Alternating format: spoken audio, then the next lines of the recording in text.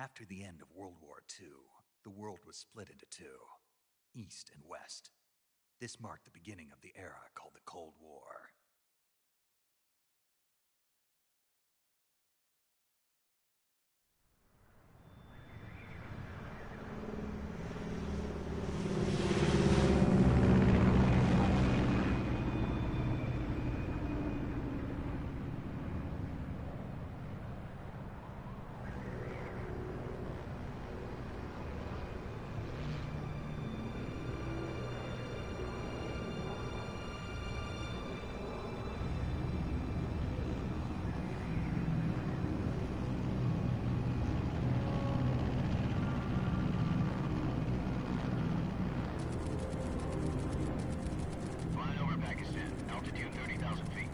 Approaching Soviet airspace. 20 minutes to drop off. Commencing internal depressurization. Equipment check. Arm main parachute. All right. Ready to go. Drop zone still showing a high pressure mass. Cav okay. Good. We've got high visibility.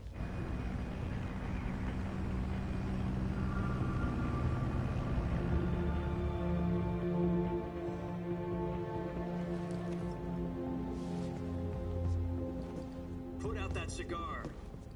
Connecting oxygen hose to interior connector. Put on your mask.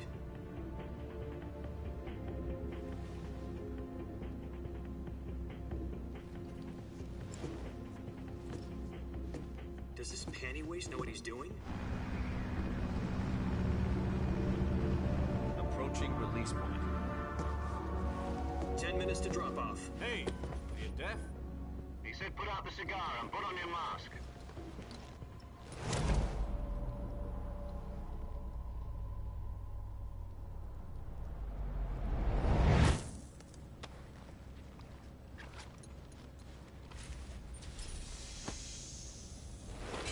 Depressurization complete. Checking oxygen supply. 6 minutes to drop off. Opening rear hatch.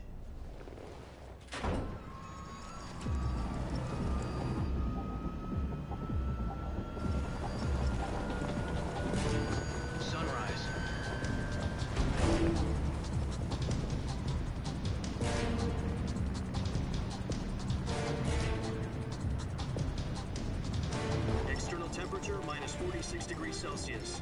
2 minutes to drop off. Stand up. You'll be falling at 130 miles per hour. Try not to get frostbite from the wind chill. 1 minute to drop off. Move to the rear. Activate bailout bottle. This is one for the history books. The world's first halo jump.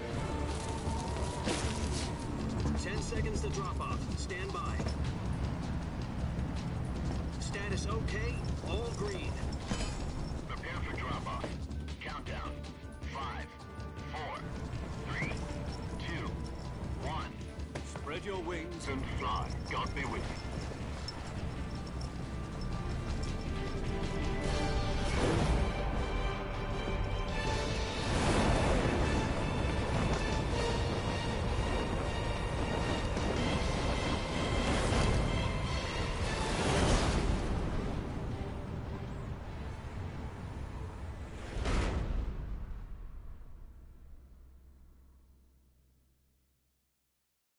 Jack, I've got some important news. The head of the CIA has finally given us the green light for the Virtuous mission. Virtual mission? No, the Virtuous mission. The future of our Fox unit depends on it. If it succeeds, we'll be officially organized into a unit. Virtuous mission? Sounds like some kind of initiation ritual. You know, don't get cocky. This isn't a training op. Right. So what exactly is this wonderful mission? Well, about 2 years ago, a certain Soviet scientist requested asylum in the West through one of our moles. His name is Nikolai Stepanovich Sokolov. He's head of the OKB-754 Design Bureau, one of the Soviets' top-secret weapon research facilities, and the East's foremost expert on weapons development. Sokolov? Isn't he that famous rocket scientist? The very same. On April the 12th, 1961, the Soviets achieved the first manned spaceflight in history. The Earth was blue, but there was no God. Well spoken. The rocket that carried Yuri Gagarin to orbit was the A-1, known as the Vostok rocket. Sokolov is said to be the man most responsible for the multi-engine cluster used in that rocket. After Gagarin's flight, Sokolov left rocket development to become the head of the newly established Design Bureau. From a lowly technician to head of a design bureau, that's quite a success story, so why'd he want to defect? It seems he'd become afraid of his own creations. Afraid? Call it a crisis of conscience. And for that, he left his country and his family behind and went over the fence? Not exactly. One of his conditions was that his family was also to be taken safely to the west. We used a mole to get the family out first, and succeeded in sneaking Sokolov over the Berlin Wall shortly afterwards. I was the one who conducted the operation. The security on the eastern side was still full of holes back then. Then what? We got Sokolov over in one piece, but the whole ordeal had left him exhausted, and we checked him into a hospital in West Berlin. It took him 2 weeks and more than 600 miles to get from the research facility in the Soviet Union to Berlin. He was in no condition to say anything coherent. And it was only a week later that we had something much bigger on our hands. The Cuban Missile Crisis. October the 16th, 1962, President Kennedy received word that the Soviets were in the process of deploying intermediate-range ballistic missiles in Cuba. The President demanded that the Soviets dismantle and remove the missiles. At the same time, he announced a naval blockade to prevent further missile shipments from reaching Cuba. But the Soviets didn't back down, instead placing their armed forces on secondary alert. Soviet transport ships carrying missiles continued on course towards Cuba. US and Soviet forces went on alert for an all-out nuclear war. Frantic negotiations were conducted through the UN's Emergency Security Council and unofficial channels to end the hair-trigger standoff. Finally, on October the 28th, the Soviet Union agreed to remove its missiles from Cuba, and so the world avoided a nuclear holocaust. But in order to get the Soviets to pull their missiles out, we had to make a deal. You mean the one where the US agreed to remove its IRBMs from Turkey? No. The Jupiter IRBMs deployed in Turkey were obsolete, and we were going to get rid of them anyway. They had no strategic value whatsoever to either the US or the Russians. The Turkey deal was a ruse, a cover story that was fed to the other intelligence agencies around the world. So what did the Russians really want? Sokolov. They wanted us to return Sokolov. You mean the Soviets pulled out of Cuba just to get their hands on Sokolov? That's right. What the hell was he working on? At the time, we had no idea. We were running out of time. It was either give up Sokolov or risk full-scale nuclear war. In the end, we had no choice. President Kennedy gave in to Khrushchev's demand. The next day, I got Sokolov out of the hospital, handing him over to agents on the eastern side. Sokolov kept on screaming, "Save me," until he disappeared from my sight. Then, a month ago, we received some new information from one of our moles. About Sokolov? Yes. He was taken back to the research facility and forced to continue working on the weapon in question under KGB supervision. What's more, it's on the verge of completion. So what kind of weapon is it? Something to do with space rockets? No, missiles. Same technology. I guess you're right. We don't know the details, but it appears to be a new kind of nuclear device. For half a year now, the Soviets have been conducting frequent nuclear tests at Semipalatinsk. Something to do with the weapon, I assume. We're talking about a secret weapon so big that Khrushchev was ready to pull out of Cuba to get it back. Is Sokolov still in the facility? No. According to our intelligence, he's in Selinoyarsk, a place in the mountains about 3 miles to the west that's known as the Virgin Cliffs. The Virgin Cliffs. Nice name for a virtuous mission. They moved him there just recently. Why? Apparently, they're conducting a field test of the weapon, but it's our best chance to get him back. This mission would never have been possible if he was still in the research facility. This is our last chance. Sokolov must have known that too when he contacted us.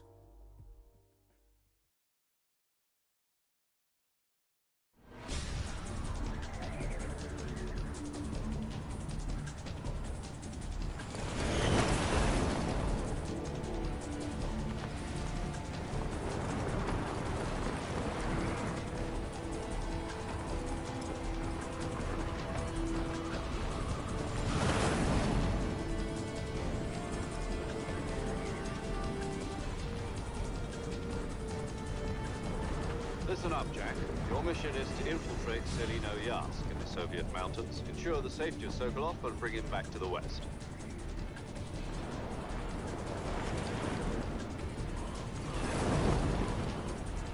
If we don't get Sokolov back before that weapon is complete, we'll be facing a major crisis. The clock is ticking.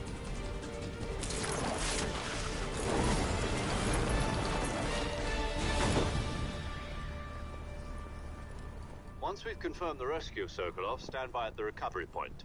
A recovery balloon will be dropped at that point. Helium will be pumped into the balloon to inflate it. The process takes about 20 minutes. Once it's complete, the gunship's arm will latch onto the balloon and pull it up. The Fulton surface-to-air recovery system. I'm familiar with the theory. Take it easy. It's been combat-proven. Do you think Sokolov is up to it? The shock will be less than during a parachute jump, and the arm can handle up to 500 pounds.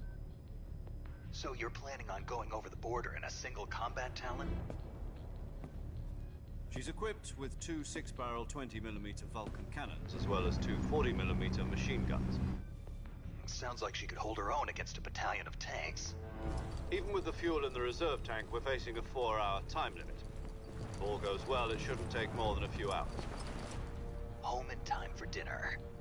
But if anything goes wrong, you'll be eating dinner, breakfast, and all the rest of your meals in the jungle.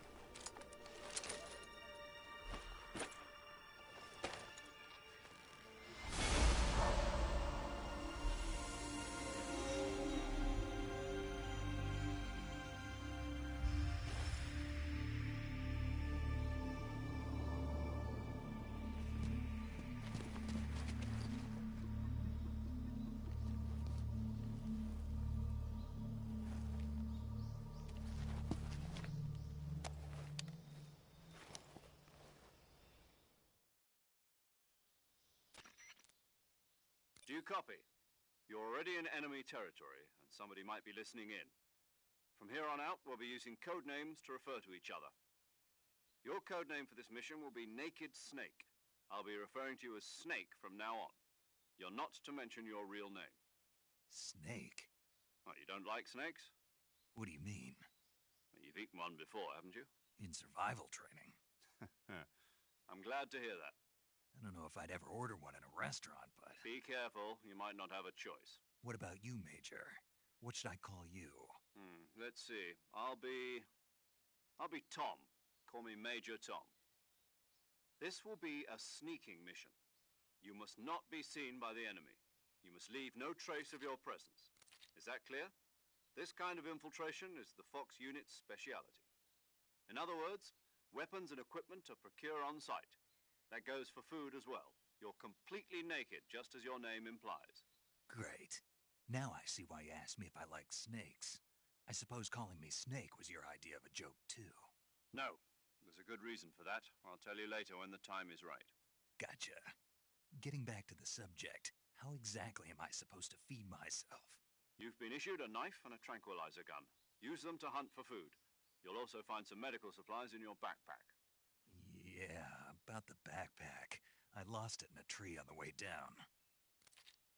I see. Well, you'd better go back and get it then. You know where it is? No problem. I can see it from here. It's stuck on a branch. climb a tree, stand in front of a tree that's covered in ivy and press the action button. I'll be monitoring your progress over the radio. We can't risk violating Soviet airspace, but I'll be in the gunship. My frequency is 140.85. I'll give you a call if I need to talk to you. If you need to talk to me, use the send function. Okay, Snake, go get your backpack.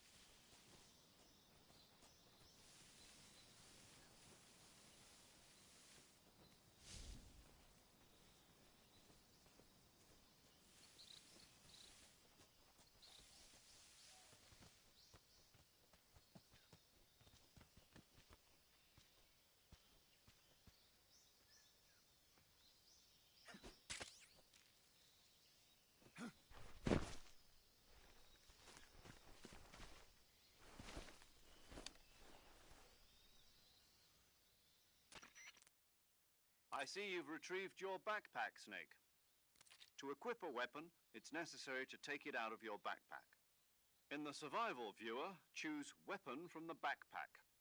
Your available weapons will be displayed in a list on the screen. From that list, choose the weapon you want to equip and press the Enter button. For other equipped items, just do the same thing from Item. Got it. Use the survival viewer backpack. Yep, that's right. Survival is fundamental to this mission. After you've been out in the field for a while, your stamina will start to drop. If your stamina gets too low, it'll affect your performance.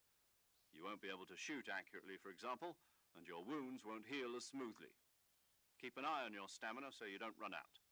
To recover lost stamina, you can hunt for local flora and fauna. You can use either your tranquilizer gun or your knife to hunt.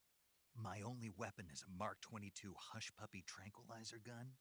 That's right. It's been fitted with its own suppressor. However, the suppressor will deteriorate every time you fire. Once its durability reaches zero, the noise suppression effect will be gone.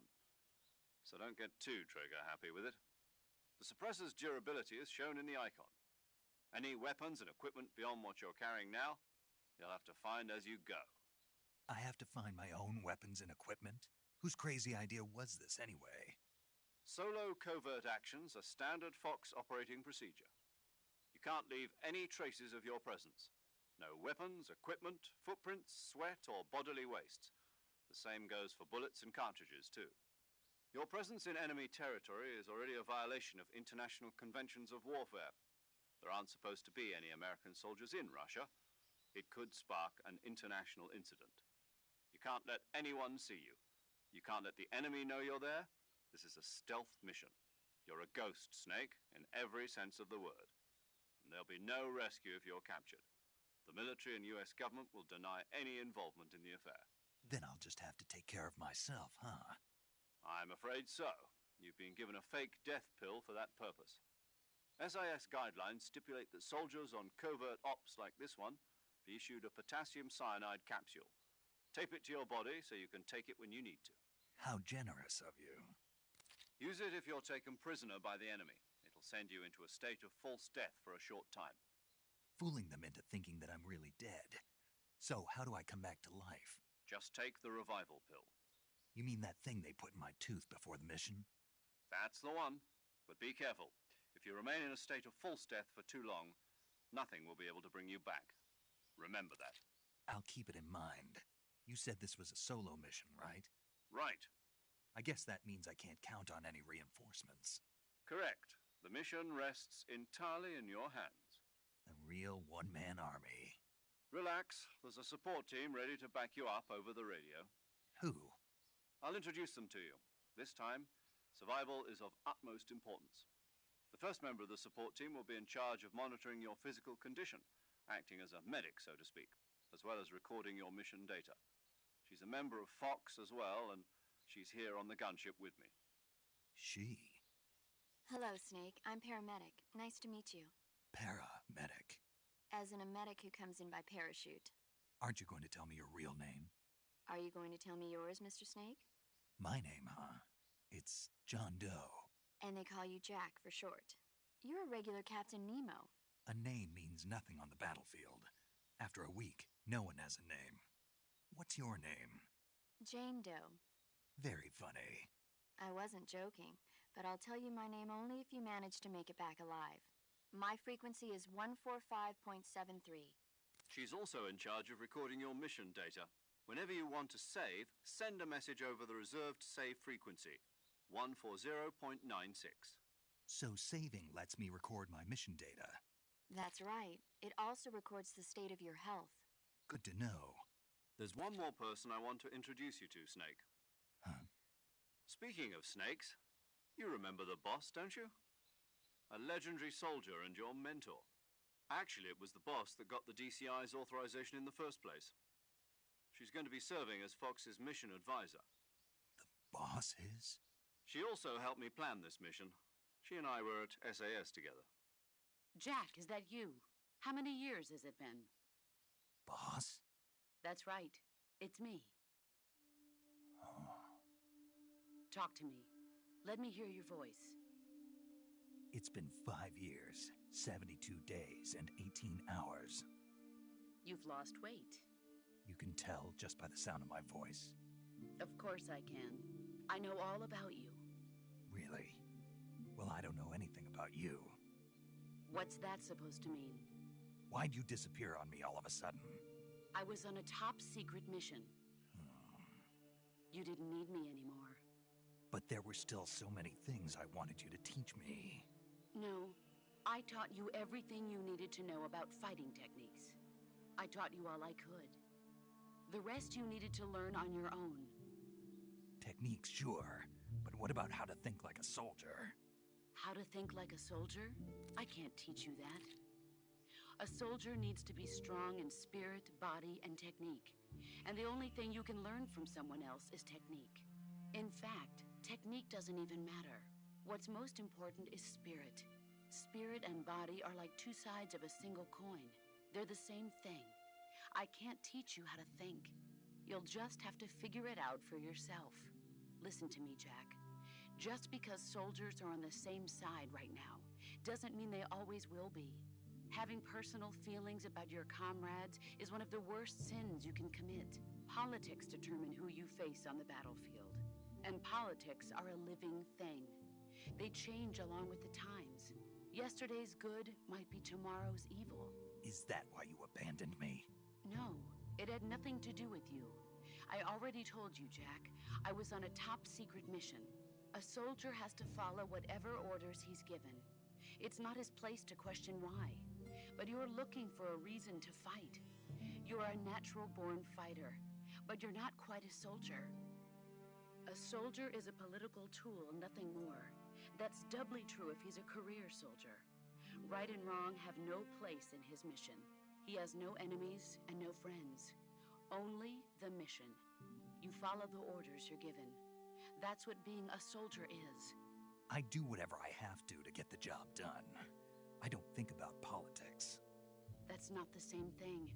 Sooner or later, your conscience is going to bother you. In the end, you have to choose whether you're going to live as a soldier or just another man with a gun. There's a saying in the Orient, loyalty to the end. Do you know what it means? Being patriotic. It means devoting yourself to your country. I follow the president and the top brass. I'm ready to die for them if necessary. The president and the top brass won't be there forever. Once their terms are up, others will take their place. I follow the will of the leader, no matter who's in charge. People aren't the ones who dictate the missions.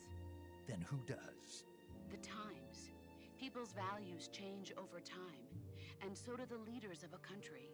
So there's no such thing as an enemy in absolute terms.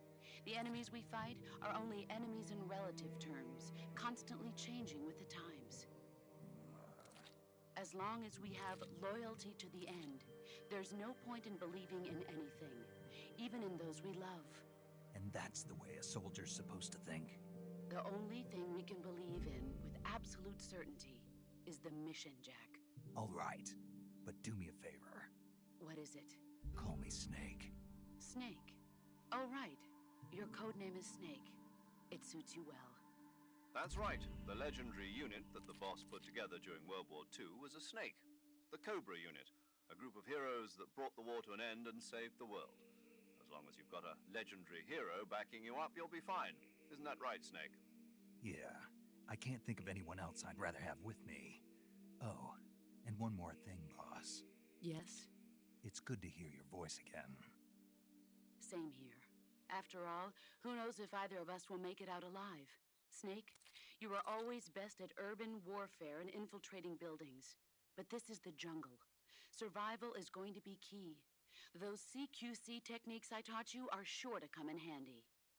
CQC? Close quarters combat, huh? I've been in the Green Berets for the past few years. I'm probably pretty rusty. Not to worry. I'll be here to help you remember. After all, this is your first actual survival mission. I'll be supporting you over the radio. Where are you, boss? Next to the Major? The boss is communicating with us by radio from aboard a Permit-class submarine in the Arctic Ocean. My frequency is 141.80. Call me if you need my advice on battle techniques. Gotcha. Your mission is to retrieve Dr. Sokolov. Dr. Sokolov is being held in an abandoned factory located to the north of your current position. Avoid heavy combat and don't let anyone see you. Don't forget that this is a stealth mission. Snake, try to remember some of the basics of CQC.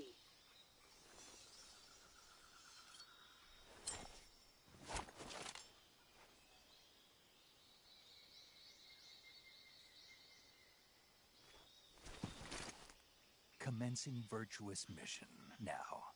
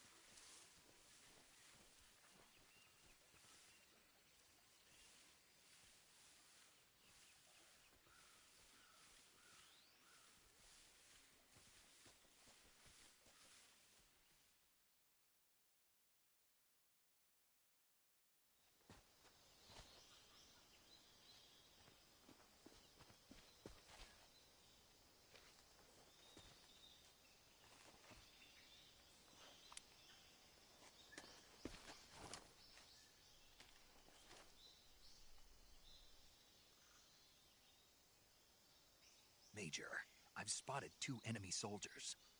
They're probably KGB troops sent to guard Sokolov. AK-47s and grenades.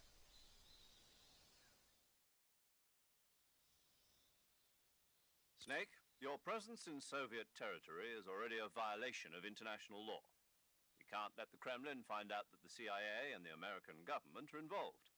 Contact with the enemy is strictly prohibited. Don't engage them in battle either. This is a stealth mission. Got that? The Major is right.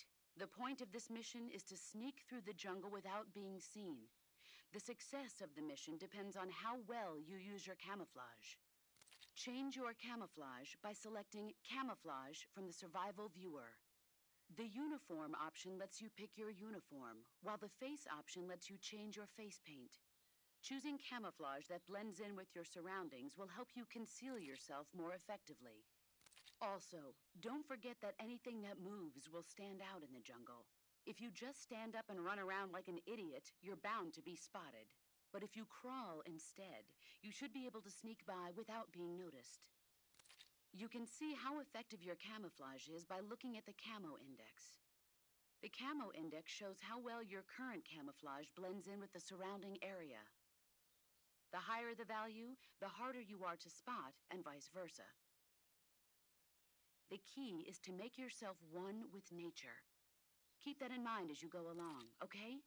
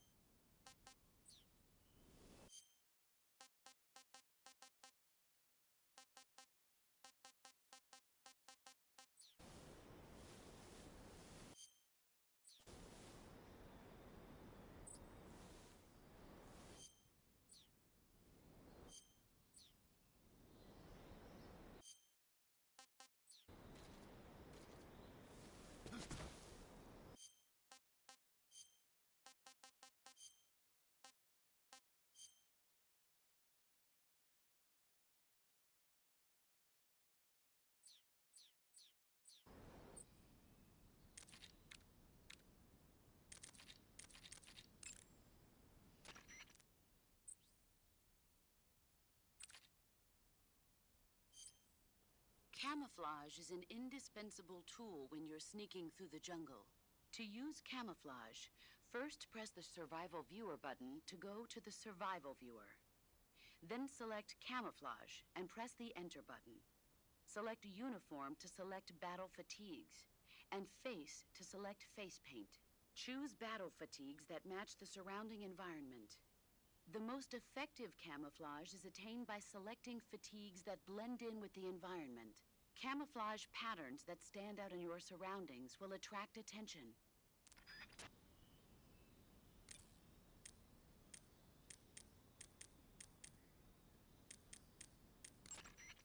Visibility is poor in the jungle, so you'll be finding yourself in a lot of unexpected encounters. Naturally, this means that close quarters combat will be more important than ever. So I'll have plenty of chances to use CQC then. That's right.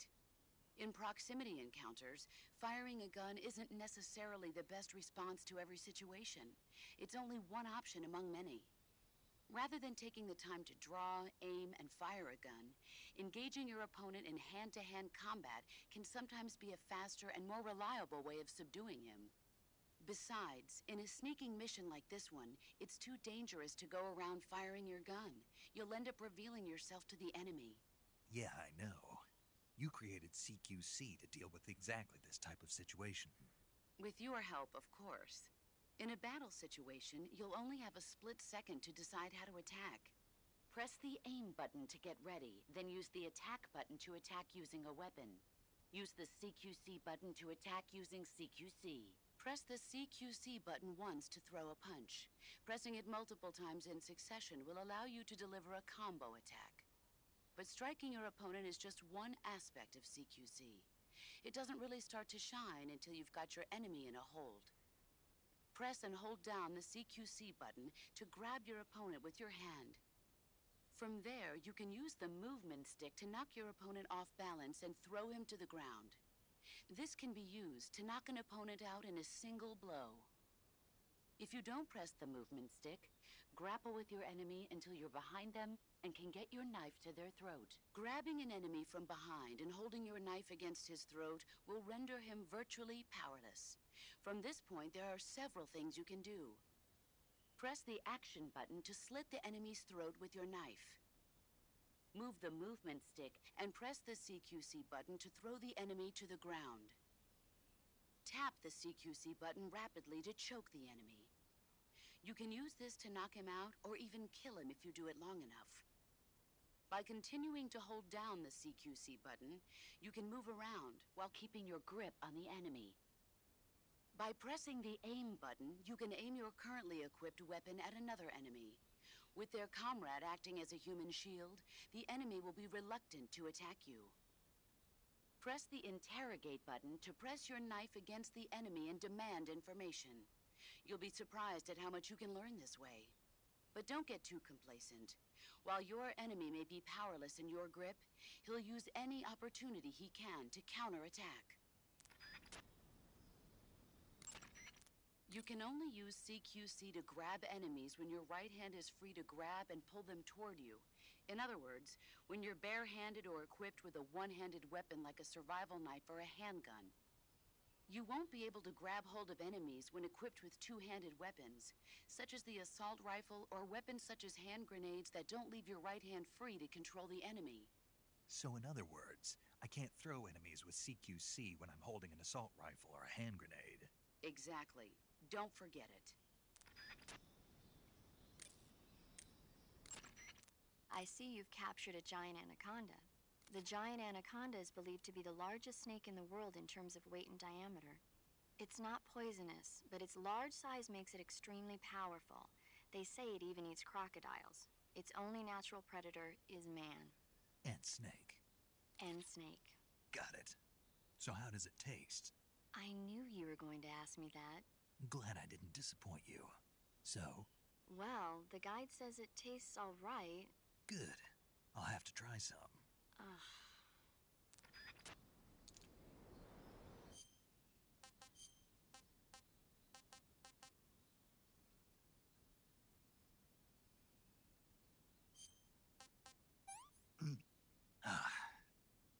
Tasty.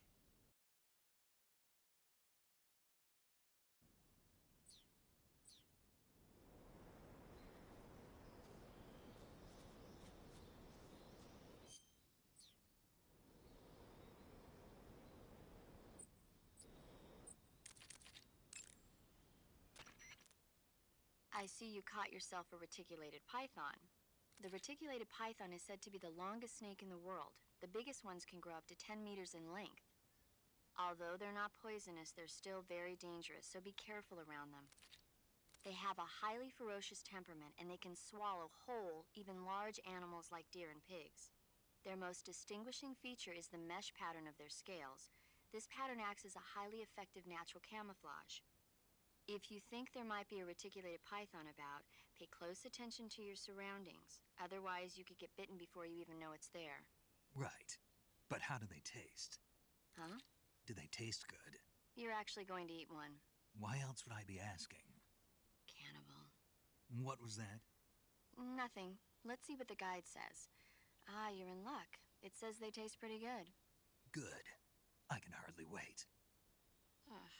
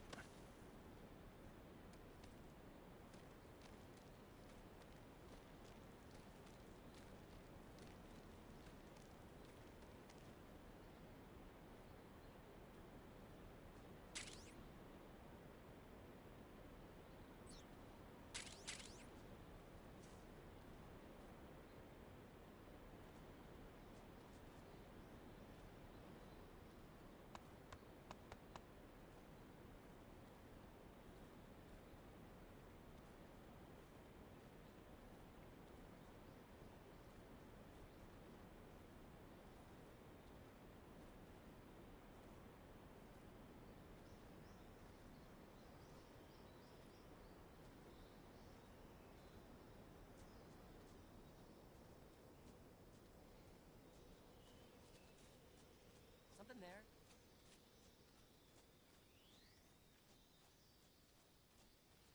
I must be seeing.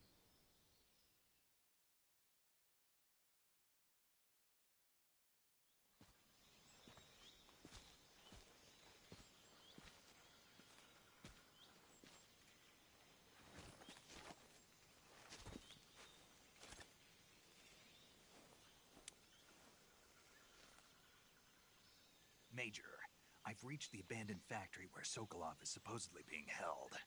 This place is a dump.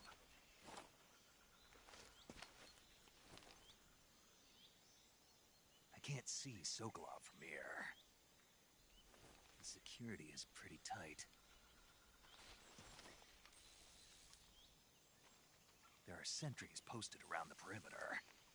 I wonder how many are inside.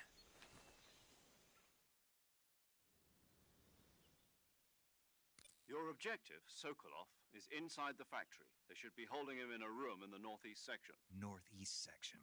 Got it. Be careful. Your mission is to bring Sokolov back alive. He must not be exposed to any kind of danger. Do not approach Sokolov while in the alert phase. Right. Oh, and one more thing, Snake. You mean there's more? No, it's just that when you get to Sokolov, I want you to tell him something from me. And that is? Sorry for being so late. Is that all? Yes. Understood. Beginning my approach to the target.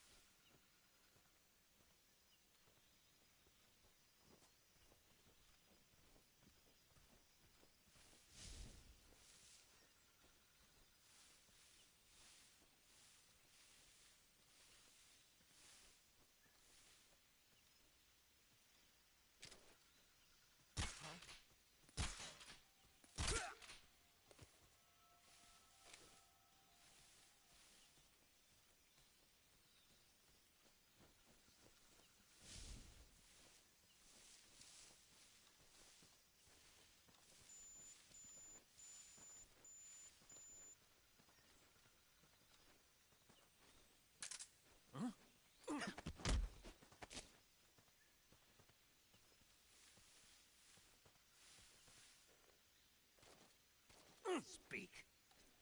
The others. Speak. If you want to learn more, take a look at the survival viewer map.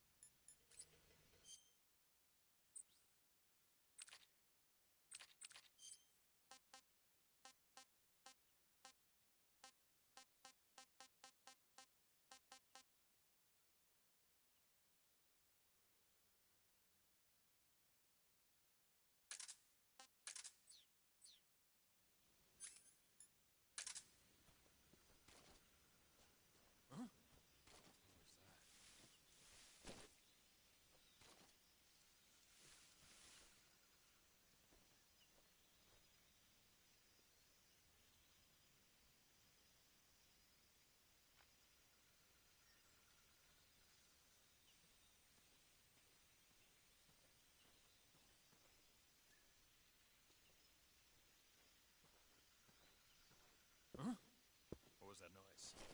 Who's that?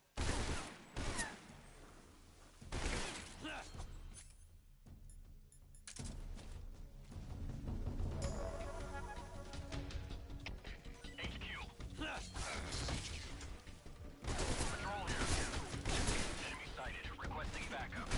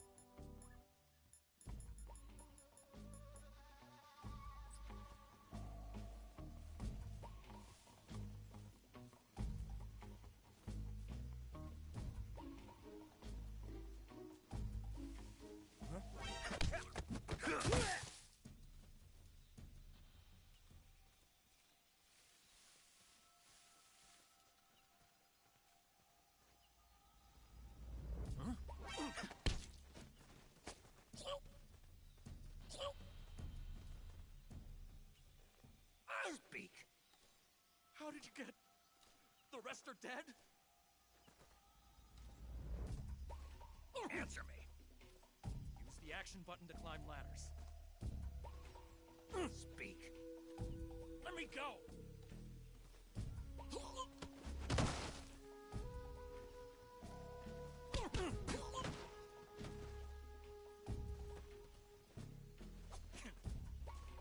Who's that?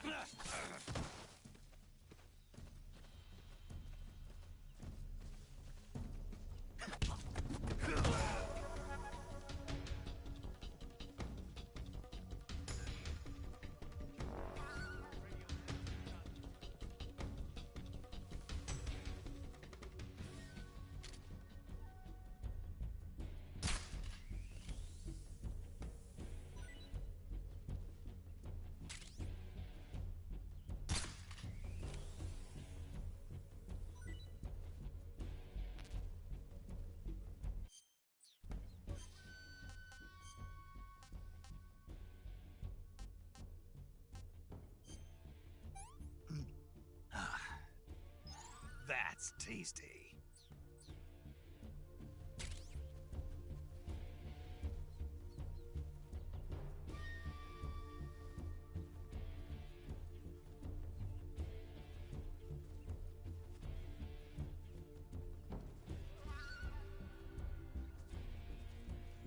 We've lost sight of the enemy. He's definitely here somewhere.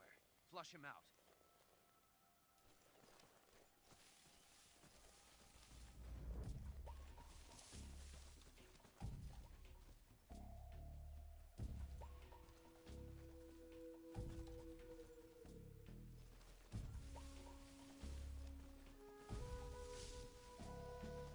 I just heard footsteps.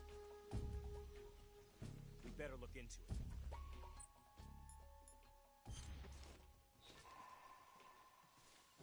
Who's that?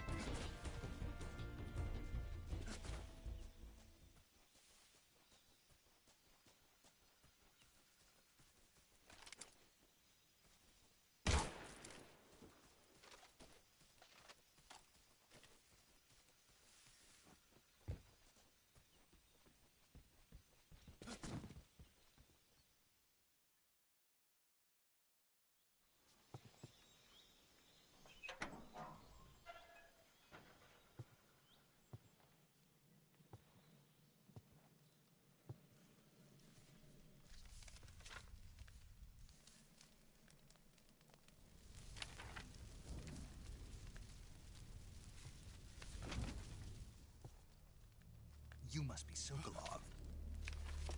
Are you one of Volgin's men? You'll never get it from me. No. I'm a CIA agent. I've come to escort you back to the other side of the Iron Curtain. You're CIA? Yeah. I was sent by Major Zero, the man who got you out 2 years ago. Zero? I have a message from him. What is it? He said to tell you sorry for being so late. Did he now? What does it mean? It means he's a man of his word. But we've got no time for this. You have to get me out of here before they arrive. Who's they? Colonel Volgin of GRU. You in the West know him as Thunderbolt. Thunderbolt? Never heard of him. He's a member of the Army's extremist faction, a man who seeks to seize control of the motherland. Ever since the Cuban Missile Crisis 2 years ago, Khrushchev has been pursuing a policy of peaceful coexistence with the West. Despite resistance and criticism from hawks in the army and the provincial authorities, Khrushchev has managed to suppress the opposition so far. But the failure of his agricultural policies has put him in a precarious position. And on top of that, the tragedy last November. President Kennedy's assassination. Precisely. In a sense, Khrushchev has lost his biggest partner, and his power base is rapidly crumbling away. A certain group is plotting to use this opportunity to seize power by rallying the anti-government forces, overthrowing Khrushchev, and installing Brezhnev and Kosygin in his place. The mastermind behind this plot is Colonel Volgin of the GRU. He has control over another secret weapons research facility much like this one, OKB-812, known as the Granin Design Bureau, and is using it to further his plans. But that is not enough to satisfy him. Now he's plotting to seize the secret weapon I have been developing here and use it as leverage in his bid for power.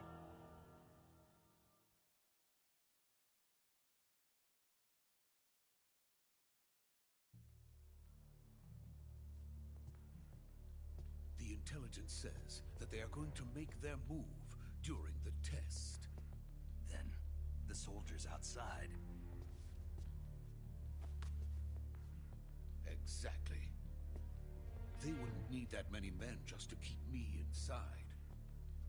Their orders were to prevent Colonel Volgin from capturing me. Even if it meant killing me in the process, or so it would seem.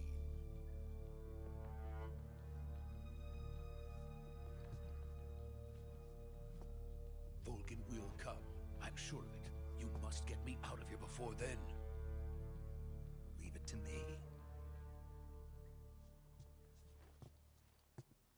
By the way, your Russian is superb.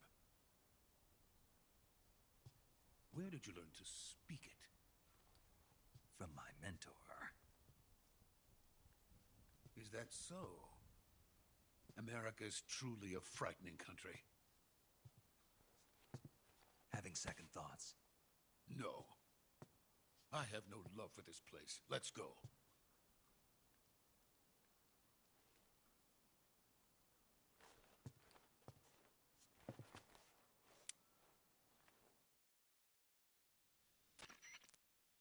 Major, this is Snake.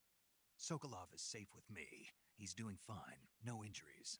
Good work, Snake. Now hurry up and get Sokolov to the recovery point. We'll rendezvous with you there. Roger. What about the sentries? I had to kill them. There was no other way. But no one will know we were involved. I see. What about the boss? We lost contact with the boss some time ago. What happened? It's probably just a weak signal. Just hurry and get Sokolov out of there.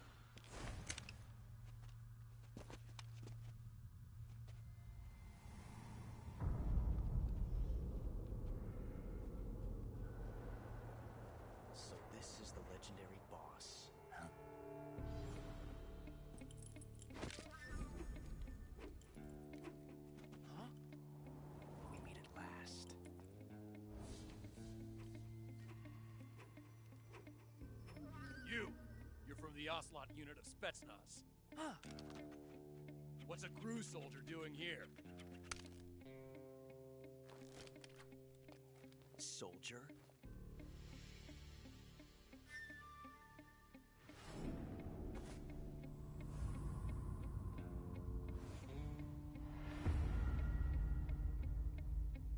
He's the Ocelot commander. That's Major Ocelot to you. Don't you forget it.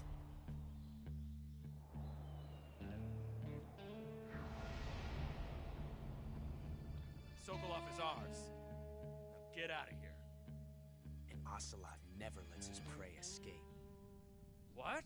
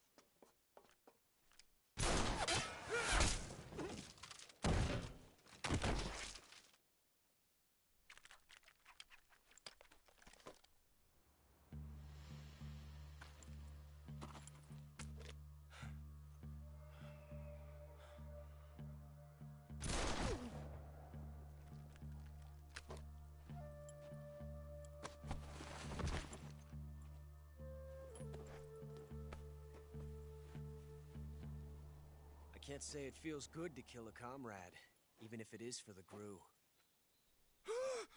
Sokolov, take cover. Huh.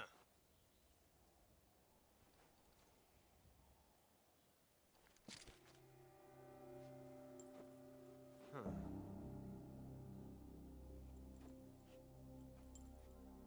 You're not the boss, are you?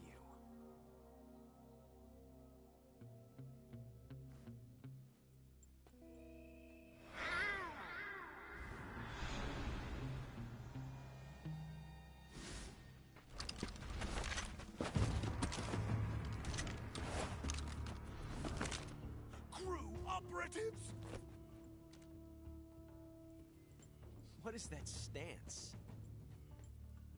Huh. That gun.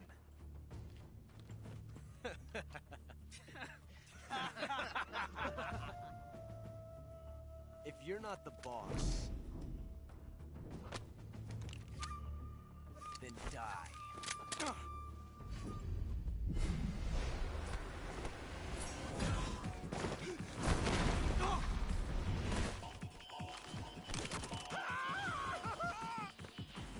Major! Leave it! Shoot the other one!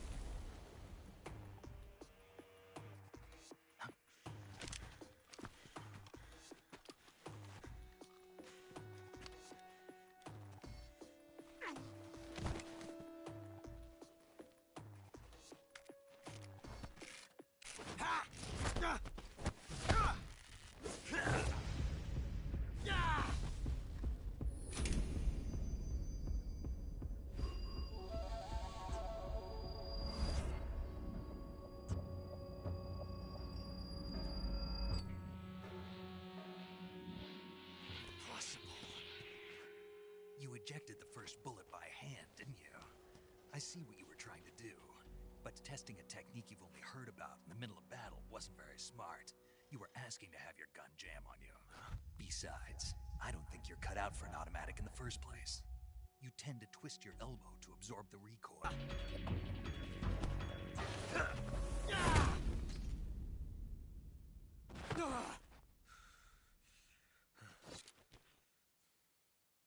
But that was some fancy shooting.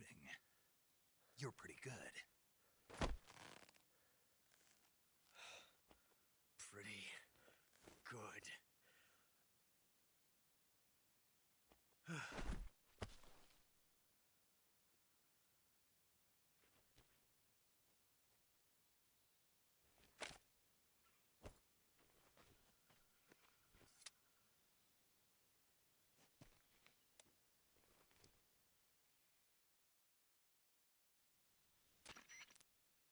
Major, do you read me?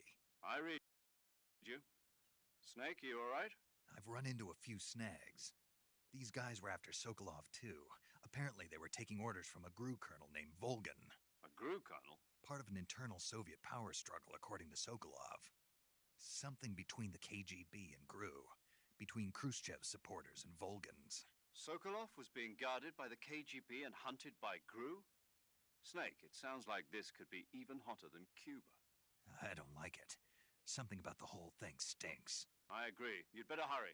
Sokolov ran off by himself, but I'll catch up to him. We're counting on you.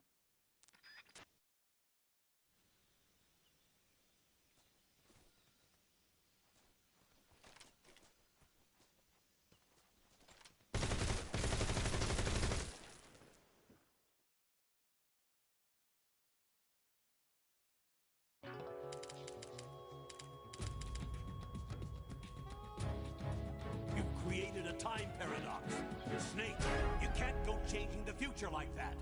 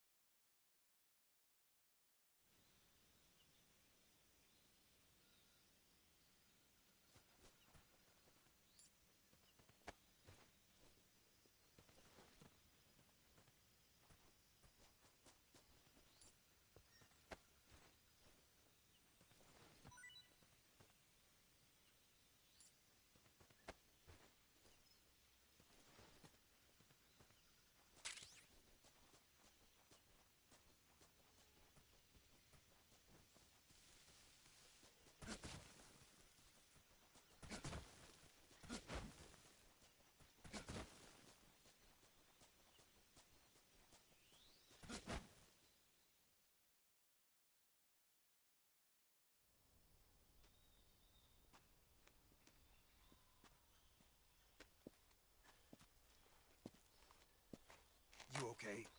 Those men were from the Ocelot unit. Spetsnaz? Yes. The best GRU has to offer. They're coming for me. I'm finished. Calm down. I'll get you out of here, I promise. And we've got some of the best backup we could ask for. Look.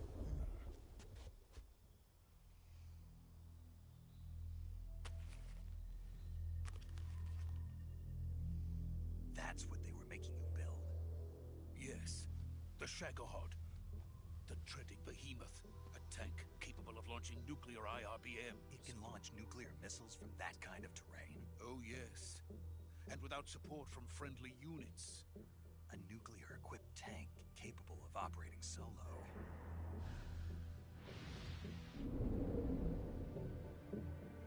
Is that thing finished? No. This is only the end of Phase 1. It won't be truly finished until we complete Phase 2. Phase 2? The weapon's true form. If it is completed and the Colonel gets his hands on it, it will mean the end of the Cold War. The end of the Cold War? Yes. And then the Age of Fear. will truly begin. A world war. I had no choice but to cooperate. I didn't want to die. I wanted to see my wife and child again in America. Please, take me to America, quickly. They cannot complete it without my help. Got it. Let's go.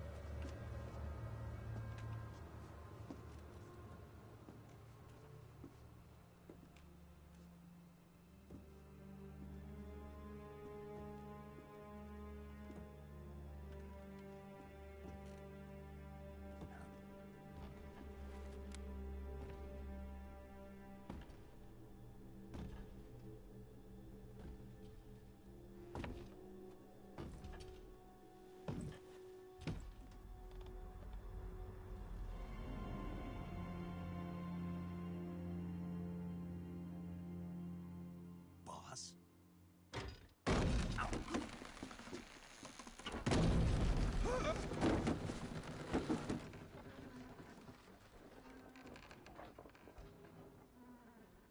Good work, Jack. What are you doing here? Sokolov comes with me.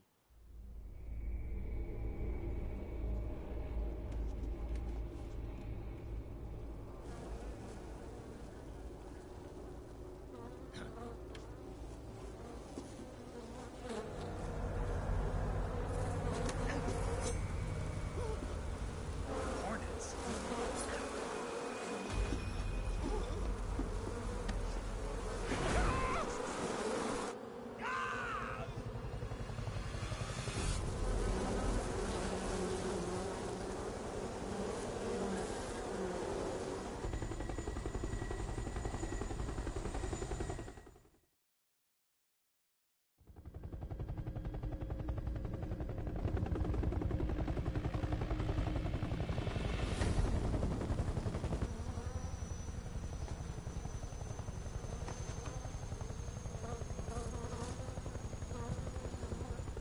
My friends, let us fight together again. I have waited long for this day. We will fight with you once more. Welcome back, boss. Now that all 5 of us are together, it's time we go to the depths of hell itself.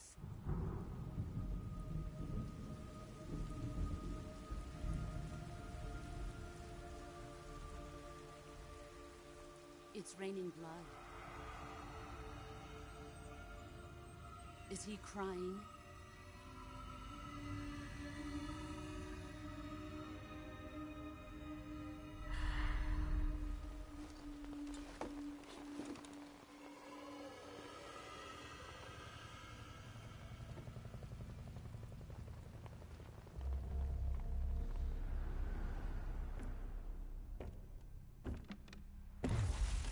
Kuwabara, Kuwabara.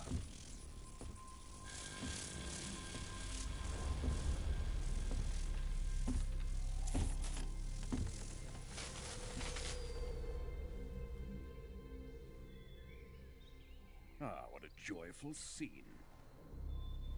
Colonel Vogan. Welcome to my country.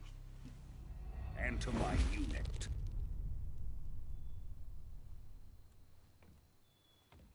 Boss, what is this? I'm defecting to the Soviet Union. Sokolov is a little gift from my new hosts. Recoilless nuclear warheads.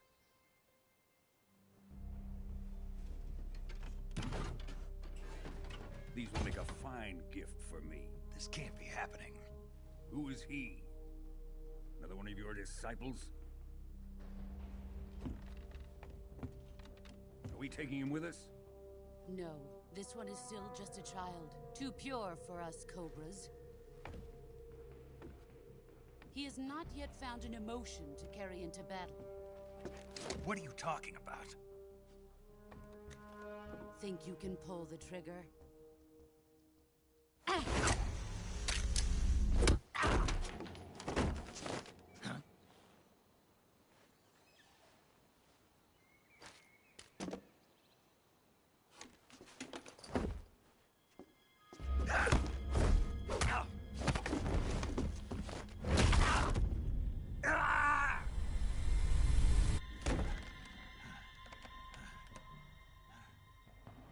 Seen my face.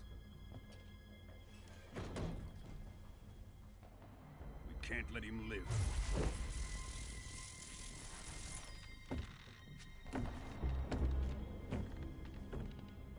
If Khrushchev finds out about this, we're finished.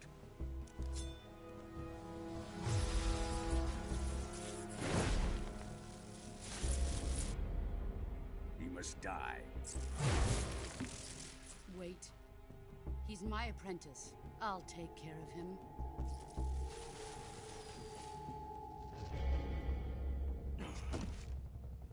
Jack, you can't come with us.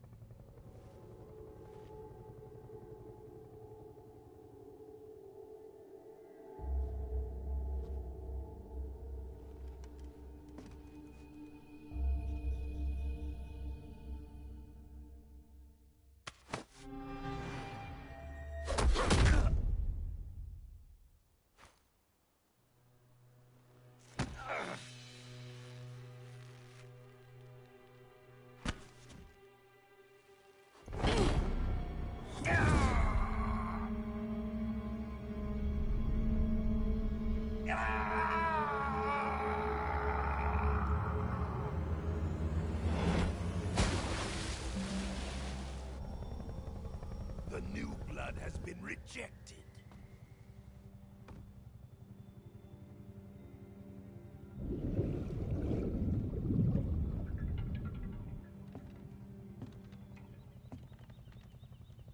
Are we done here? Now, onto Sokolov's research facility. Shagohod is ours.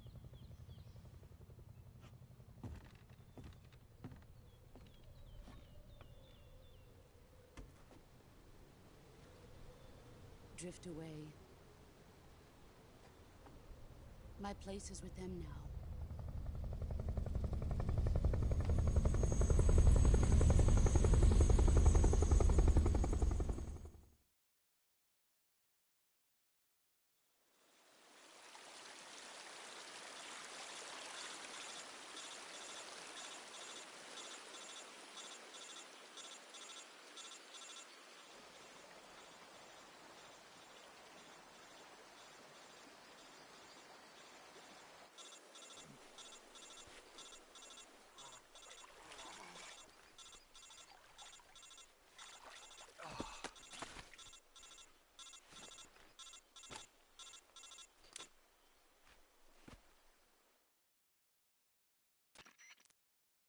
Snake, can you hear me? Yeah. Just barely. Snake, listen to me. You need emergency medical treatment. Can you move? You've got to get those wounds treated. Hang in there. All right, let's get you fixed up. Paramedic? Okay, Snake. Just relax and it'll all be over before you know it. Stay with me. I've seen people in worse shape before. Think you can handle it? Major. The boss. She's defected. We'll talk about that later. First, we've got to get you patched up. Okay, here we go. First, open the Survival Viewer with the Survival Viewer button. If you select Cure, you can start the treatment. Healing is divided into two types of treatment: medicine and surgical procedures. Your injuries include a fractured left elbow and rib bone, and lacerations on your upper arms, right elbow, and abdomen. They need to be fixed using surgical treatment. Move the healing cursor with a movement stick to the affected part of your body, and press the enter button. Once you've selected the affected area, use the movement stick to select the medical item, and then press the enter button. With this method, you can use items to help your recovery process. To treat a bone fracture, first secure the affected area with a fastener and then wrap it in bandages. That should do it. For lacerations, you'll need disinfectant to clean the wound, sutures to stitch it up, styptic to slow the flow of blood, and bandages to wrap the wound. If you do everything I mentioned, the wound should heal completely. Understood? Yeah. Stay with me. Go into the survival viewer and treat those wounds.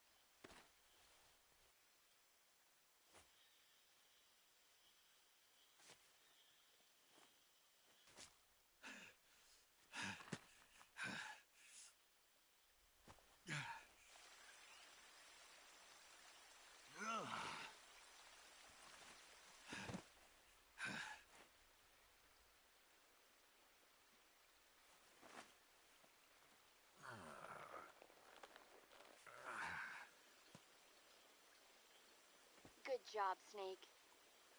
We're coming to get you now. Just stay where you are. We'll drop a recovery balloon. Can you set it up?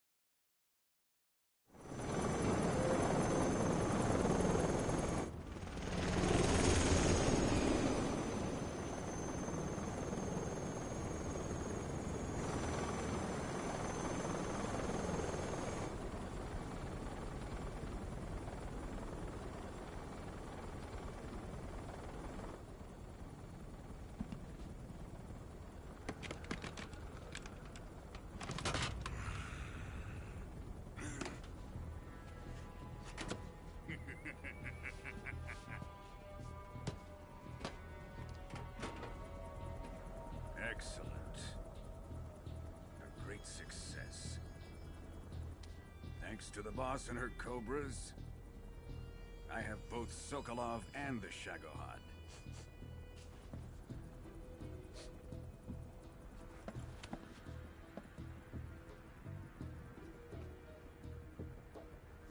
What are we going to do with the girl? Who is she? Apparently she's Sokolov's woman.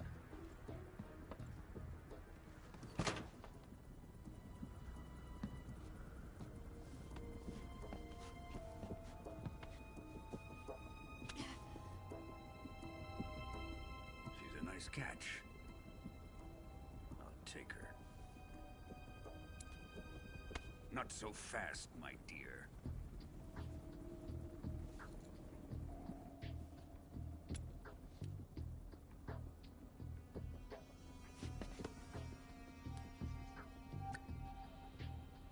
A kiss of death. Are you KGB? We may be able to use her.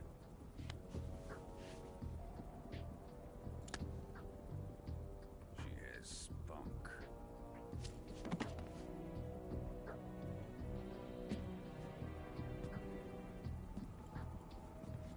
Shall we take her back to the base?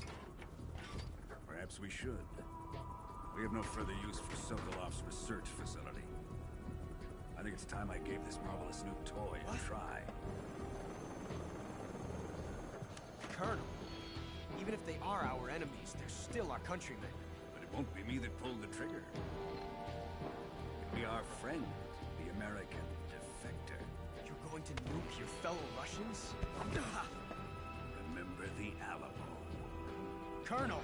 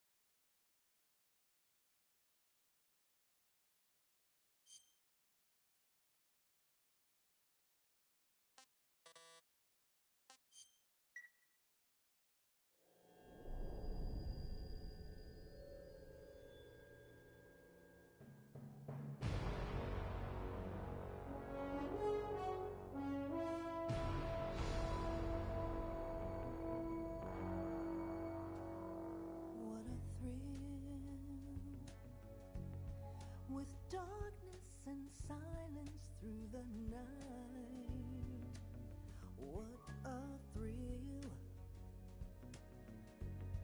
I'm searching and I'll melt into you.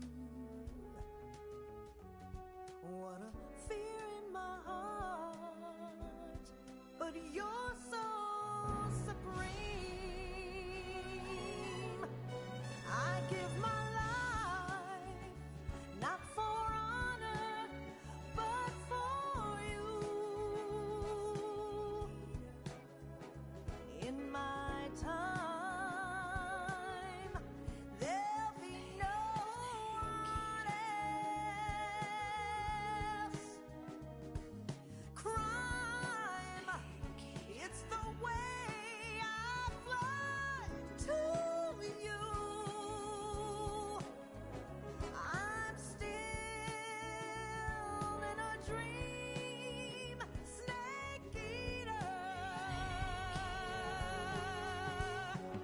Someday you go through the rain, and someday you'll feed on a tree frog.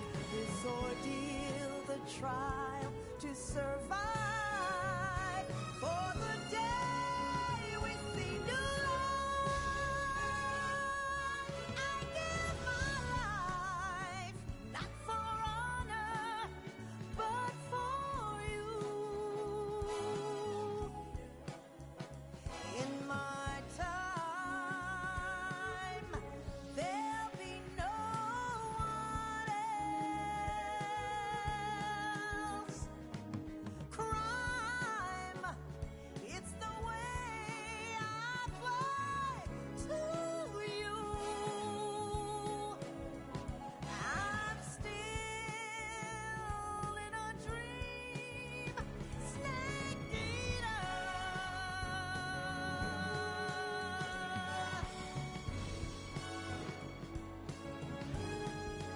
I'm still in a dream, Snake Eater.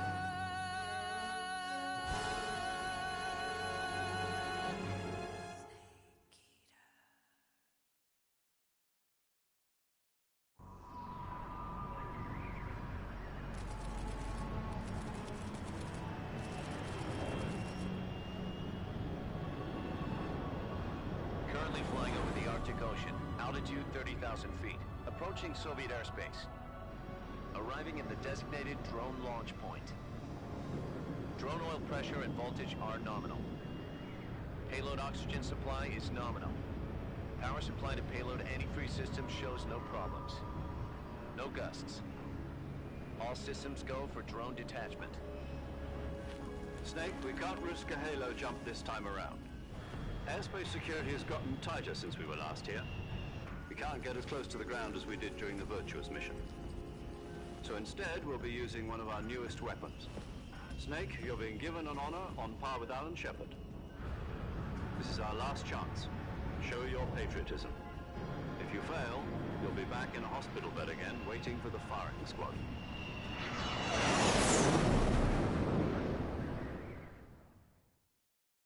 So how does it feel to be a patient in one of the most advanced ICUs in the world?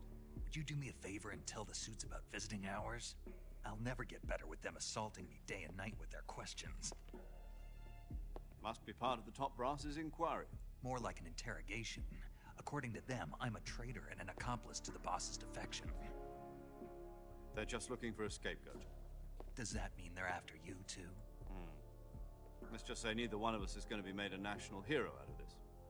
Does this mean Fox is going to die? No. This Fox is still one step ahead of the Hounds. The reason I came to see you today... Jack, it's time for Fox to clear its name. What are you talking about? The situation has changed. We still got a chance to come out of this one alive. Yeah, what kind of chance? Don't get too excited. Here, have a cigar. It's Cuban.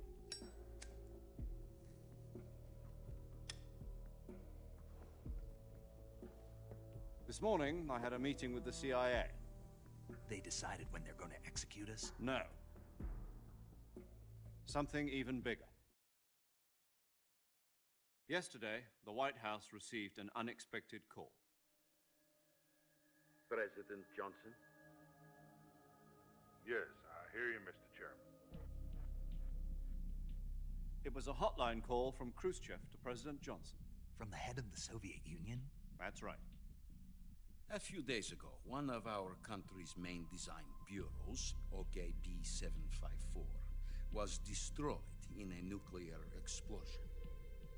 At about the same time, our anti-aircraft radar picked up a signature that appeared to come from one of your military aircraft. Does any of this sound familiar to you? In retaliation, I have placed our armed forces on secondary alert.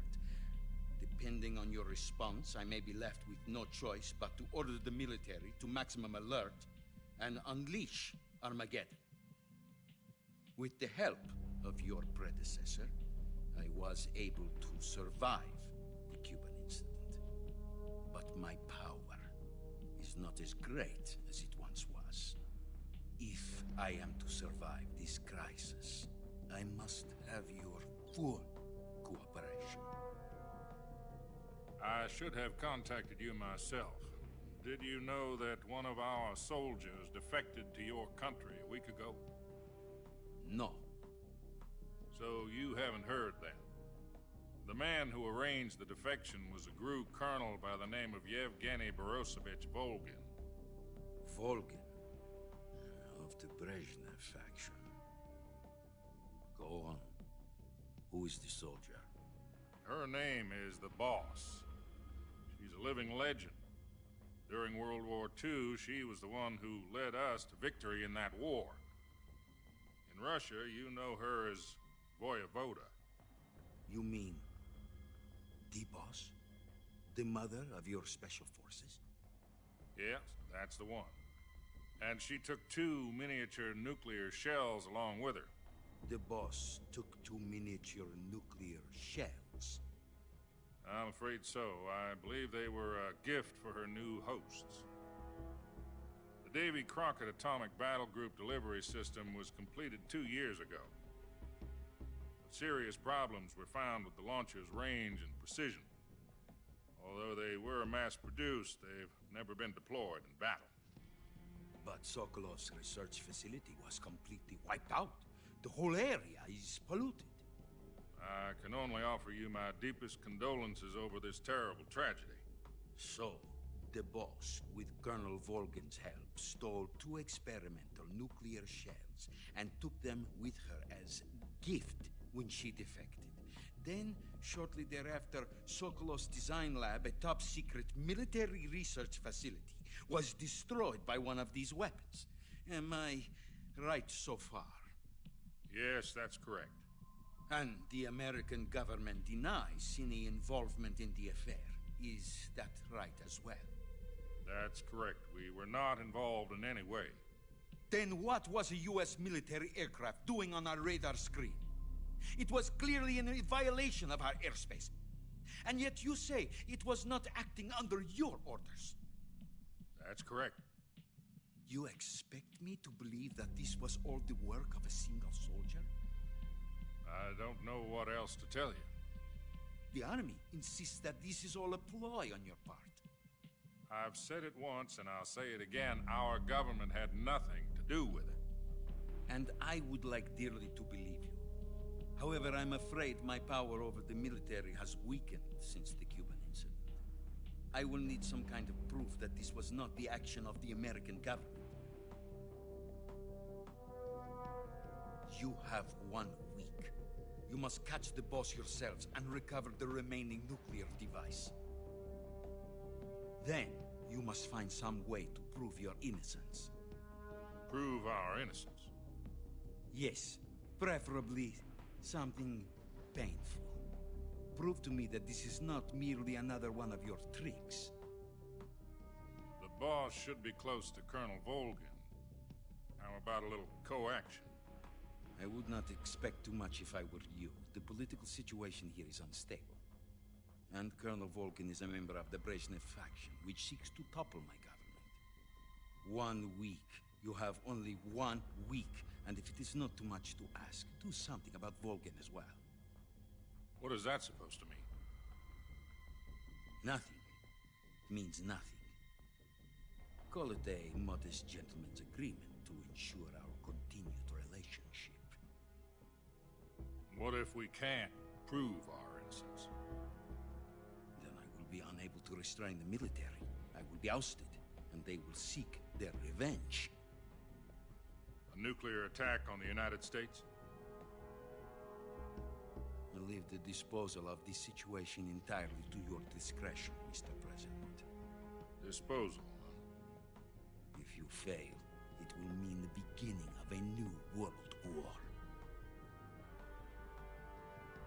To put it simply, in order to avoid a full-scale nuclear conflict, we have to prove that America was not involved in that explosion.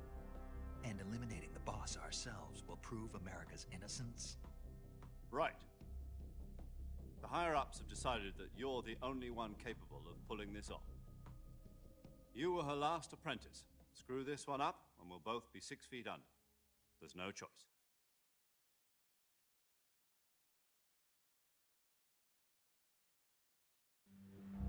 Are the Russians going to be helping us? The KGB has promised to lend us one of their communications satellites so that you and I can talk to each other. That's it? They've also put us in touch with a couple of insiders. Insiders? There was a defection in September 1960. Do you remember it? You mean the 2 NSA codebreakers who went over to the Soviet Union? Precisely. Since then, they've apparently been training with the KGB for exactly this kind of situation. Their code names are Adam and Eva.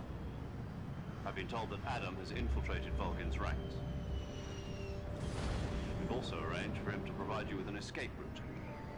You'll need to rendezvous with him when you get there.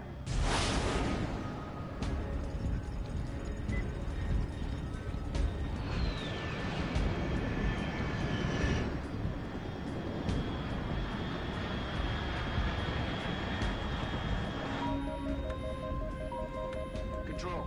Unidentified aircraft detected. Altitude 30,000 feet.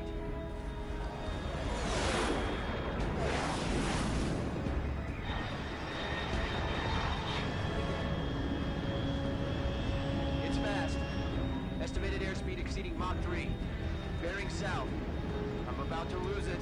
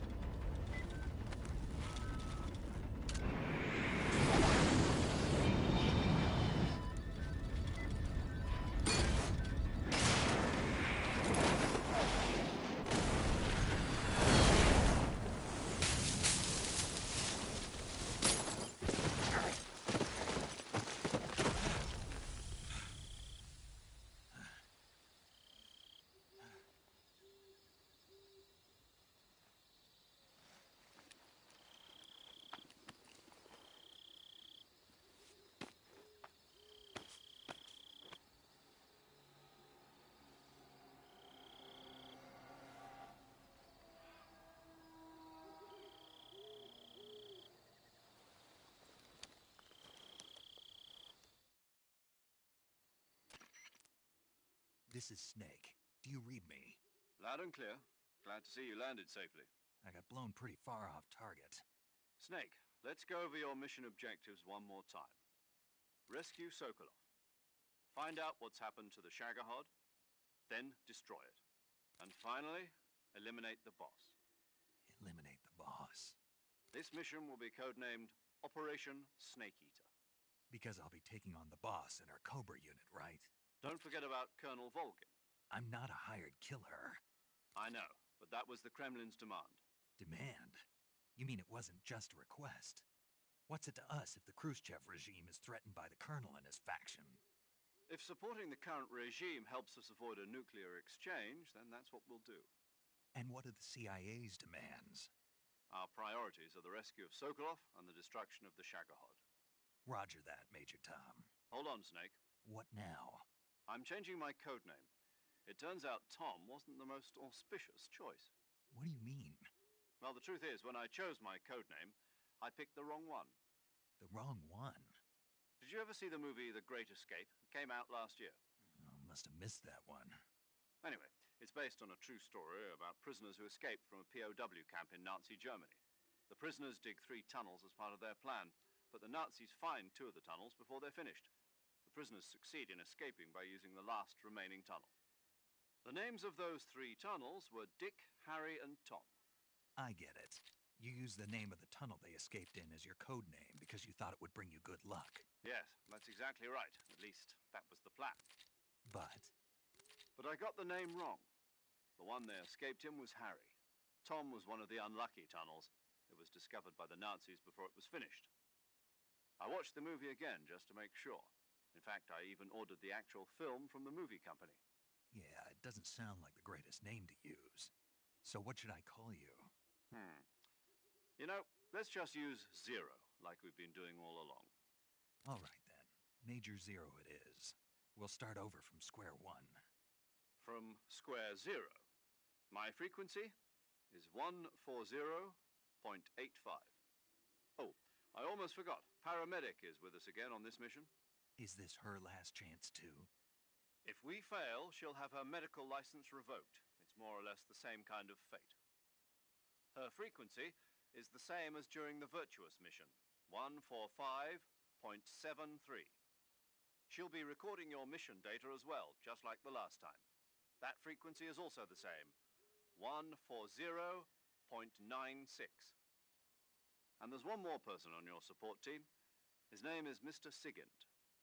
He's an expert on the latest in weapons and equipment technology. You'll be going up against some of the world's most advanced weaponry when you infiltrate the research facility. If you have any questions, just ask him. His frequency is 148.41. Mr. Sigint. Got it. Adam, your KGB contact, is waiting for you at the abandoned factory up ahead. The same factory Sokolov was being held in last week. Yes, meet up with Adam first. He's cleared the way for you to rescue Sokolov. How'll I know this Adam guy when I see him? You'll know once you reach the factory. The whole area's been polluted by the fallout from that nuclear blast. No one else would dare come close. The password is, "Who are the Patriots?" and Lali Lule Lo. Lali Lule Lo. Gotcha. You've been equipped with a 45 for this mission. Be careful, it's noisy. I thought standard Fox procedure was procure on-site weapons acquisition. The circumstances are different this time. You're now on an official mission for the United States government. It would be necessary to make your presence known to a certain extent, to the Khrushchev regime at the very least. But remember, this is still a sneaking mission. Snake, if you fail this mission, it will mean an all-out nuclear war. Keep that in mind and proceed with extreme caution. Understood. Commencing Operation Snake Eater.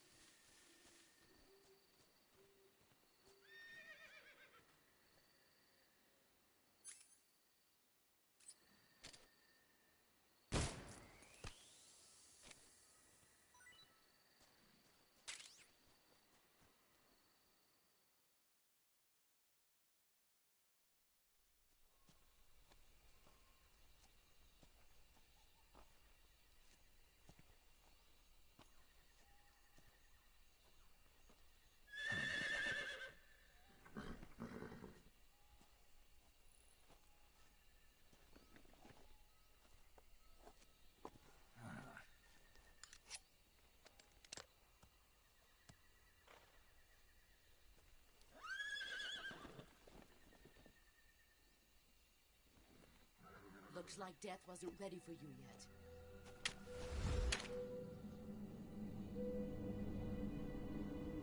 Boss.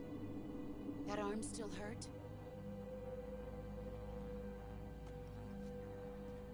What are you doing here?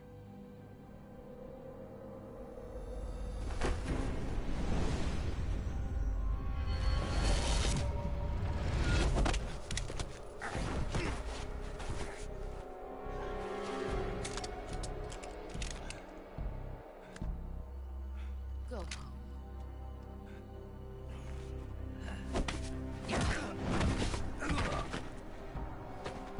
Go home. Gru and my sons are waiting up ahead. You don't have a prayer of finishing your mission. You're not even armed. Boss!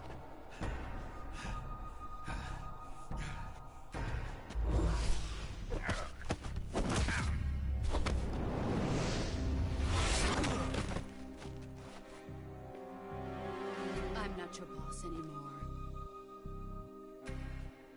There's nothing for you here. Go home. Go back to your boss.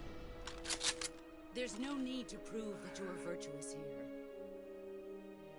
This isn't America.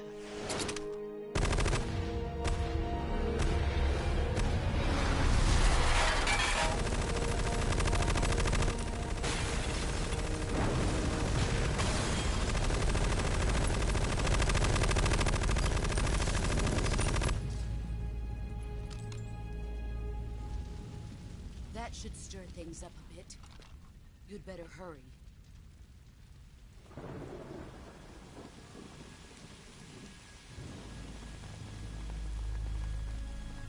The border is 60 miles south of here. You ought to be able to run that far.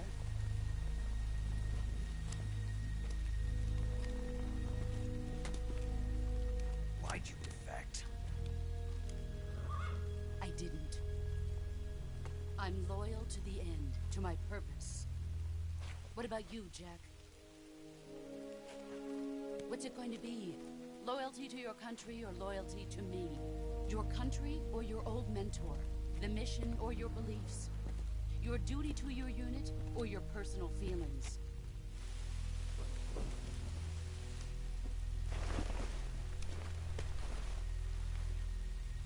You don't know the truth yet. But sooner or later you'll have to choose. I don't expect you to forgive me.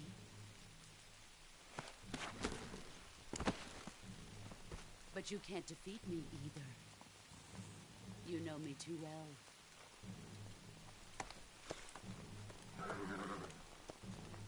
Just look at that bandana. If you can't put the past behind you, you won't survive long.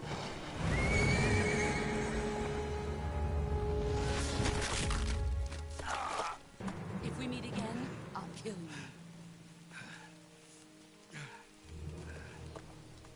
Now, go home.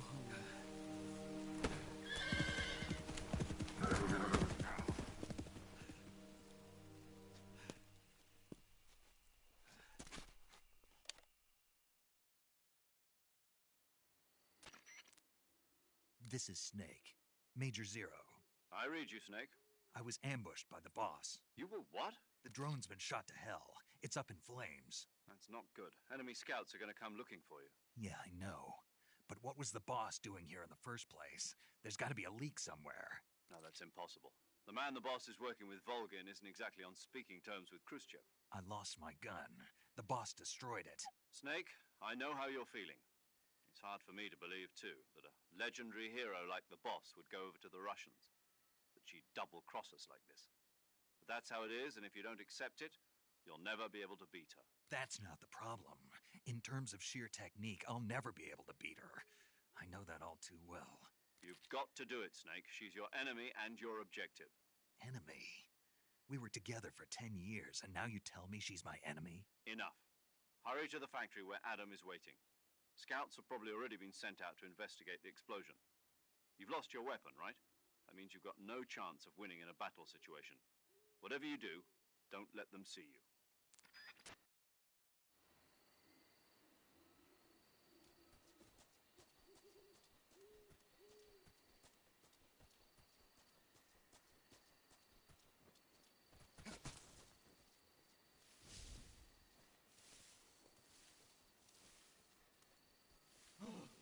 What the hell is this? HQ? HQ. This is HQ.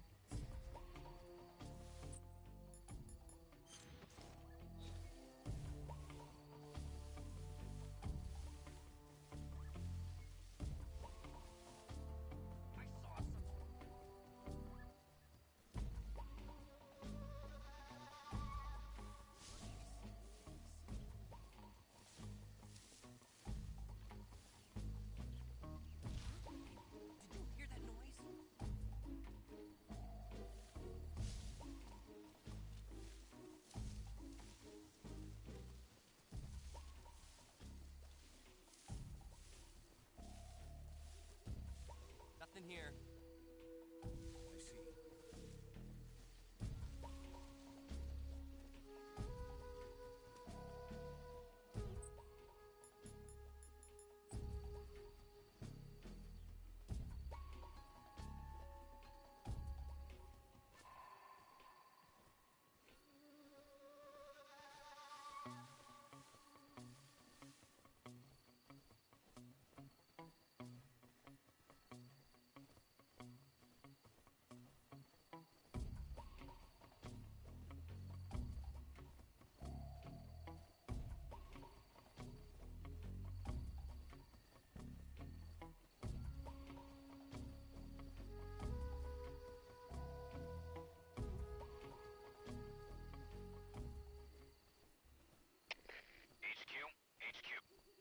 This is HQ.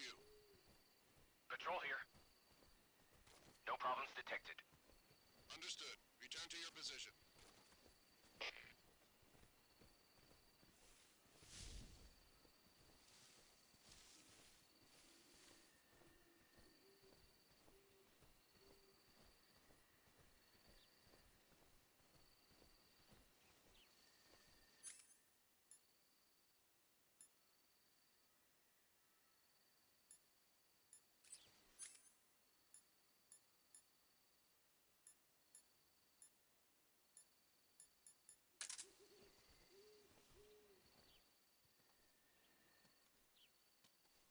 I think I saw something.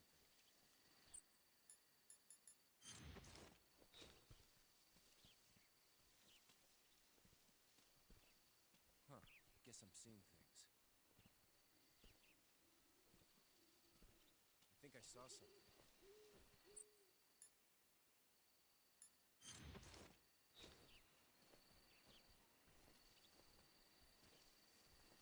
Huh. Guess I'm seeing things.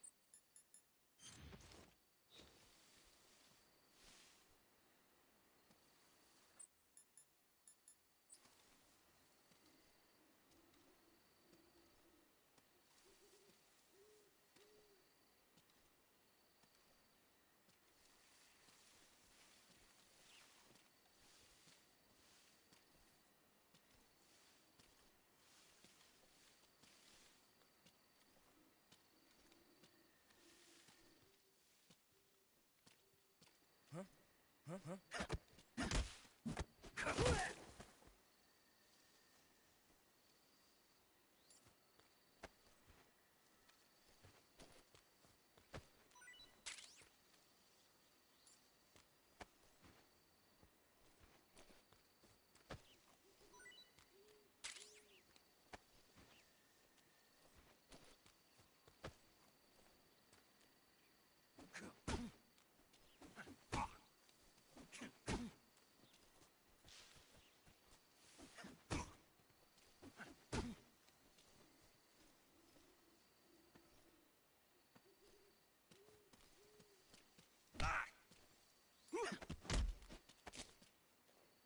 Answer me.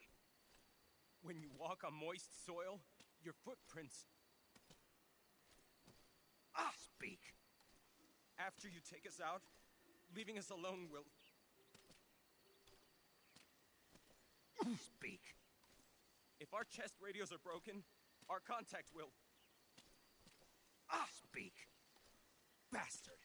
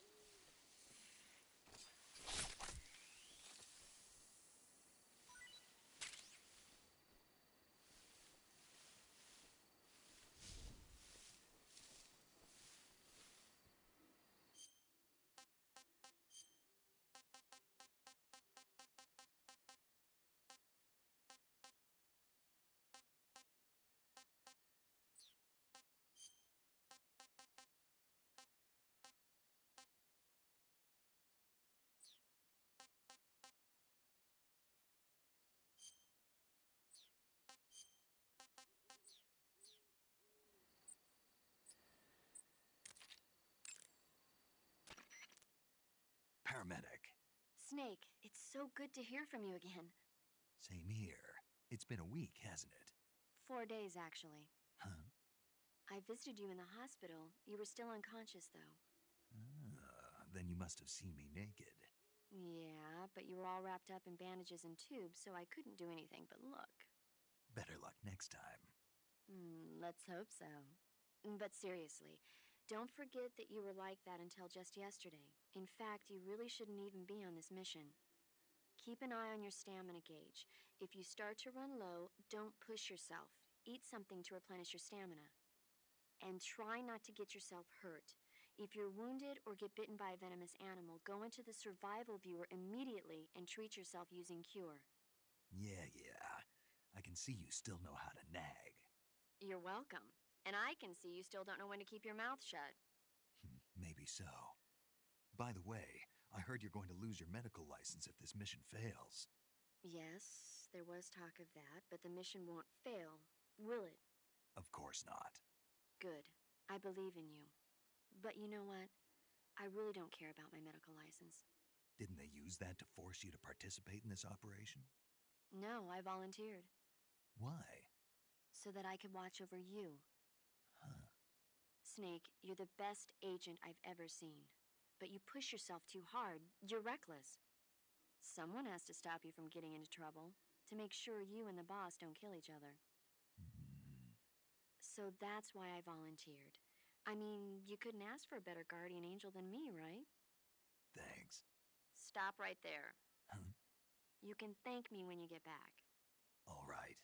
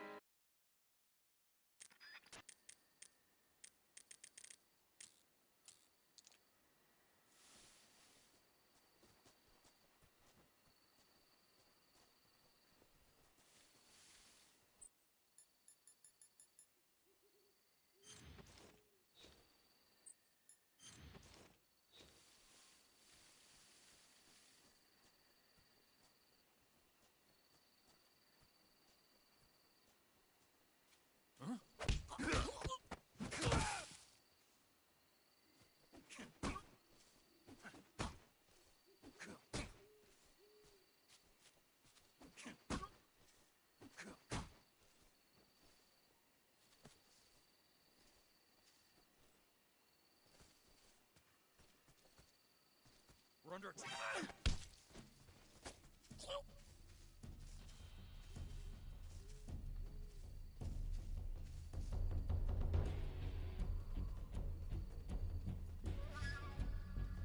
Speak.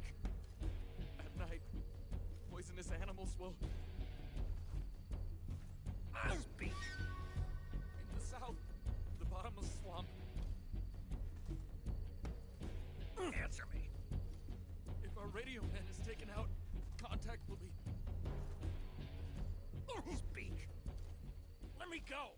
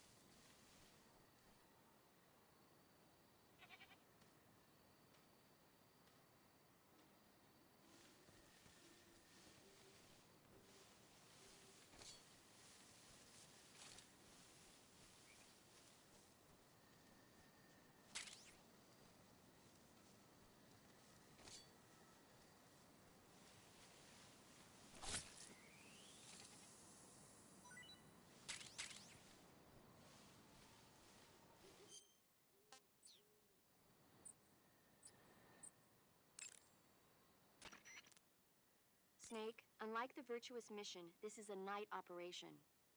You'll be encountering nocturnal animals that you didn't encounter your last mission. Some of them are venomous, like the king cobra, so be careful. If you get bitten by a venomous animal, the poison will spread through your body and rapidly drain your life gauge. If that's the case, go into the cure screen and survival viewer immediately and inject yourself with serum. Got it? I see you've caught a king cobra. The king cobra is the world's largest venomous snake. Its large size means that it has a lot of venom to inject. One bite is supposedly enough to kill an elephant. And it's extremely vicious as well, so watch out. If you get bitten by a king cobra and injected with venom, your life will start to decrease rapidly. As soon as you're bitten, go into the survival viewer and use Cure to give yourself a serum injection. The king cobra's diet consists mostly of other snakes. Be careful, or you might end up as its next meal. Got it. So... What? How does it taste? Yep. Ugh. It seems you're the one whose diet consists of other snakes. You're making me blush. The guide says they taste just fine. Ugh.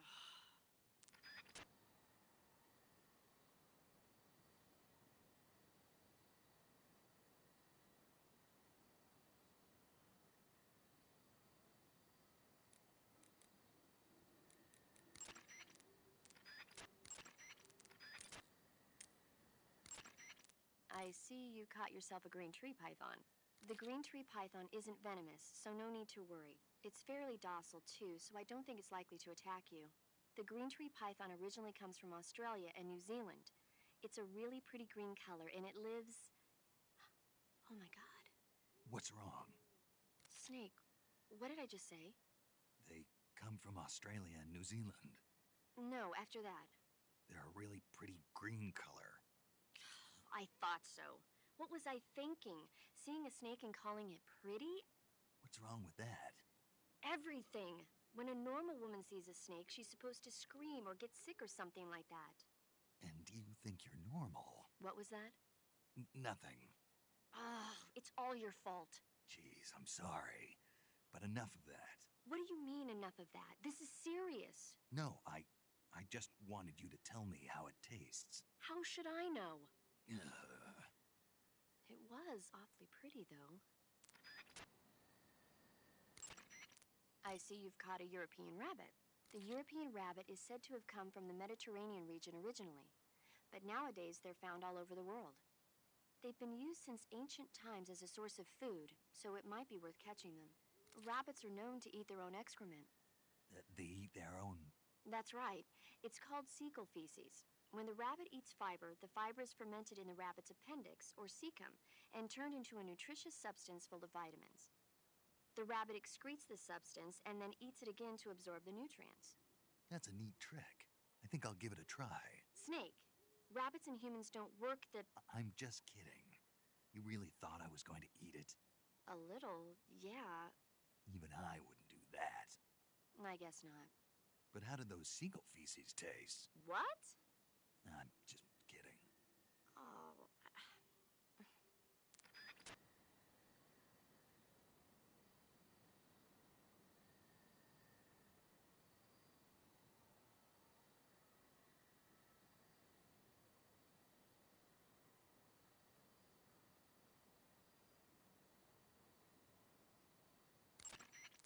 Snake, that area should be inhabited by tree frogs. The tree frog is a green frog that's found throughout Asia. It's arboreal, spending most of its time in shrubs and bushes. Use the tranquilizer gun to catch one alive. I bet you could scare an enemy good if you tossed one at him. But the tree frogs that live in that jungle are a lot bigger than ordinary tree frogs. They've got an appetite, huh? You've got a one-track mind, don't you? But seriously, that is one theory. However, there are people who think it's a mutation caused by nuclear testing and waste from the research facility. Do you think they're safe to eat? Is that all you ever think about? What else is there? Lots. Like what? Like why a frog would get so big in the first place. Whether it's a temporary phenomenon created by a unique environment, or a permanent mark of evolution, or a product of the toxic waste coming out of the research facility. If it is the waste that's causing it, then it means humans are interfering with the ecosystem. It really makes you think about the changing relationship between... This isn't interesting. Oh, fine. Be that way. So, how about it? You mean, is it edible? Yeah. Well, I guess it's probably okay. Probably. I don't know. The guide doesn't say anything. Pretty useless guide, if you ask me. Well, try one for dinner and you can help improve it.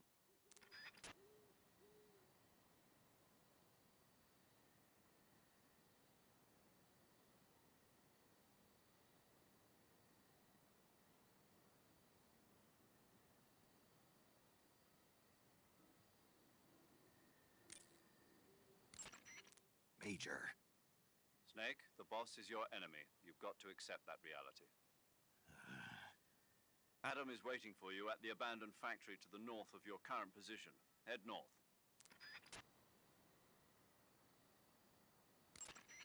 The enemy must have seen the drone explode. They've probably already sent out patrol units. You never know when you'll encounter the enemy. Use your camouflage wisely and proceed with caution. Remember that you've lost your gun. You don't stand a chance in a fight against an enemy unit. Use your camouflage and don't let the enemy see you. Major, why was the boss there? Did they detect my infiltration? That's impossible. The drone shouldn't have been picked up by their radar at all. Then how did she know? It couldn't have been a... That's also out of the question. We've taken all measures to ensure this mission stays secret. Then what's going on? I don't know. It won't do you any good to dwell on it, Snake. Hurry to your rendezvous with Adam. Head for the abandoned factory to the north. Watch out for enemy patrols. Stay alert at all times, okay?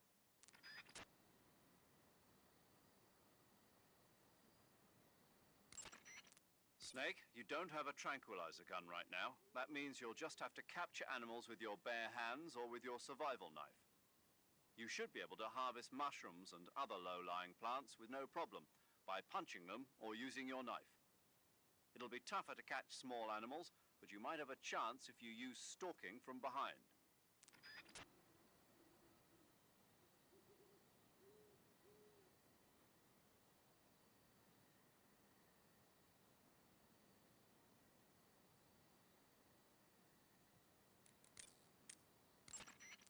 I see you have a calorie mate. Calorie mate? The thing you're holding now? Oh, the little block that looks like a cookie? Try it, it's pretty good. Okay. But what is this thing? Never seen anything like it. Calorie Mate is an energy supplement that contains all the proteins, lipids, vitamins, carbohydrates, and minerals needed for a balanced diet. It's a well-balanced food. Because of that, it's just perfect for giving your body the nutrition it needs in combat. It sounds like a space-age food. Real astronaut food is not very good, but that should taste fine. Yeah, and it'll help balance out all this jungle food I'm eating. It's easy and quick to eat, so it's perfect when you're running late for an important mission in the morning. I've never been late for a mission. Really? Aren't you always keeping people waiting? What? Furthermore, one of Calorie Mate's biggest advantages is that they are all exactly the same portion size. So no matter how you eat it, you always get the same nutrients, flavor, and calories. Each Calorie Mate has a set number of calories, so it's easy to keep track of your calorie intake. All of the geisha girls in Japan use Calorie Mate for watching their calories. I see. You seem to know a lot about Japan, don't you? Yes, I love Japan.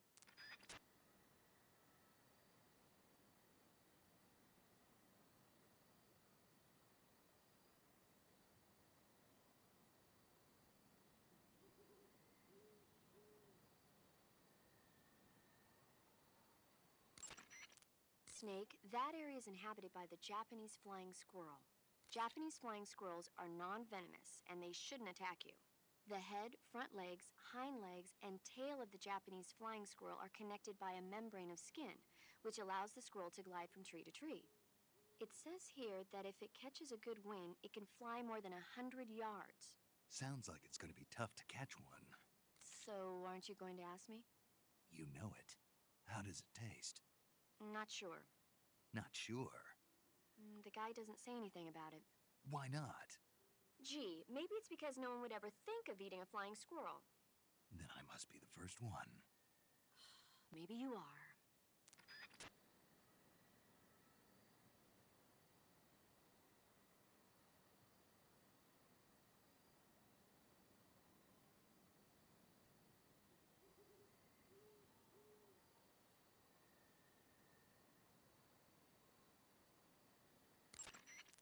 Snake, that area is inhabited by Markhors. The Markhor is a kind of wild goat that lives in mountainous areas. It's quite large, so I don't think you'll be able to capture one alive, even with the tranquilizer gun. All right. Speaking of which, do you know the origin of the name Markhor? No. It means snake eater in Persian. Snake eater? Lost your appetite? Not at all. So, how does it taste? It's supposed to be pretty good. All right.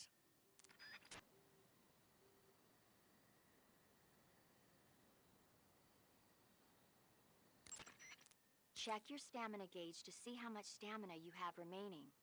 It shows, as the name suggests, your remaining stamina. As you consume stamina, your natural life regeneration is slowed, and your hands shake more. Your O2 gauge and grip gauge also become shorter. Excessively low stamina can often impede your mission objectives. Make sure you replenish stamina before that occurs.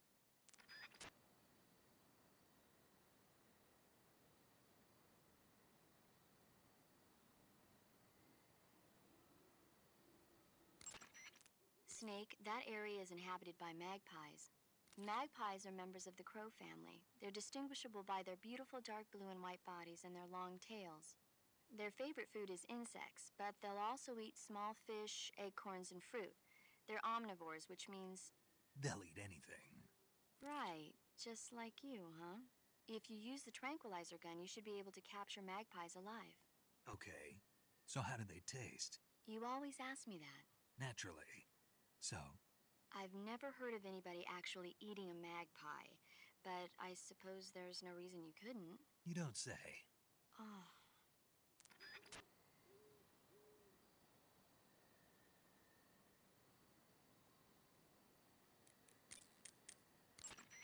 Yo! You're Snake, aren't you? And you're Sigint? None other.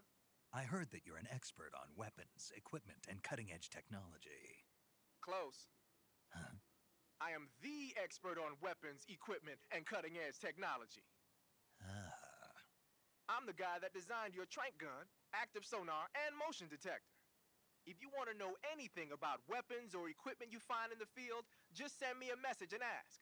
Later. Sounds like the Cobra unit's members' names came from the specific emotions they each carry into battle. Emotions? Yeah. For unbearable torment, the pain. For true oblivion, the end. For infinite rage, the fury. For absolute terror, the fear.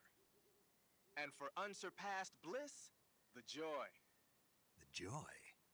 It's another name for the boss, because of the joy she feels in battle, I suppose. Ah. During the war, she had a partner named the Sorrow. Sorrow and joy. They say there couldn't have been a more perfect pair. The Davy Crockett's that the boss took with her when she defected are mortars that fire nuclear warheads. They're named after Davy Crockett, the hero who died defending the Alamo in the Texan War of Independence. Remember the Alamo. That's right. The warheads are equivalent to between 10 and 20 tons of TNT. Every building within 150 yards of the hypocenter is completely obliterated. But the warheads the boss had with her were some kind of experimental super bomb, so they're actually even more powerful than that. I don't even want to think about what would happen if she used it again. Snake, you know what you have to do.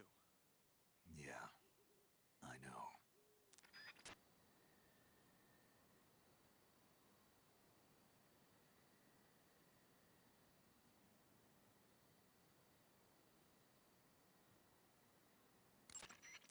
Ah, you're using the survival knife. Yeah, this thing provides me with all the bare essentials I need to survive in the field. Hey, wait.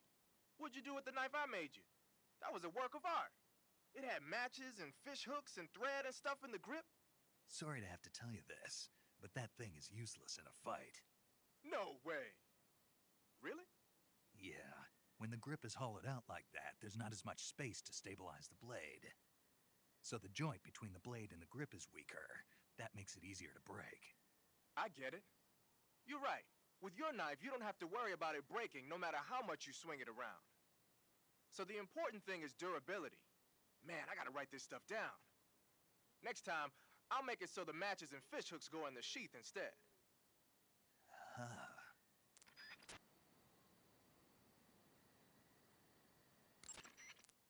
Haha. So you're wearing the black camouflage. The black uniform isn't really camouflage. It was intended to have a psychological shock effect on enemies in hostage rescue operations and stuff like that. But it should also make you pretty hard to see if you wear it in a dark environment. And it might also work on black, earthy surfaces like you'd find in swamps.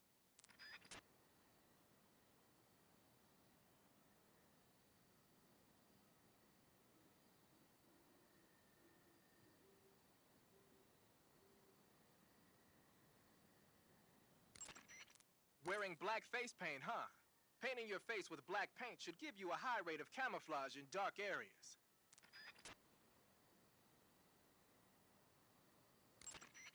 Pattern clothing, face paint, tactical movements. These are the elements of camouflage that will allow you to deceive your enemy. To camouflage yourself, first check out the survival viewer. Then select camouflage and you'll see two more options: face and uniform. Choose face to apply face paint, and uniform to change your field uniform. Simple, really. Make sure and choose something that'll match your surroundings.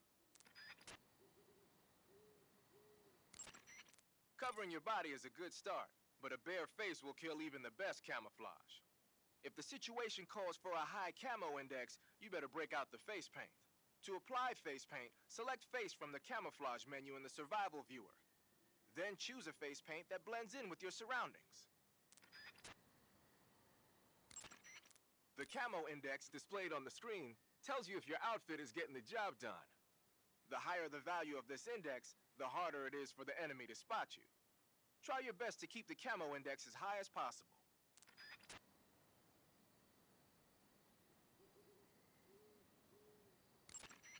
I heard you fought against KGB troops in the Virtuous mission, but this time you're up against Spetsnaz. Spetsnaz is the Special Forces unit of GRU, the intelligence wing of the Soviet Defense Ministry's General Staff Office. Spetsnaz troops undergo rigorous training in all types of special ops, from assassination and demolition to intelligence gathering. That and Volgan's loaded, man. His unit is one of the best equipped in the entire Soviet Union, if not the best.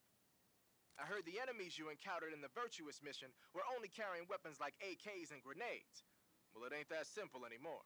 In addition to AKs, some of the patrols you'll encounter might be equipped with Scorpion submachine guns and shotguns. The Scorpion is even lighter than the AK, making it much easier to handle. Basically, a guy with a Scorpion is not gonna miss you as often as with an AK. The shotgun is a powerful weapon. One blast is enough to floor you and you're likely to be seriously wounded. Watch for that, man. So you've got your uniform and your face paint, but that alone isn't enough to make for good camouflage. Camouflage means blending in with nature.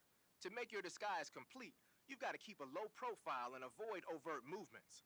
As long as you've got the uniform and face paint working for you, and you're lying flat keeping still, you won't have to worry about being spotted from a distance. On the flip side, dancing around your enemy in perfect camo is still a dead giveaway. So if the enemy's looking for you and he's getting too close for comfort, just lay low for the time being. You're on a solo sneaking mission. Your success is based on your ability to survive. That's where the survival viewer comes in. The survival viewer contains everything you need to survive out in the field. Use camouflage to change your camouflage, and backpack to select your gear. Use food to eat, cure to treat wounds, and map to view a detail of the area. You've also got options. That lets you change the settings to suit your mission preferences. Got it? Whenever you find a new weapon or piece of equipment, the first thing you do is drop it in your backpack, right? But you can't use your new goodies if they're just sitting in your backpack. To use a weapon or piece of equipment, first you have to take it out of your backpack and place it on your person. To take an item out of your backpack, use the backpack option in the survival viewer. To place a weapon on your person, select Weapon under the backpack section of the survival viewer.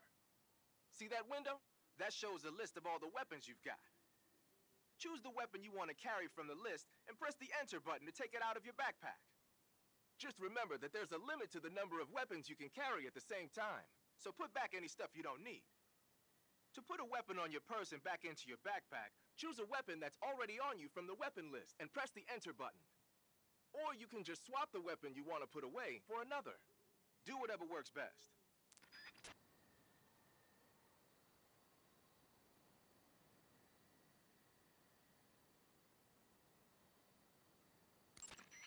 Keep in mind that every weapon and piece of equipment weighs something. The heavier the equipment you're lugging around, the faster you'll burn up stamina. You can see how much your equipment weighs by going into the backpack screen in the survival viewer. If you're trying to conserve your stamina, make some cuts and toss the equipment you don't need in your backpack.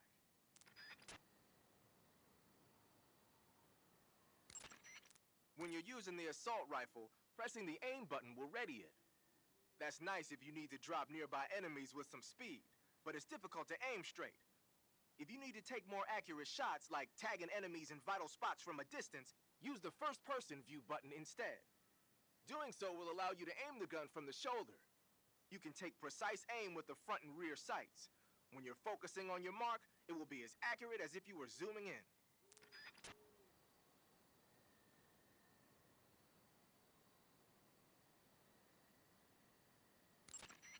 When you fire continuously with a gun like the assault rifle, the recoil will cause your shots to veer off target. But if you crouch or lie down, you can suppress the recoil and keep a tight fire pattern. So when you gotta hit that bullseye, take a low position. Haha! So you're wearing the black camouflage. The black uniform isn't really...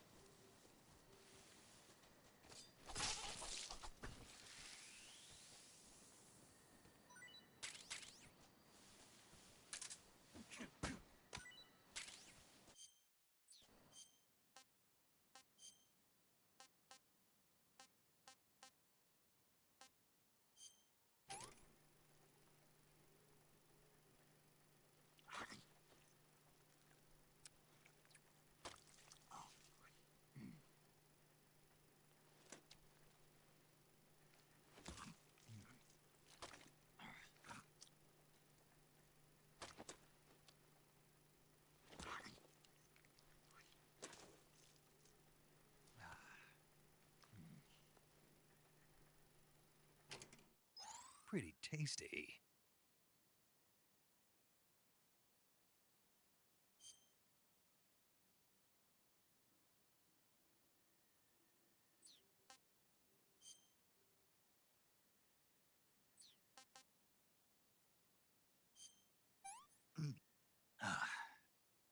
Disgusting.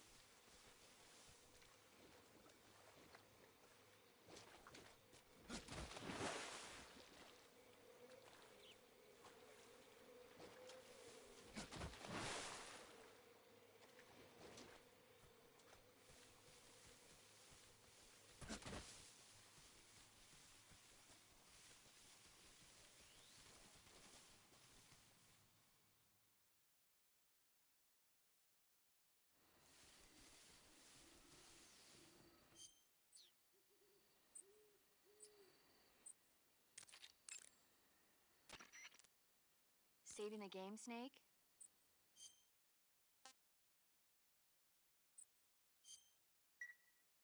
Hey, Snake, you ever heard of Godzilla King of Monsters? No, what is it? It's a movie. You haven't seen it? Nope. It's about this monster called Godzilla, who grows to an enormous size in a nuclear test and goes on a rampage in Tokyo. Nuclear test, huh? Then the Marshall Islands must be crawling with giant monsters right about now. It's just make-believe. Maybe that's why my pants have been so tight lately. Snake, it's a movie, not a report out of Los Alamos. I know. So then what happened? Godzilla is immune to all weapons, and humanity has no way to stop the monster. Dr. Shirazawa develops a new type of weapon, but meanwhile Godzilla is getting closer and closer to Tokyo, obliterating everything in his path. It was originally a Japanese movie, but they made an American version too. I recommend seeing the original Japanese one if you ever get the chance. It's mostly mindless fun, but it's also got a serious anti-nuke message as well. Where can I see the original? You'll just have to go to Japan. Really? That's too bad. If you wait 40 years, you might be able to see it in America too. It might even win awards all across the globe in 60 years. Why's that?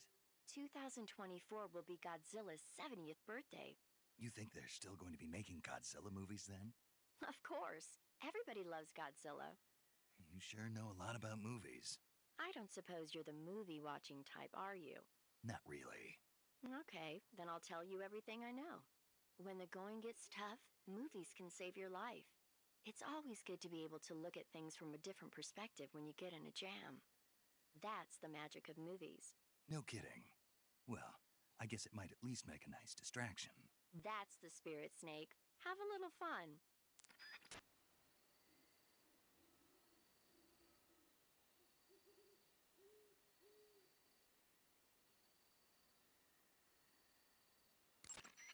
Do you want to save? Okay, good. Thanks. I see you've captured an Indian gavial. The Indian gavial is a crocodile that originally lived in freshwater regions in India and Nepal. Why are Indian crocodiles way out here? They're captive crocodiles that were brought here for research purposes but escaped and became wild again. Indian gavials are large creatures. Adult males grow to over 6 meters in length. You'll never catch one alive, even if you use the tranquilizer gun. Got it. So, how do they... Taste?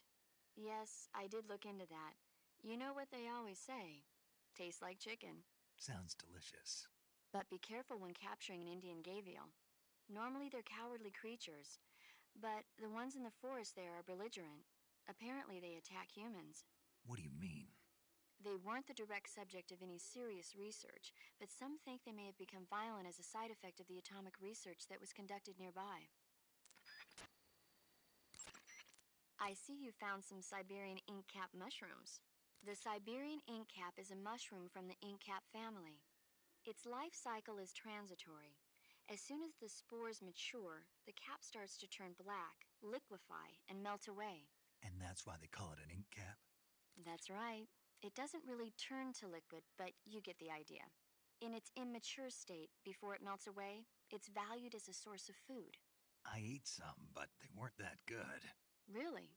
Just be sure not to eat them while you're drinking alcohol. Why's that?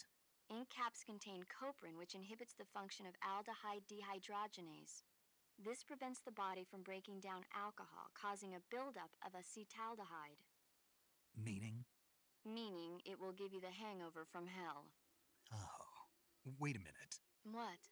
You think I'd drink alcohol in the middle of a mission? Wouldn't you? Hell no. Well, I'm knocking a shot back now. What?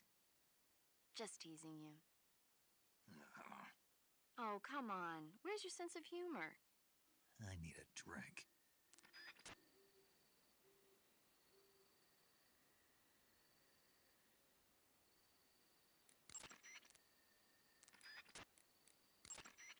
Eat food to recover stamina. Capture plants and animals to get food. I have information on the local plants and animals, so don't hesitate to ask.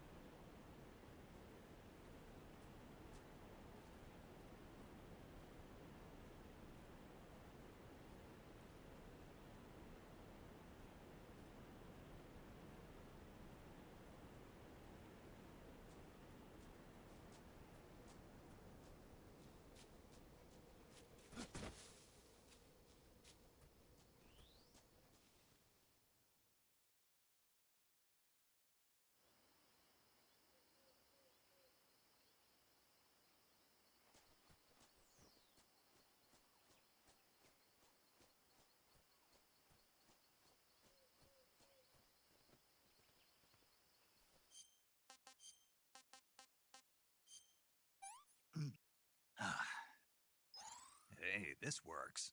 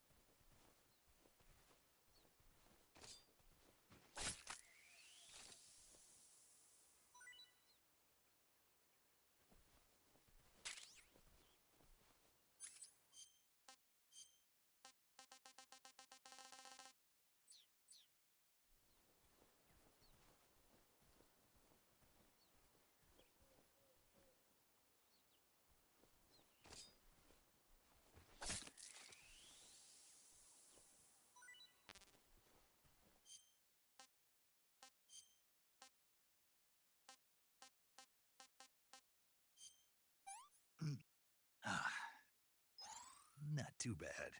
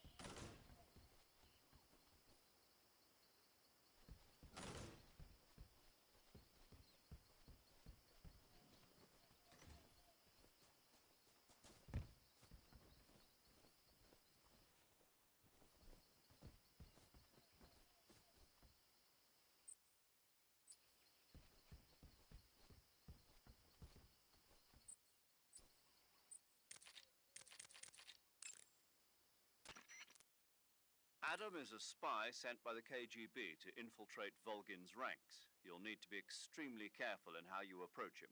Obviously. He can't let Volgin know he's meeting me. That's right. Adam won't show up if you're being pursued by the enemy. Before you go to rendezvous with Adam, make sure you haven't been seen by the enemy. Meet up with him in normal phase. Got it?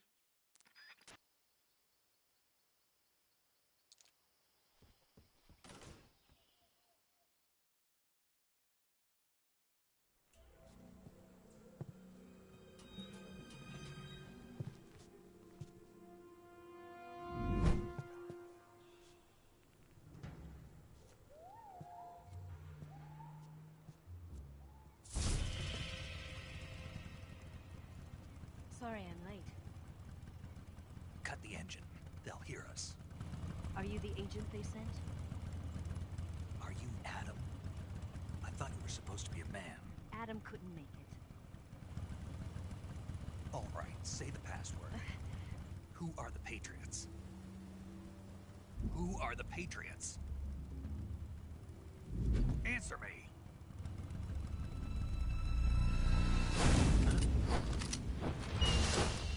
Trapped. Get down!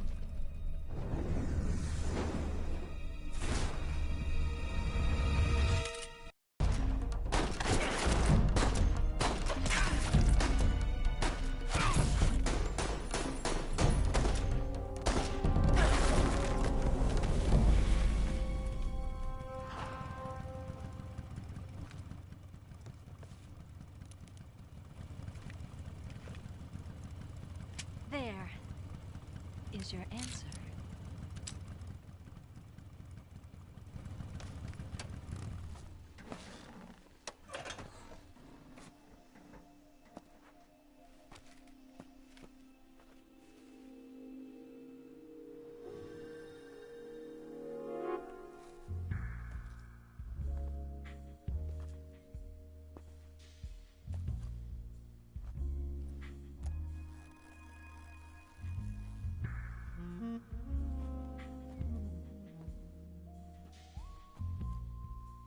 The name's Eva.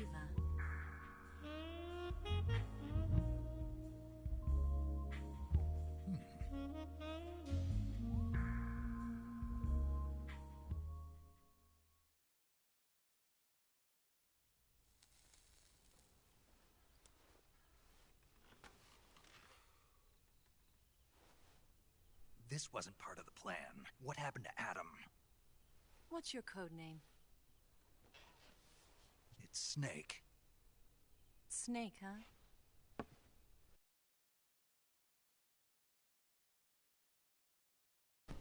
Well, I'm Eva. Are you here to tempt me?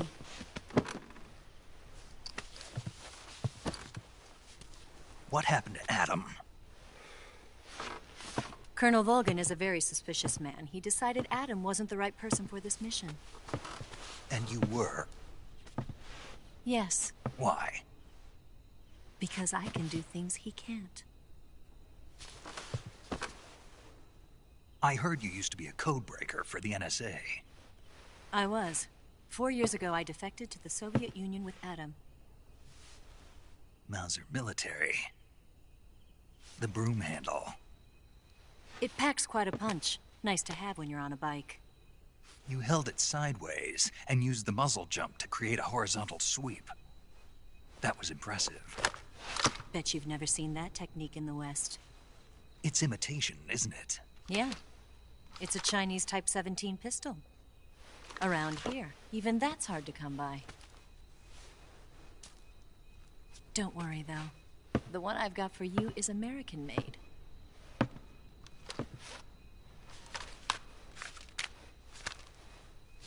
.45, huh?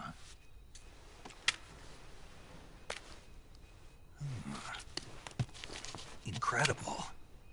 Do you like it? The feeding ramp is polished to a mirror sheen. The slide's been reinforced, and the interlock with the frame is tightened for added precision. The sight system is original too. The thumb safety is extended to make it easier on the finger. A long type trigger with non-slip grooves. A ring hammer. The base of the trigger guard's been filed down for a higher grip. And not only that, nearly every part of this gun has been expertly crafted and customized.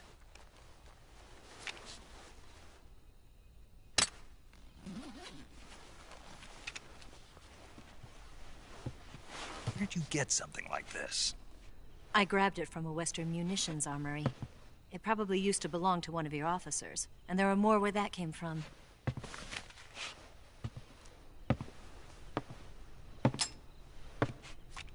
You had this with you, didn't you? Better take this too. What's that? A disguise to make you look like a scientist. A disguise? Yes. You're here to rescue Sokolov, right? Sokolov's still safe then? Yes. He's being forced to continue his work on the Shagohod. Where? At the lab. They've got a whole army of scientists there developing new weapons. Security is tight, but if you disguise yourself as a scientist, you might be able to sneak in. Can we get Sokolov out of there? We'll see, won't we? Tell me how to get to the lab. The safest way in is from the rear. First, you'll need to head north through the jungle. You'll come to a heliport used for shipping materials. Pass the heliport and continue north, and there will be a large crevice. Descend into that area and you'll reach a cave. Move through the cave and you will arrive at a mangrove swamp. After the swamp, there'll be a warehouse. Make your way through the warehouse and you'll come out just south of the lab. Got it. And just what are you doing there? In close-range combat, a knife can sometimes be more useful than a gun. By doing this, I'll be able to hold a knife at the same time and still keep the gun steady. That way, I can instantly switch between a gun battle and a knife fight.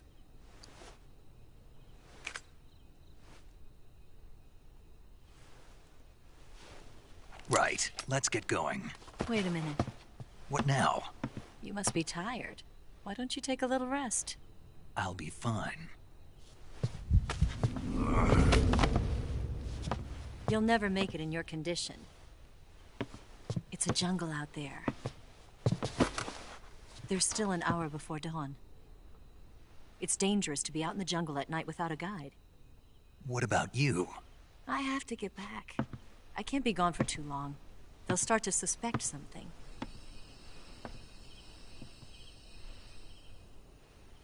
Don't worry. I'll keep you updated over the radio. That's it? My orders are to provide you with information. Nothing more. You look disappointed. All right, then. I'll do something special for you.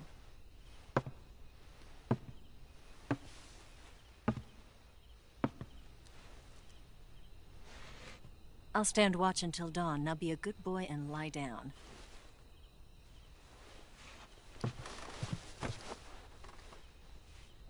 What's the matter?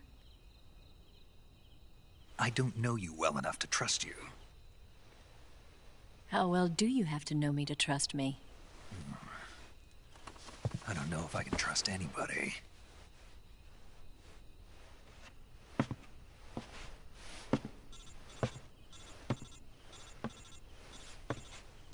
Gonna get that?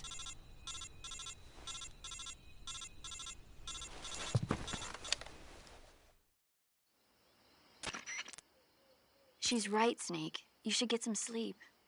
Although in your condition, you really ought to be back in the ICU. Whenever you save the game and quit, you'll go to sleep. Sleeping allows you to gain back stamina naturally. Depending on how long you sleep, you may also recover naturally from sickness and injury. When you're tired or hurt, the best thing to do is just get some sleep. So do yourself a favor and take a nap. Doctor's orders, okay? Yeah, okay.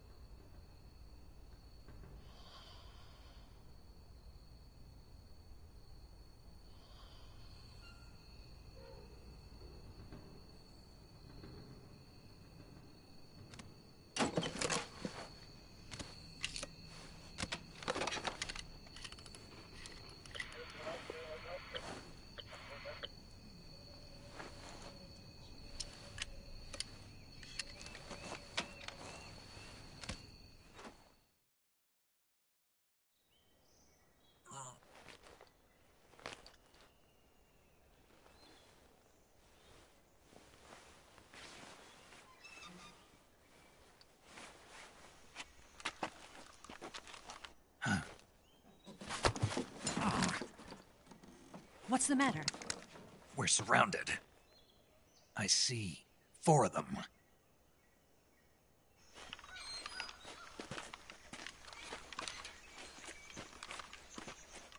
We've got company. It's the Ocelot unit.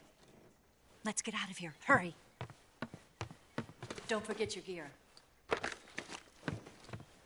Here, give me a hand.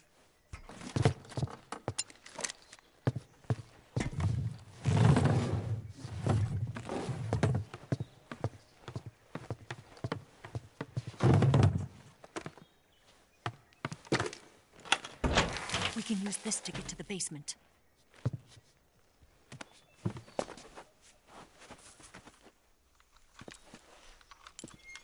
Damn it! Ocelot. I'll get past them on my bike. I'll call you later. Okay, I'll keep them busy. Huh? Don't go dying on me now.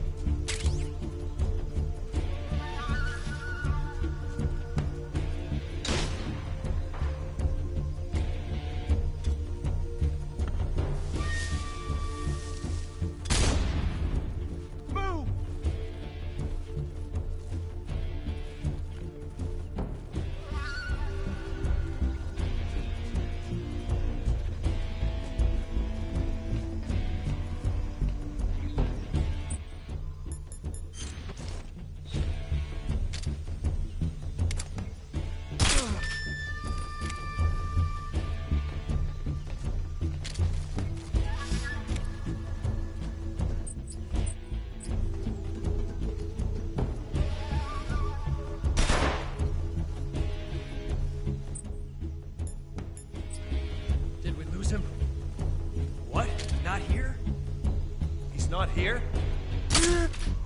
Keep looking. Move!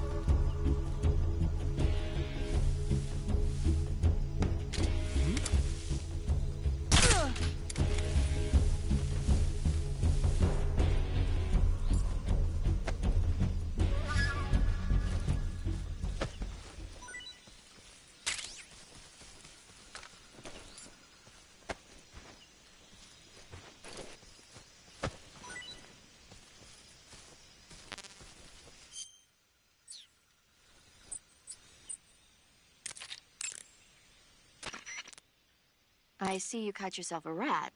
The rats in that area are the descendants of wild Norway rats that were domesticated by humans as pets and lab animals.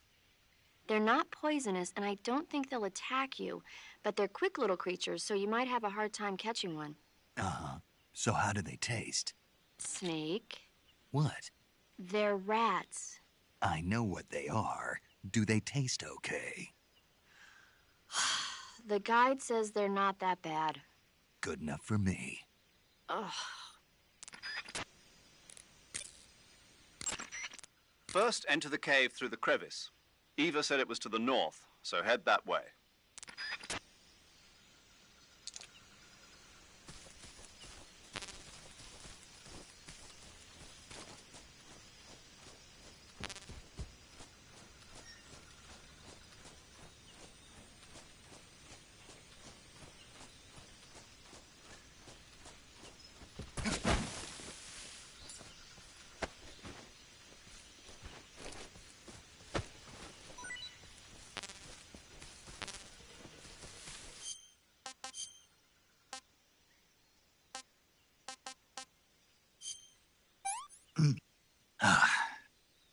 What can I say?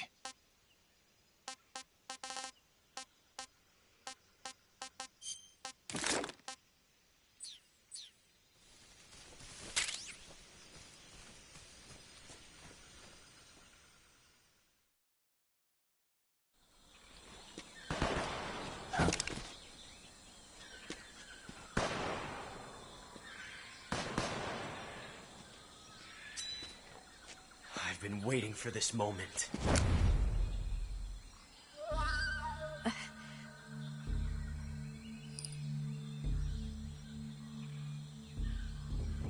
That's it. That's the stance. I don't think so. What? A female spy?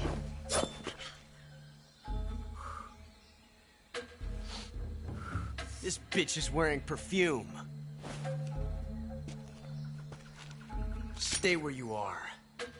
I've had enough of your judo. I see you've got yourself a single-action army. That's right. There'll be no accidents this time. You call that an accident? Well, it wouldn't have happened if you hadn't been showing off. What did you say? It's a nice gun, I'll give you that. But the engraving gives you no tactical advantage whatsoever. Unless you were planning to auction it off as a collector's item.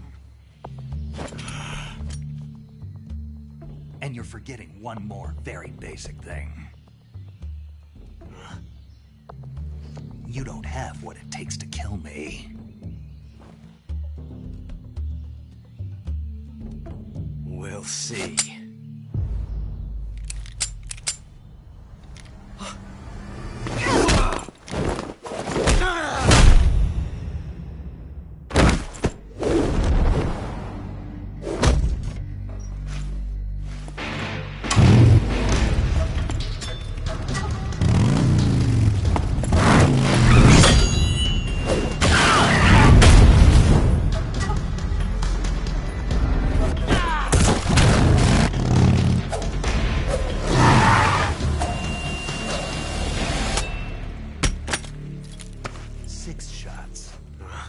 That thing only carries 6 shots. The Makarov carries 8. You have to get a feel for how many you have left.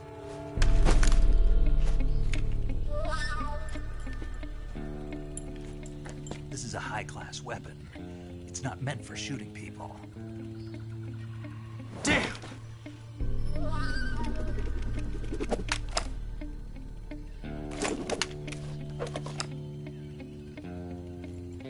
This isn't over yet. Don't. Why? He's still young. You'll regret stopping me. Damn it! I've got to get back before he does.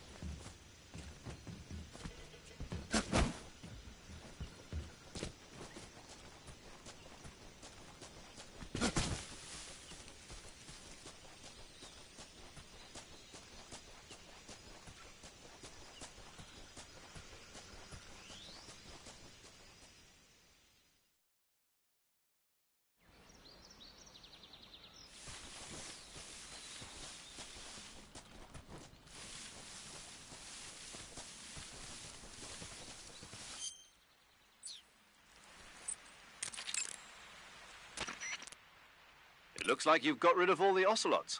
Yeah. Now proceed with the rescue of Sokolov. According to Eva, you should start by going to the crevice to the north and... Can we trust her? What's that?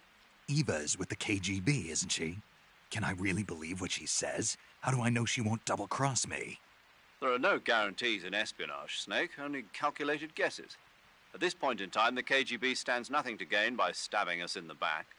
So you're saying I can trust her? I'm saying the chance that she'll betray you is low. Ah. Of course, we checked the route she gave you against our own data.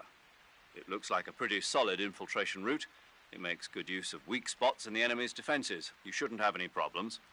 Follow the route Eva showed you and proceed with the mission. Roger. First, enter the cave through the crevice. Eva said it was to the north, so head that way.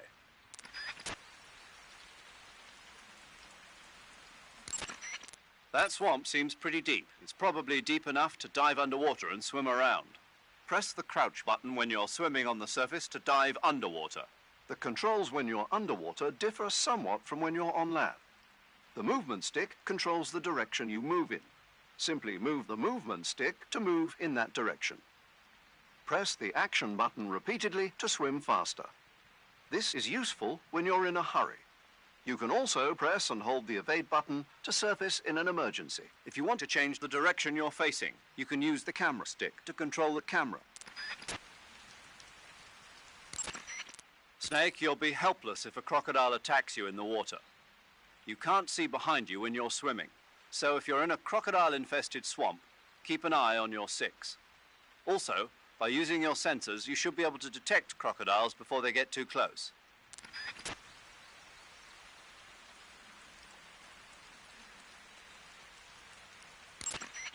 Eva was right when she said that operating in an unknown jungle at night is extremely dangerous. In my former outfit, the SAS, we'd always be sure to set up camp before sunset and wait until daybreak before setting out again. Being able to stay in that abandoned factory made things a lot easier for you. You ought to be thanking Eva.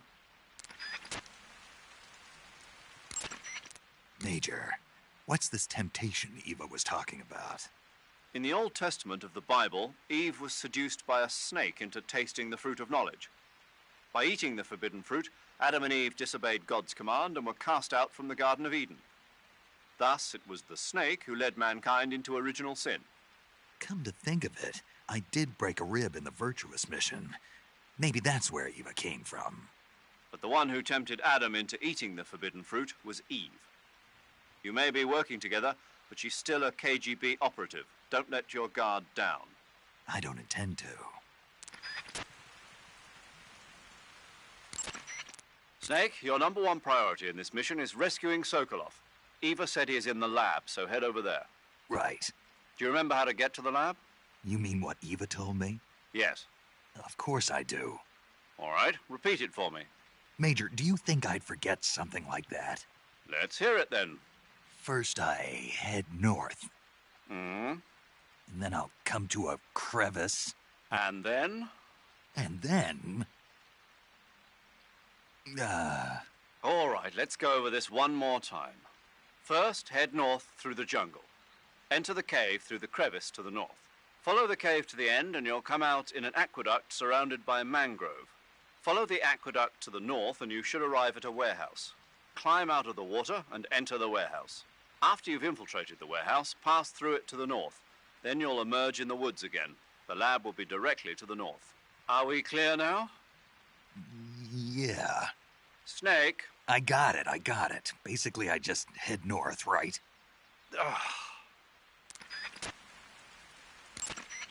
Snake, I heard you got a scientist disguise from Eva. Yeah.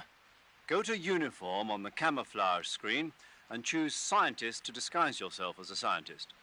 Scientist, huh? But it won't do you any good to go around the jungle wearing a scientist disguise. No one would be that stupid. You're right. No one would think of going around the jungle in a scientist disguise. If they did, they'd have to be a fool. No, more than a fool. A complete dumbass. Don't you think so, Snake? Yeah. Major, tell me a little bit more about the space race. In 1957, the Soviet Union succeeded in launching their first artificial satellite, Sputnik, into orbit. Having been beaten to the chase by the Soviets, the US government accelerated its own space program in an effort to catch up. The following year, the space development programs of the various service branches were united to form the National Aeronautics and Space Administration, or NASA. That same year, the Mercury program was launched with the goal of putting a man into space. 7 candidates were chosen from the military as the first astronauts. These were the men with the right stuff. But as you know, it was a Soviet cosmonaut, Yuri Gagarin, who made the first successful manned spaceflight 3 years ago. NASA's first successful ballistic flight came 1 month after Gagarin's mission, with the Freedom 7 carrying Alan Shepard into space. After that, with America still lagging behind the Soviets in orbital flight, President Kennedy made a momentous decision: that America would put a man on the moon before the end of the decade. Yeah, I heard that speech, but a lot of guys I knew weren't real happy about it. They said no one was going to make them go on a mission to blow up some damn moon base. But rocket research and missile research are closely related. Imagine, if you will, a Soviet Union able to send wave after wave of nuclear missiles raining down on Washington from a base on the surface of the moon. Even if that's still a long way from reality, if we lose the initiative, we may never get it back. We're left with no choice but to keep moving forward one step at a time. The Gemini program, launched 2 years ago, represents the initial step towards establishing a moon base. And yet, I don't want to call President Kennedy a liar, but I simply can't imagine that in 6 years man will have reached the moon. I don't know. I never even thought we'd make it up into space. I guess it all depends on whether you have the will to make it happen. Perhaps you're right. Snake, you'll be helpless if a crocodile attacks you in the water. You can't see behind you when you're swimming, so if you're in a crocodile-infested swamp, keep an eye on your 6. Also, by using your sensors, you should be able to detect crocodiles before they get too close.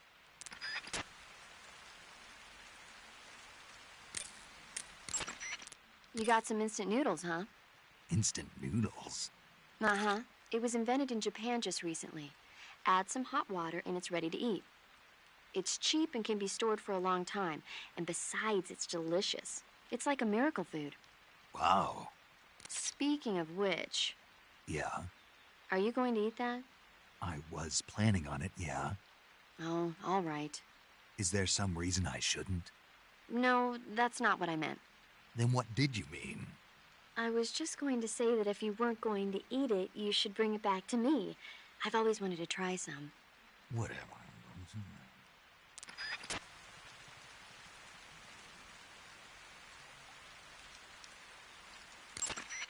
You can capture animals alive by using the tranquilizer gun or a mousetrap. When you capture a live animal, you can carry it on you as a weapon by going to backpack in the survival viewer. Once an animal is on your person, equip it, use the aim button to ready it, then press the attack button to throw it. Throwing a venomous animal at an enemy might be enough to knock him out. Even non-venomous animals like frogs can be used to distract the enemy's attention. And since I know you're going to ask me, yes, keeping animals alive prevents them from rotting and makes them taste better when you eat them. Remember, though, you've only got 3 cages for capturing live animals. When you get hurt, your body will heal itself naturally over time. However, the speed at which your life recovers depends on how much stamina you have at the time. The more stamina you have, the faster you'll recover. So if you want your wounds to heal quickly, you should eat something and replenish your stamina first. To eat food, press the Survival Viewer button to enter the Survival Viewer. Go to Food to select the food you want to eat, then press the Enter button. Select Eat and you will eat the selected food. When you eat, you will recover your stamina, but the extent of recovery depends on what you eat. When your stamina is down only slightly, you should save your tastier morsels for later. But don't leave food for too long or it'll rot. This is where a little planning ahead goes a long way. Hey, Snake, remember back at the abandoned factory when you whittled the grip of that 45 down? Yeah. I've never heard of a customization like that before. Why the grip? To fit it with a knife. A knife? You're gonna keep the knife and the gun both at the ready? That's the idea. Why would you want to do that? Sometimes a knife works better in close proximity encounters. So I equip both at the same time. That way I can switch back and forth in an instant. Badass. So that's that. CQC. Snake, you said Eva said her Mauser was a Type 17, right? Yeah, what about it? That model was produced in the 1920s in a weapons lab in the Shaanxi province in China. The cartridge part sticks out lower than the original to accommodate 45 caliber rounds. The barrel and chamber are a little bit thicker too. But most telling of all, it's got Chinese characters engraved on both sides of the frame like you saw. And that firing stance Eva was talking about where you hold the gun horizontally, that's a trademark of the Chinese.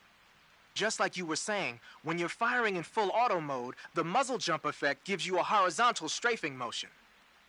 They say it's especially deadly in indoor and close-range mop-up actions. The Japanese called it bandit shooting and used to dread it. Makes you wonder where she learned to shoot like that.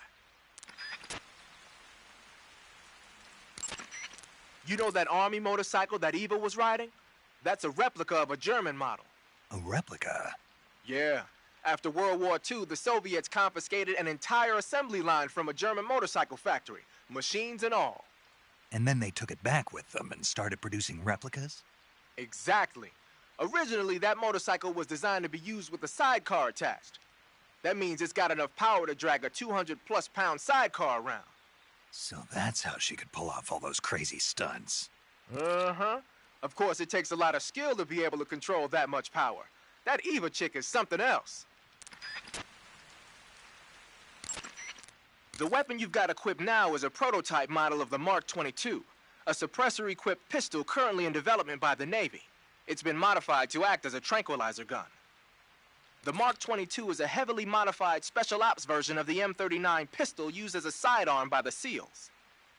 Probably the biggest change from the M39 is that it's got a longer barrel, which allows it to be equipped with a suppressor. And it uses a slide lock mechanism. That makes it a lot quieter, but it also means you have to load a new round into the chamber by hand every time you fire. It's also fitted with tall, adjustable sights, so you can use the front and rear sights to line up your shot even with a suppressor attached. Looks like they got rid of the magazine safety, too. Good eye. That feature wasn't too popular with guys like you who know their guns. The shear release lever's been taken off as well, meaning the hammer won't fall even with the safety on. So I can just cock and lock. That, and you get the added bonus of not having any mechanical noise from decocking, even with the safety on. The perfect pistol for a sneaking mission, huh? The motion detector will display any moving objects in your vicinity. But the enemy isn't the only thing that's moving around in the jungle. If there are animals moving nearby, the sensor will pick up those animals too. And remember that there's a limit to how sensitive it is. Enemies and animals that don't move around very much won't get picked up.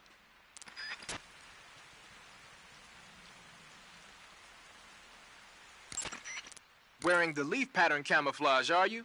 Leaf pattern is a forest camouflage created to provide cover in woodland areas. Now that our involvement in Vietnam looks set to expand, they're thinking about adopting it for official use.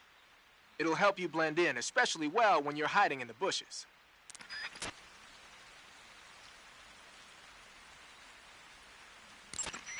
So, you're wearing woodland face paint. The woodland paint is most effective in forest environments. It'll work best if you use it when infiltrating forest areas. The Mark 22 is a tranquilizer gun. You can use it to take enemies down without hurting them. The thing is, the amount of time it takes for the tranquilizer to work depends on which part of the body the dart hits. If you need to drop an enemy in one shot, aim for the head. The Mark 22 can also be equipped with a suppressor. With a suppressor equipped, you won't need to worry about anybody hearing the shot. But the suppressor will deteriorate each time the gun is fired. The durability of your suppressor is displayed on the weapon icon whenever the suppressor is equipped. Be sure to keep an eye on it. A suppressor can be unequipped by pressing the enter button while the weapon window is open. It's a good idea to take the suppressor off a gun when you don't need it.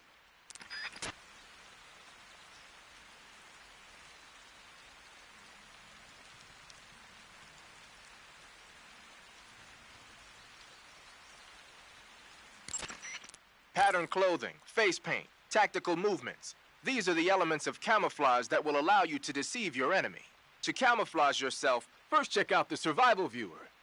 Then select camouflage, and you'll see two more options: face and uniform. Choose face to apply face paint, and uniform to change your field uniform. Simple, really. Make sure and choose something that'll match your surroundings.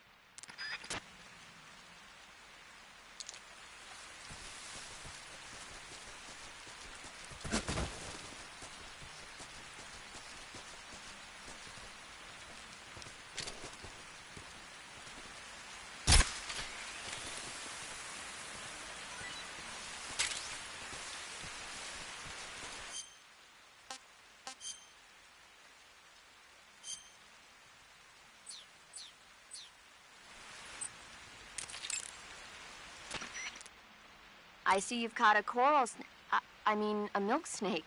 The milk snake closely resembles the coral snake, but it's actually not venomous. Even so, you'll still take damage if it bites you, so don't get too close. So is there a way to tell the difference between a milk snake and a coral snake? It's pretty difficult. They really do look almost exactly alike. I guess if I had to pick something, I'd say it's that the milk snake is much less aggressive. Okay. Ah, I just thought of a better way. You're going to love this. What? Eat it. Eat it? Yeah. The guide says milk snakes don't taste very good. Is that right? But if I've already caught and eaten it, what does it matter which kind of snake it was? It doesn't, does it? Shoot, I thought I had a good idea.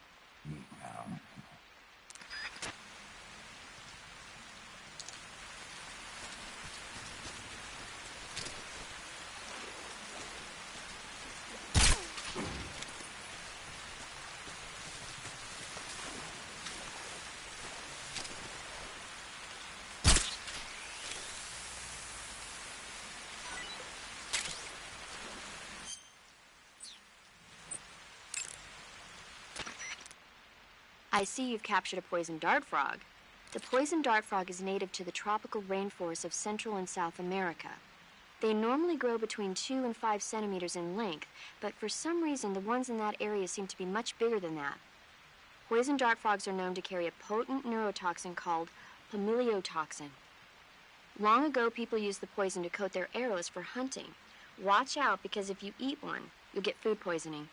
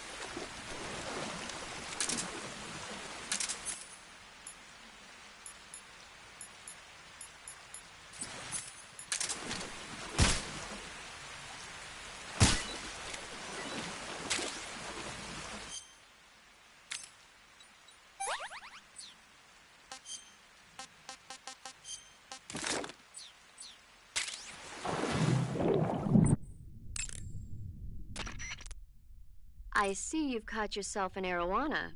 The arowana is an ancient fish that lives in tropical freshwater areas. Because of its large size, I don't think you'll be able to capture one alive. Ancient fish like the arowana are living fossils. They've hardly changed their form since the Devonian and Jurassic periods. Other ancient fish besides the arowana include the coelacanth, the starlet, and the knifefish. Almost all organisms on Earth have evolved in various shapes and forms, but these fish have kept the same form for hundreds of millions of years. Baffling, isn't it? Sure. Well, I can see you're not interested. Not at all. I'm fascinated by ancient fish. Why? They're supposed to be huge, aren't they? You're wondering whether they'd make a good meal. Yeah. So, do they? The guide says they taste just fine for a fish. Great.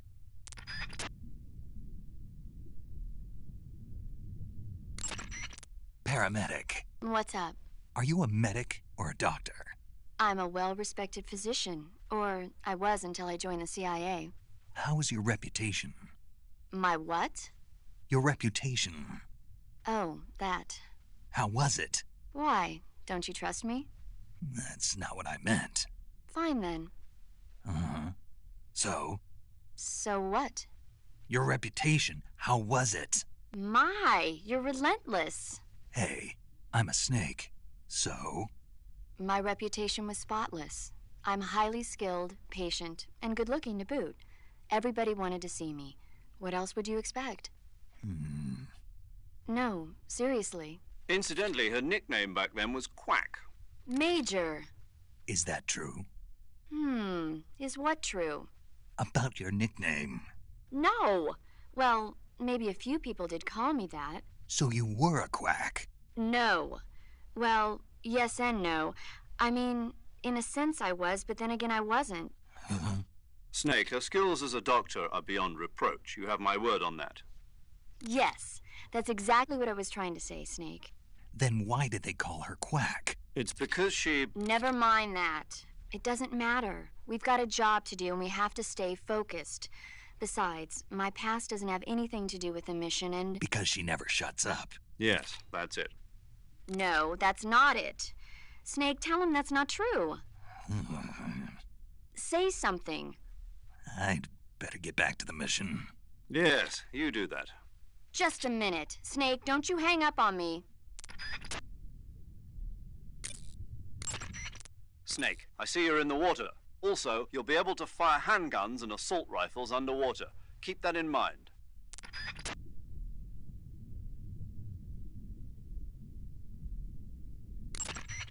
First, head north through the jungle. Enter the cave through the crevice to the north. Follow the cave to the end and you'll come out in an aqueduct surrounded by mangrove. Follow the aqueduct to the north and you should arrive at a warehouse. Climb out of the water and enter the warehouse. After you've infiltrated the warehouse, pass through it to the north.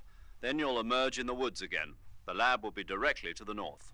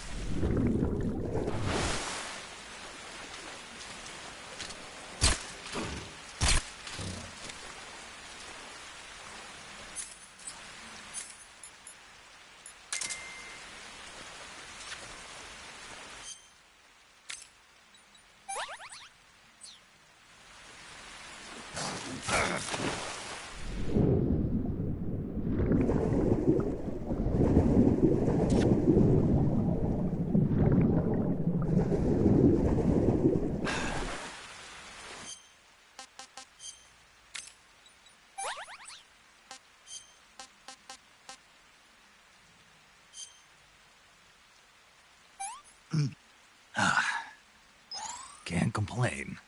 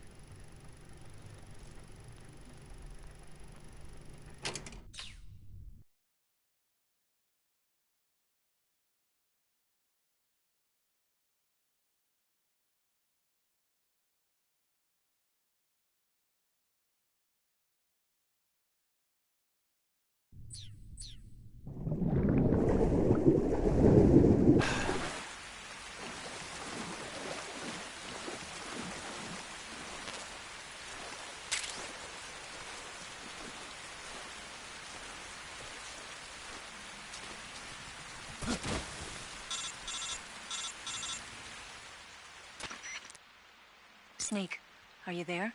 Eva, Did you miss me? did you make it without any trouble? No one saw me. So you're back with Vulcan. In a matter of speaking. What about the boss? Yeah, she's here too. Better be careful. Thanks, I will. The boss and I get along pretty well, though. I guess we traitors have a lot in common. Why would anyone want to defect? Betraying your country like that, I just don't get it. Are you talking about the boss? Why do you do it?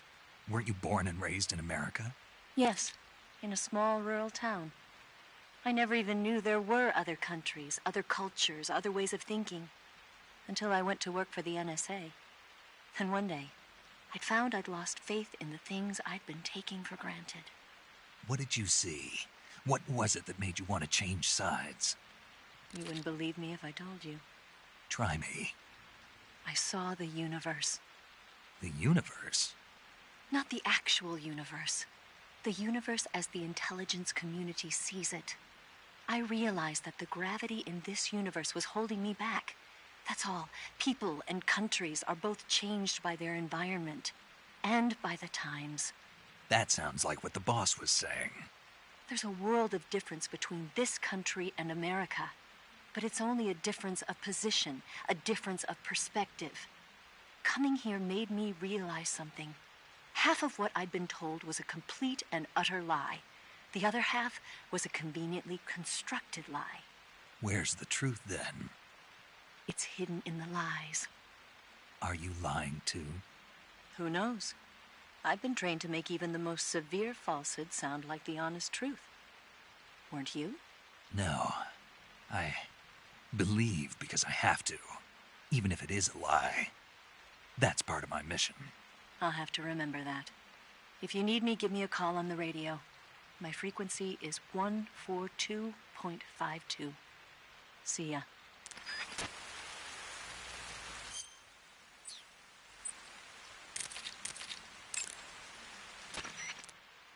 That area is known as Chorny Prud. The name means something like the Black Shore in Russian. It got its name from the deep swamp that covers the area. The crocodiles in that swamp are extremely vicious. Apparently, they've already chewed up a bunch of soldiers out on patrol. Now no one even dares to go near the swamp. They said that most of the soldiers who were killed were attacked from behind while they were in the water. You be careful out there.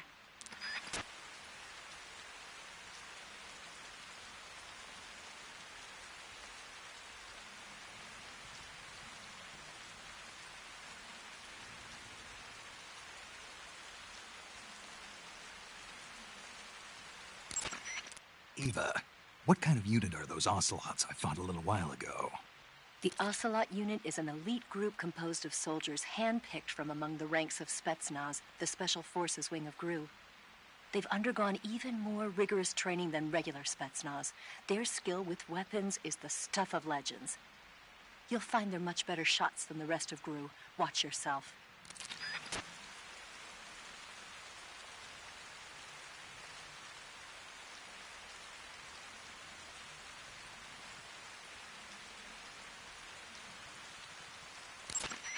The crevice that leads to the cave is still a ways to the north. Keep heading that way.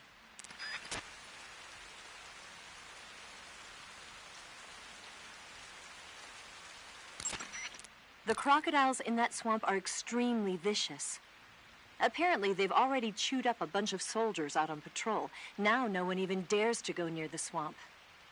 They said that most of the soldiers who were killed were attacked from behind while they were in the water. You be careful out there. You want to save?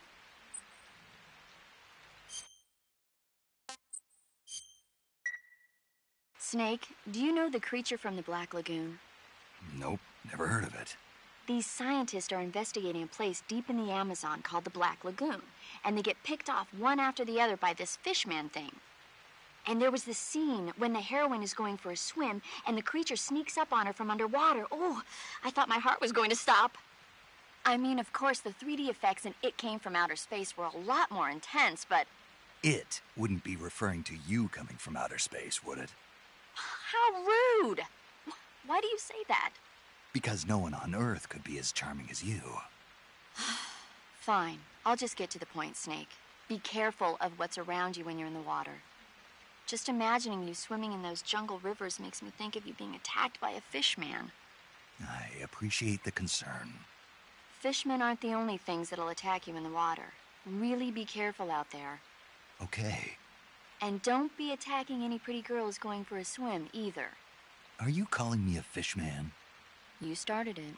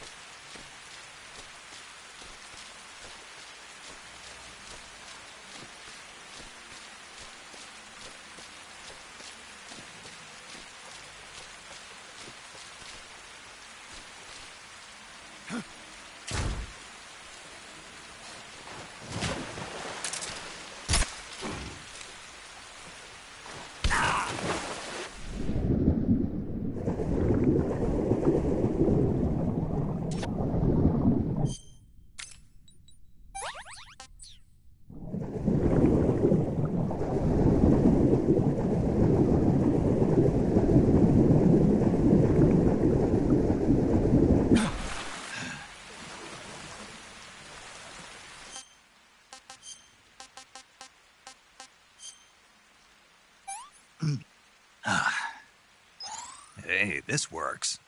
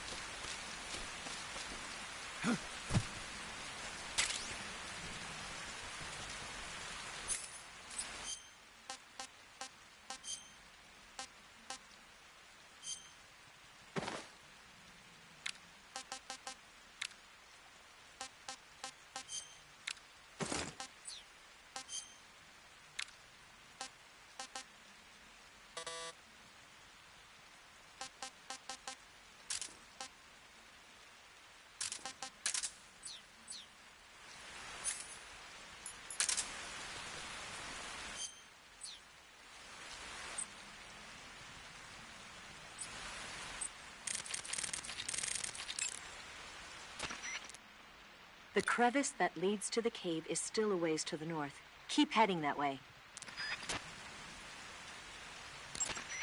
Eva, where are you now? I told you, didn't I? I'm right near the Colonel. Pretty weak answer, if you ask me. I suppose you're right. Eva. Snake, I'm under orders to cooperate with you, but that doesn't mean I have to tell you everything I know. I would assume the same applies to you, too. The crocodiles in that swamp are extremely vicious. Apparently, they've already chewed up a bunch of soldiers out on patrol. Now no one even dares to go near the swamp. They said that the crevice that... Snake, what in God's name? How does it look? It looks cool. Huh? It looks cool on you. It does? Yeah. I don't think cool is the right word. Why? What's wrong with it? What's wrong? Don't you think it looks silly? Doesn't it make you laugh? Aren't you going to ask me what the hell I was thinking? No. Huh. I think it really does look good. It reminds me of the alligator people. Oh, the... what? The Alligator People. It's a science fiction movie. You've never heard of it? No. Oh, well, you should see it sometime. It's about this guy who gets hurt in a car accident and tries to heal his wounds by injecting himself with a crocodile serum, but then his head turns into a crocodile head. You look just like him with the mask on. That's awesome! Right. Huh? Oh, never mind. I suppose you might be able to disguise yourself as a crocodile by wearing that cap and sticking your head out of the water.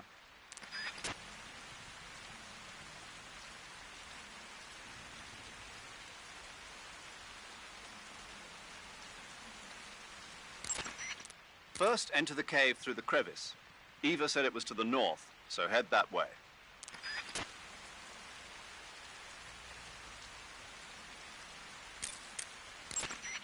Snake, be careful. That area is inhabited by coral snakes. The coral snake is a venomous snake that originally hails from the Americas. Its venom is a very potent neurotoxin, so don't let it bite you. If you do get bitten, go into the survival viewer right away and use Cure to neutralize the poison with a serum injection. The colorful red and black patterns on the coral snake are a warning sign. Apparently, the bright flashy colors and pattern let other animals know that it carries a deadly poison that keeps them from attacking. There are many animals that mimic the colors of known poisonous animals as a defense. See, by mimicking other poisonous creatures, they increase their chances of survival. There is another non-poisonous snake called the milk snake that borrows its coloring from the coral snake. Uh-huh. You're not even listening, are you? No.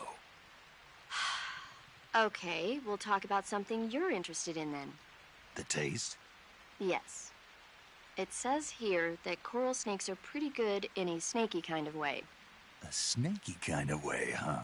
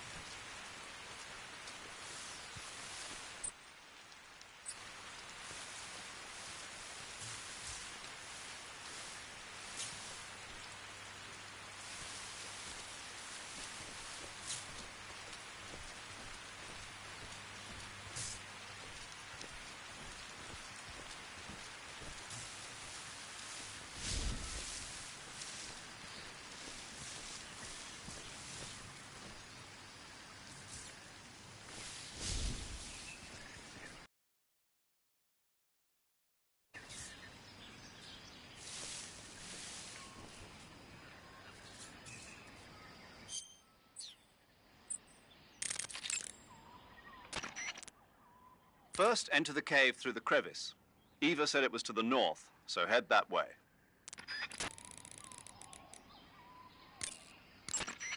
First, head north through the jungle. Enter the cave through the crevice to the north. Follow the cave to the end and you'll come out in an aqueduct surrounded by mangrove. Follow the aqueduct to the north and you should arrive at a warehouse. Climb out of the water and enter the warehouse. After you've infiltrated the warehouse, pass through it to the north. Then you'll emerge in the woods again. The lab will be directly to the north.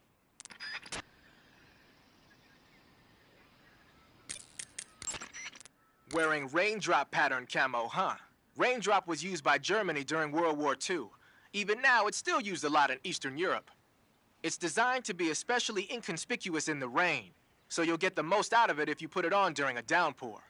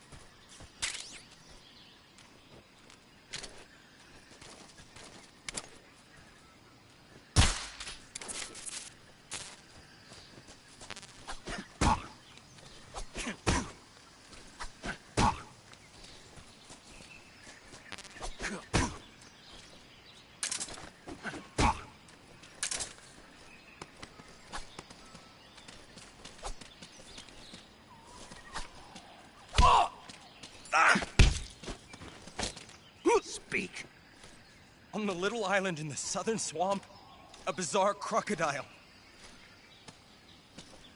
Speak. There are guys who know alert cancellation frequencies. Speak. Bastard.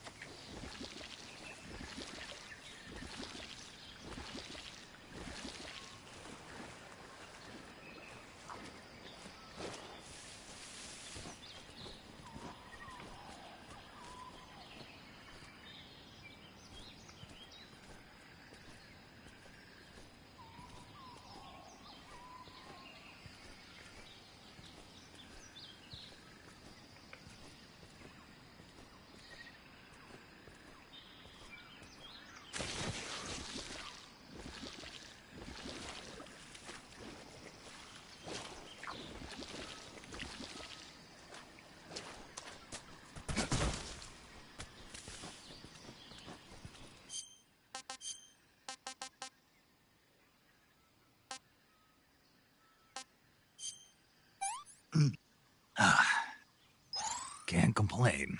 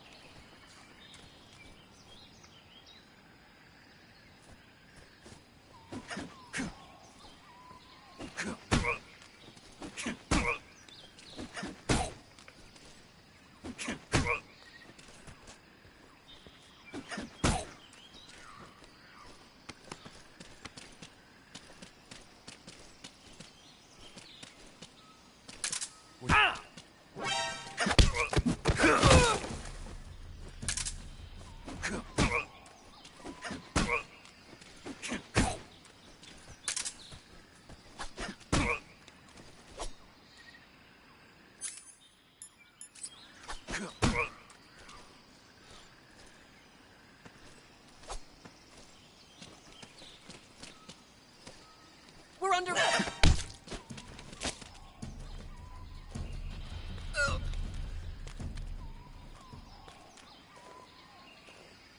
Speak. Watch your feet. Speak. We have guys who know fire support frequencies. Speak. You lousy! Speak. Watch your feet.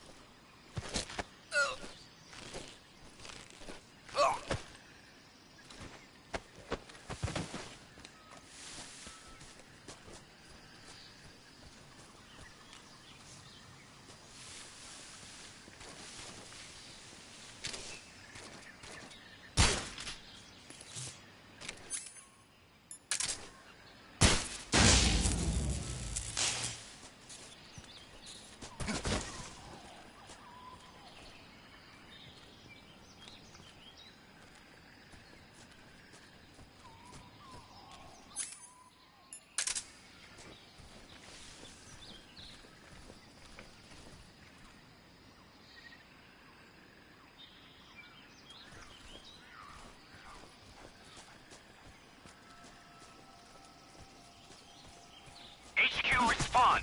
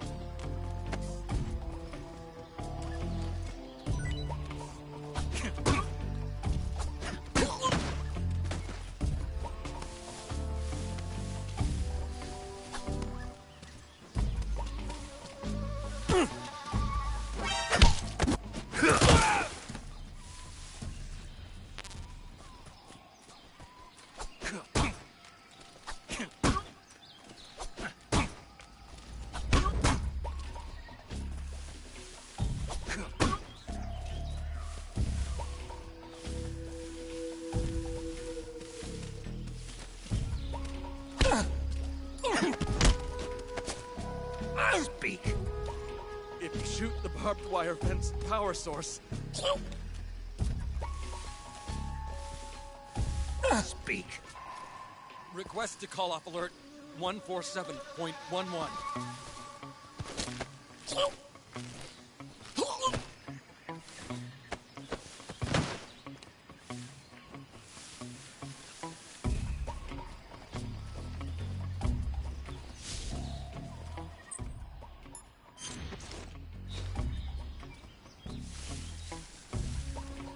What the?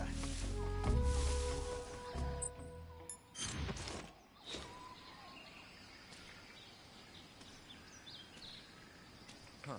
Guess I'm seeing things. HQ. Huh? Damn it!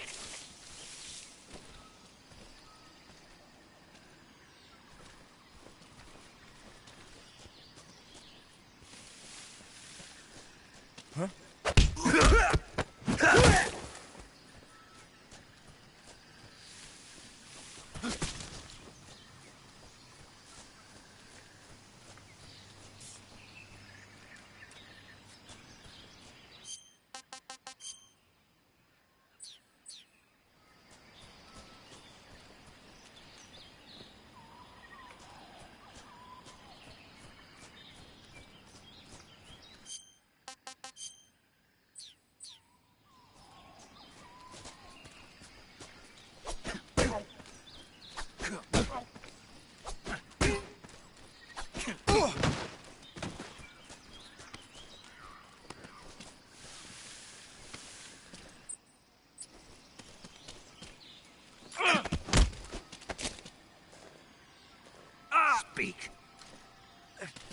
lots of traps around here.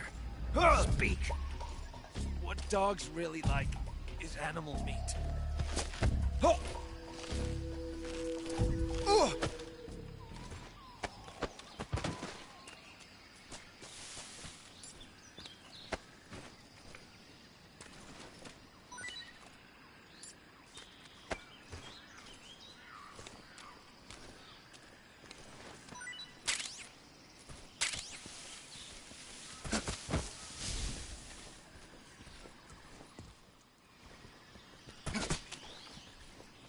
We're under attack!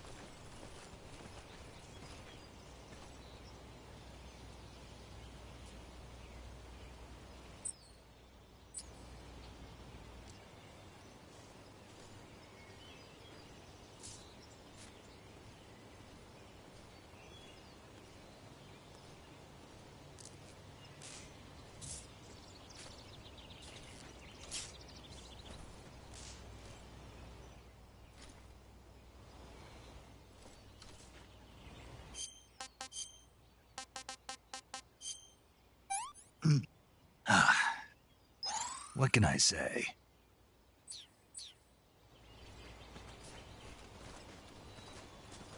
Huh?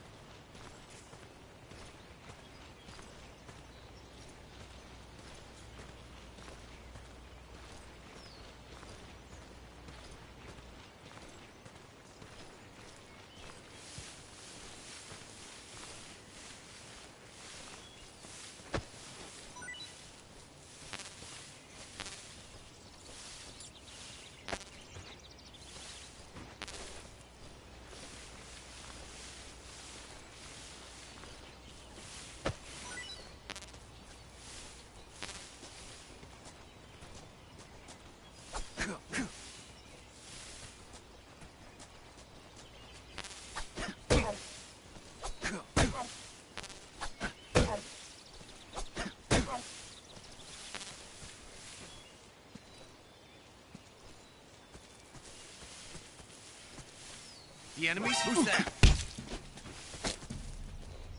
Speak. To the north. HQ respond. This is HQ. Patrol here. Speak. Enemy sighted. Requesting backup. Acknowledged. Sending reinforcements.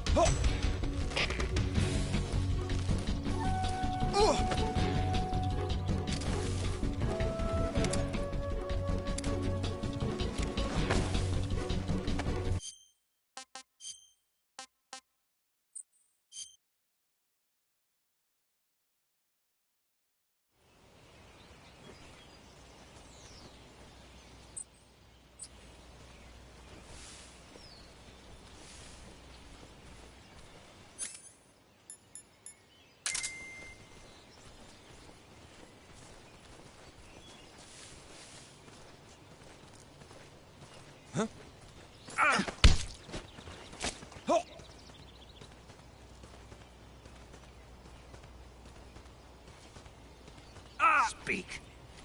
To the north. Speak. There's more of us. Speak. If you want to learn more, take a look at the survival viewer map. Speak. Request a call-off alert. Speak.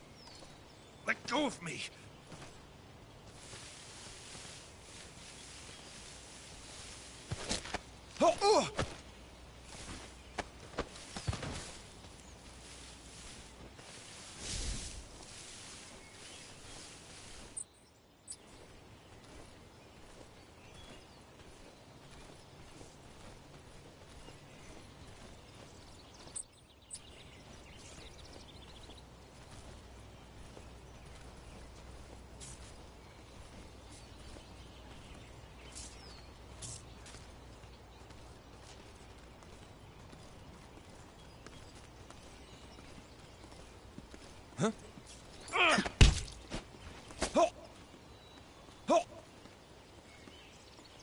Speak. Listening to the radio can be relaxing.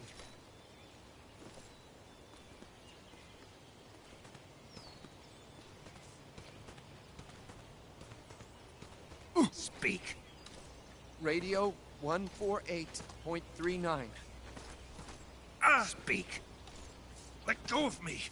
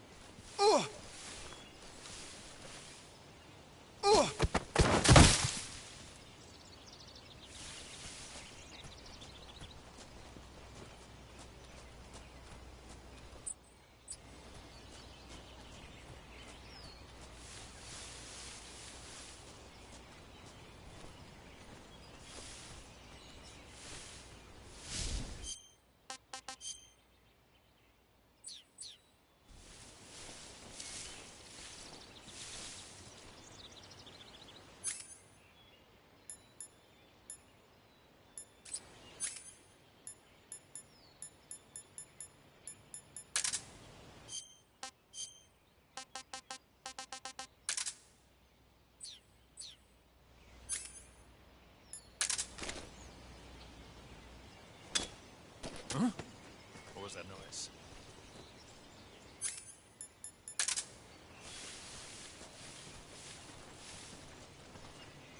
Huh? Answer me! Destroying the armory will...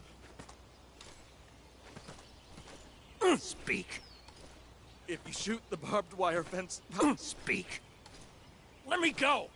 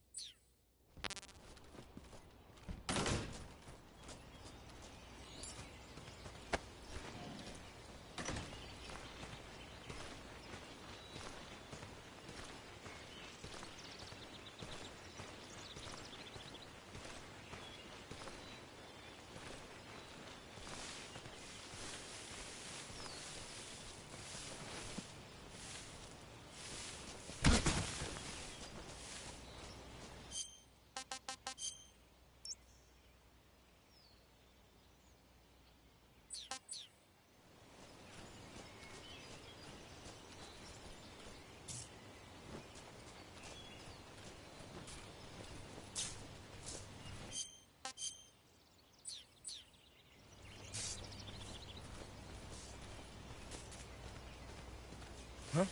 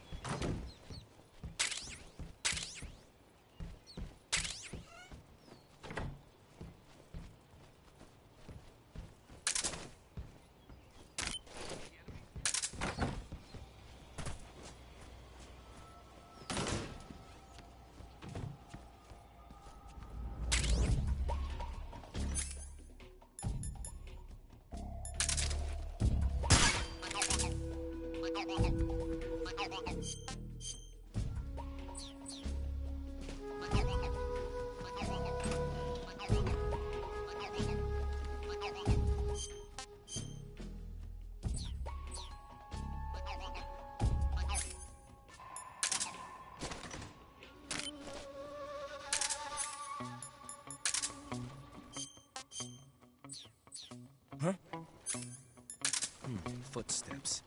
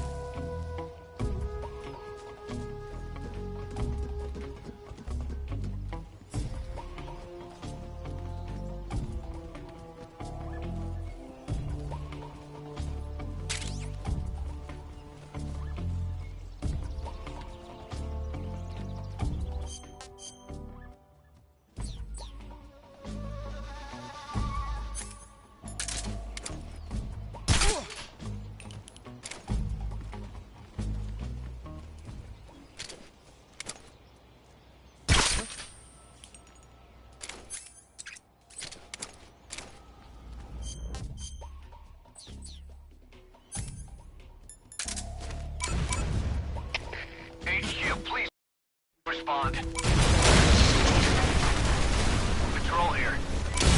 We're being attacked. Enemy position unknown. Going into high alert. Acknowledged. Sending reinforcements. Use extra caution.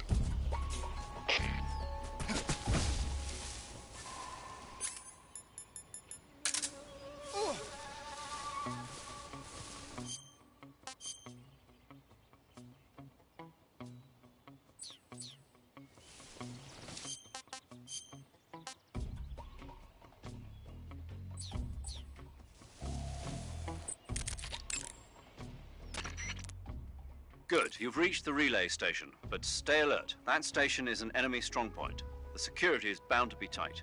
But there's no other way to get to the crevice if I don't make it through. Exactly. The crevice leading to the cave is in the north of that area. Find a way to slip past the enemy and head north. I see you've got yourself a ration. Rations are portable meals carried by Soviet soldiers. I've heard some nasty stories about how they taste. It looks like the rumors are true. Great. Hey, you should be grateful. Those things are designed to last.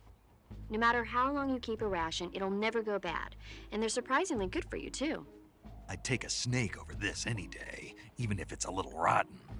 You are hopeless. Hey, you've got an M1911A1. Yeah, a 45. 50 years since the Army adopted the first model, and they're still using them. It's a real gem of an automatic pistol. But aren't you gonna need more than just one little handgun? Not at all. When you're in a tight spot or fighting in close quarters, sometimes a handgun works better than a rifle. And if I equip a knife at the same time, I can instantaneously switch over to hand-to-hand combat. I see. That 45 you've got there is a lot different from the original, though. Looks like someone did some serious work on it. It's more than a little. First of all, the feeding ramp is polished to a mirror sheen. It's not going to have any feeding problems. The slide's been replaced with a reinforced version, and it meshes perfectly with the frame. The frame itself has been iron welded and scraped down multiple times for maximum precision. The front strap part of the frame has been checkered to make it dig into the hand. That prevents any slipping. The sight system's original too. It's a 3-dot type. It's got an enlarged front sight, giving it superior target sighting capability. The regular hammer's been replaced with a ring hammer. That enhances the cocking control and increases the hammer down speed. They also reworked the grip safety to accommodate the ring hammer. Looks like they eliminated it altogether. This is a tool for pros. The thumb safety and the slide stop are extended to allow for more precise handling. The base of the trigger guard is whittled down so you can use a high grip. And the trigger itself is a long type for easy finger access. The trigger pull is about 3.5 pounds. That's about 1.5 pounds lighter than normal. The magazine well has been widened to make it easier to put in a new magazine. The magazine catch button has been cut down low to make it harder to hit it by mistake. The mainspring housing has been changed to a flat type to increase grip, and it's even been fitted with stepping so it doesn't slip from the recoil when firing. On top of that, they added cocking serrations to the front part of the slide. That lets you load and eject cartridges faster in an emergency. Whoever did this is a professional. No question, this thing could shoot a one-hole at 25 yards in a machine rest. Well, I'll be damned. That's some gun. Yeah, I've never used a weapon this fine in my life.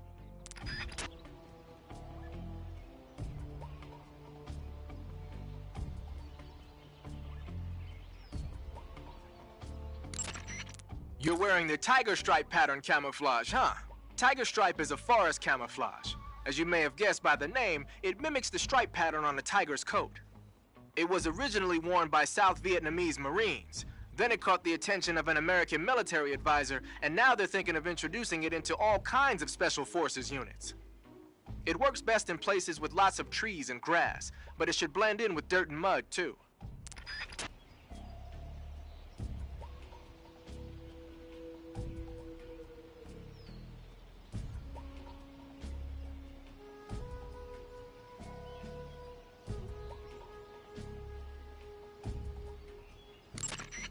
Tell me something, Sigint.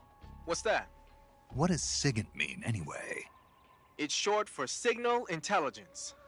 Signal Intelligence? The part of intelligence that deals with electronic information. Things like intercepting and analyzing electronic communications, determining enemy force strength and positioning from radar emissions and radio chatter. You get the idea. Code breaking is considered part of SIGINT as well. 40 years from now, we'll be in the age of electronic warfare. It won't be long before information replaces firepower as the most valuable commodity on the battlefield. So you're saying they won't need guys like me anymore? Sorry to break it to you, but that's not gonna happen. No matter how advanced our technology gets, there's still no substitute for human beings. Anyway, the Major is a man of foresight. He knew the electronic age was coming, and so he called out to me. And you responded? Well, I didn't have any place else to go. You couldn't find a job? Nope. None of the places where they do this kind of high-tech research would even let me in the door. Why not? I know you've got social problems, but... Come again? Nothing. I mean, someone with your talent ought to be able to... Yeah, well, maybe it has something to do with the fact that I'm black. The Major, though, he doesn't care about what color you are. I've never met anyone like him before. He's different, you know? Oh, yeah, I know. I don't think racism's gonna go away even in the 21st century. But I want to work with computers and use them to bring people closer together. In the digital world, it doesn't matter whether you're black or white, American or Russian or whatever. Everybody's going to be the same. That's what I think.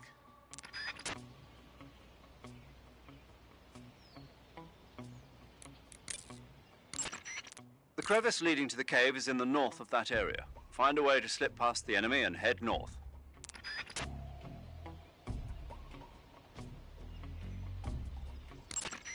The crevice leading to the cave is in the north of that area. Find a way to slip past the enemy and head north.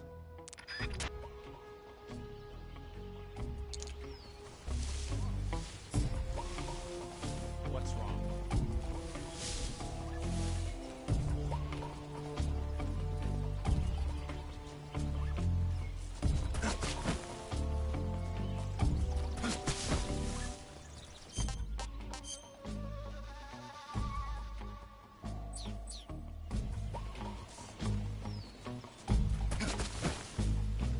Damn it!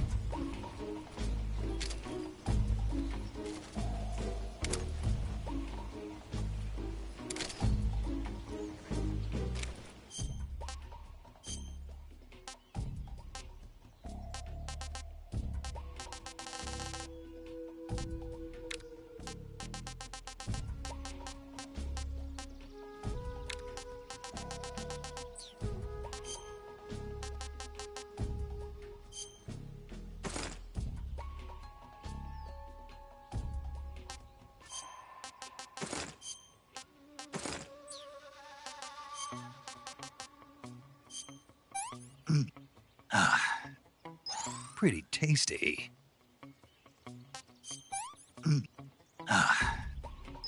What can I say?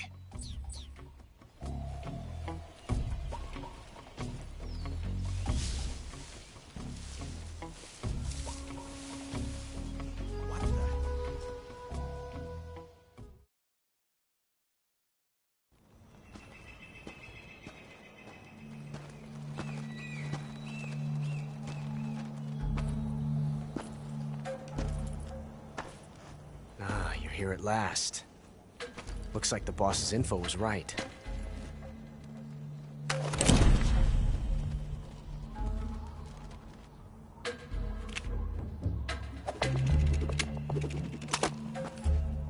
Twice now you've made me taste bitter defeat.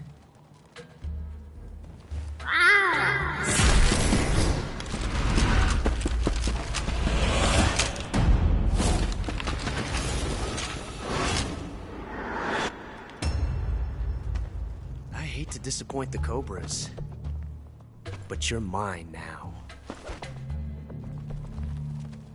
All of you, leave us.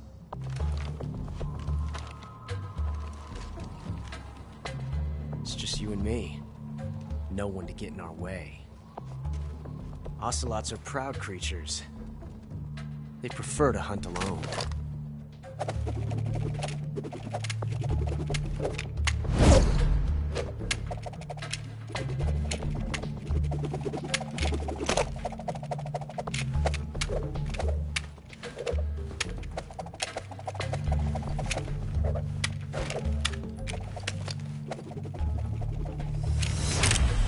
shots.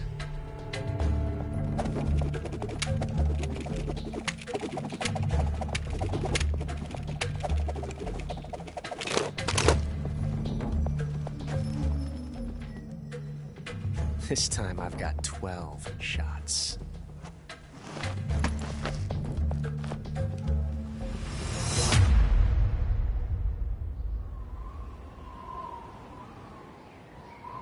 Okay. Draw!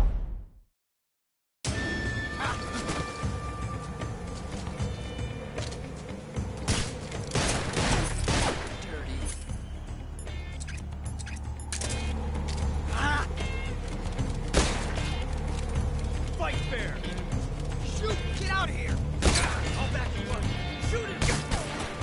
Stay out of it. Sir, forgive me.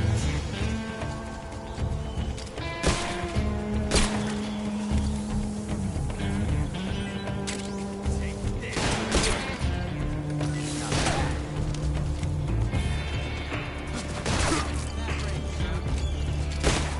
You won't get away from me!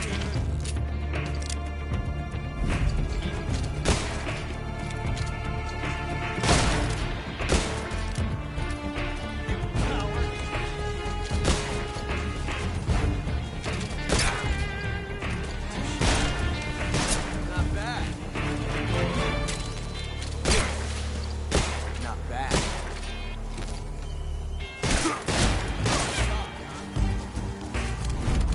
I've never felt a tension like this before.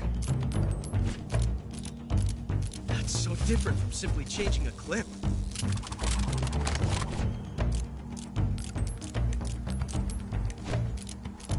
This reload time is exhilarating.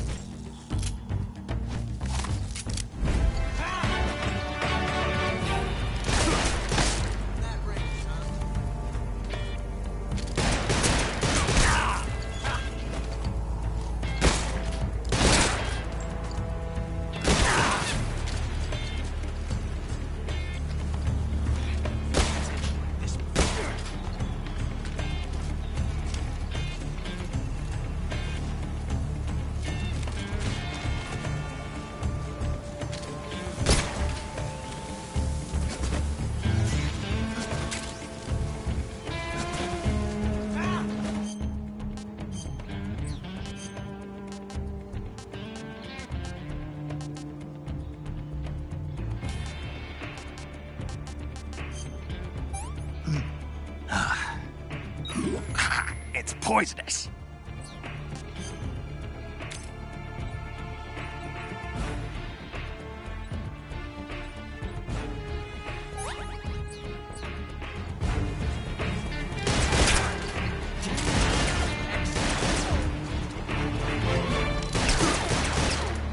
Major, I can't just sit back.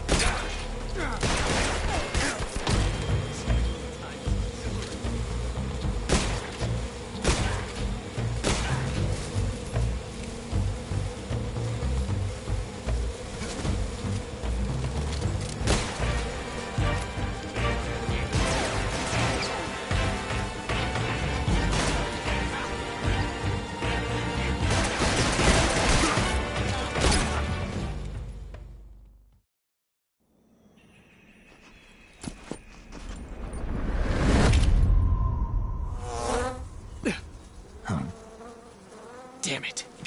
He found us.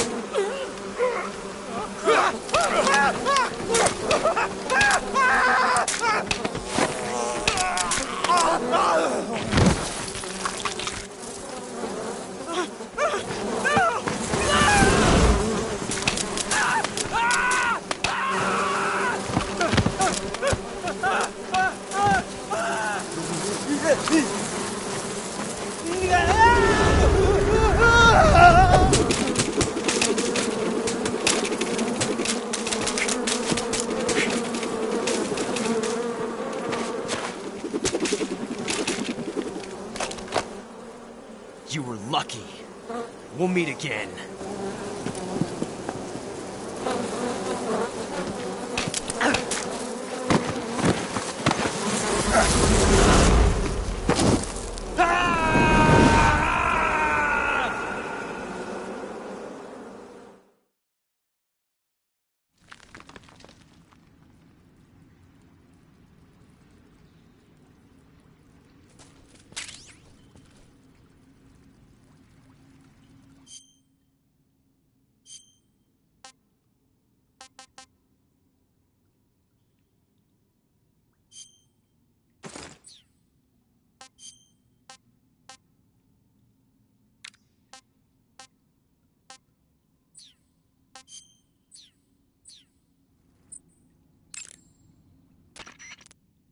Snake, are you okay? Snake!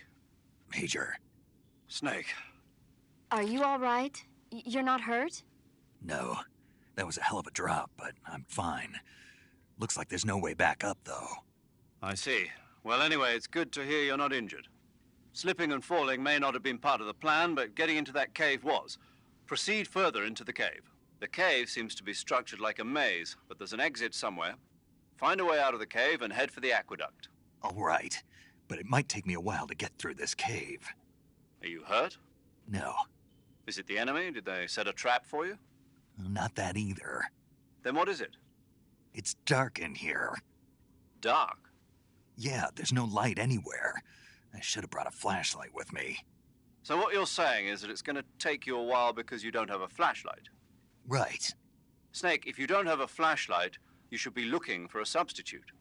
I tell you, American soldiers these days rely too much on ready-made equipment. Here we go again. What was that? Nothing. American soldiers rely too much on ready-made equipment. And not only that, they can't seem to grasp that one piece of equipment can have multiple functions.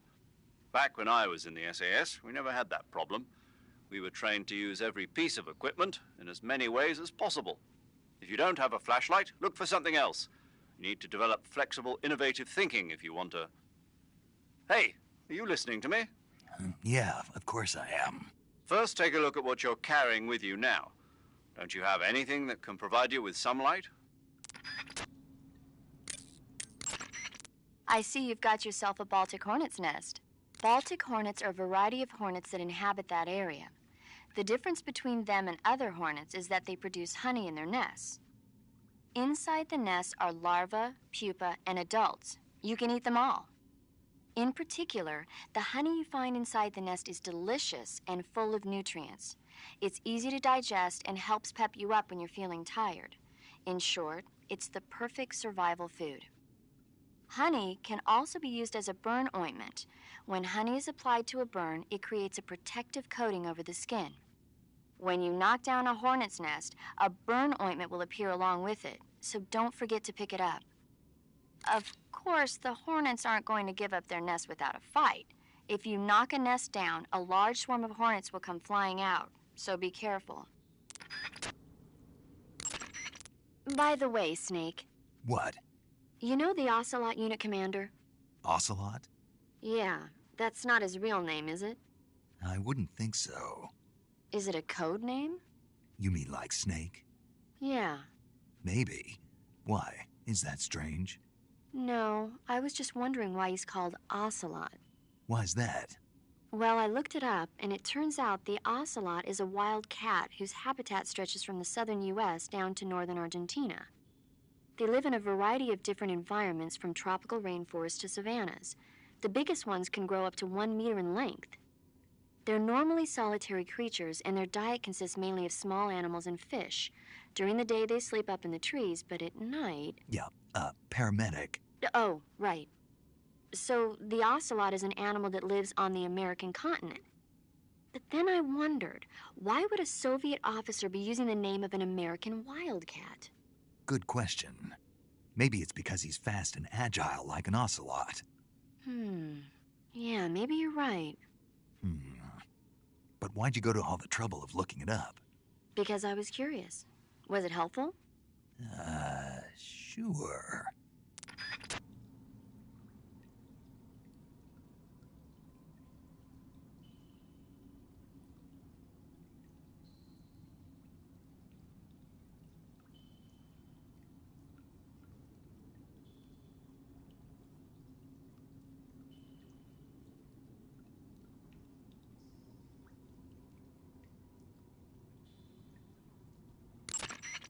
That area is inhabited by the Taiwanese cobra.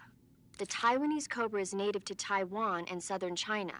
It's quite vicious and carries a potent neurotoxin in its fangs. Be careful. If it bites you, go into the survival viewer immediately and use the cure option to inject yourself with serum. Sounds interesting. Don't ask me. Huh?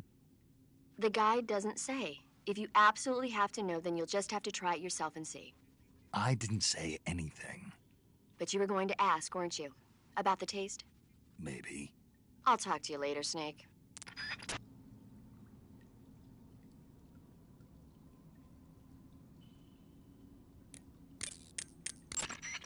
Looks like you're using splitter face paint. Splitter is an indoor face paint. Painting your face with splitter should help you blend in better when you're infiltrating a building. Your field uniform is not just a set of threads to wear. To get the max effect out of your camouflage, you gotta correspond with your environment. So no matter where you are, make sure to choose a camo pattern that lets you blend in.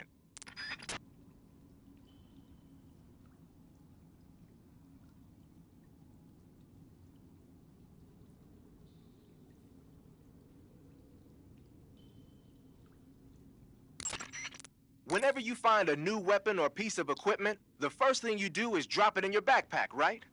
But you can't use your new goodies if they're just sitting in your backpack. To use a weapon or piece of equipment, first you have to take it out of your backpack and place it on your person. The woodland paint is Snake, are you all right? Yeah, just barely. What the hell were all those hornets? Most likely that was the pain, one of the cobras. I figured as much. Are they tracking me? I don't know. The cobras only take orders from the boss. Not even Volgin knows what they're really up to, so I don't know anything about them either. No kidding. I'll try and dig up as much as I can about them. You just focus on moving ahead. Go to the end of the cave and you'll come out in an aqueduct overgrown with mangroves. This leads to the Ponyzovier swamp. And Snake, be careful. That cave is pitch dark inside. Good. I did remember to tell you then. If it's completely dark and you need a light, try using a torch. I heard there's some emergency torches stored somewhere in that cave. Torches. Got it. So where are they? Huh? Where are the torches? How should I know? Go find them yourself. Snake, have you heard about the massacre that happened in the forest near the village of Gnezdovo? The Katyn Forest Massacre, right? During World War II, the German army came upon the bodies of 4,000 dead Polish in the forest of Katyn. Yeah, Germany blamed the Soviet Union, but the Soviet Union denied it, blaming Germany in return. The truth is that Stalin ordered the NKVD to carry out the killings.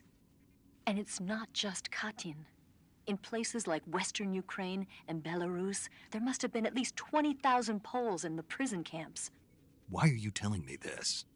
Volgin was one of the people responsible. He was one of the vicious leaders behind it. Volgin was? He blamed it on a prisoner revolt to allay any fears, and requested they be put to death.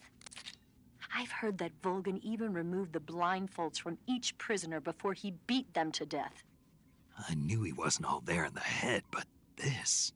Not someone you could be friends with. That cave is known as Chornaya Peshara. In Russian, Chornaya Peshara means the black cave from which cold wind blows. It's a magma cavern formed millions of years ago, back when Salinoyarsk was the site of volcanic activity.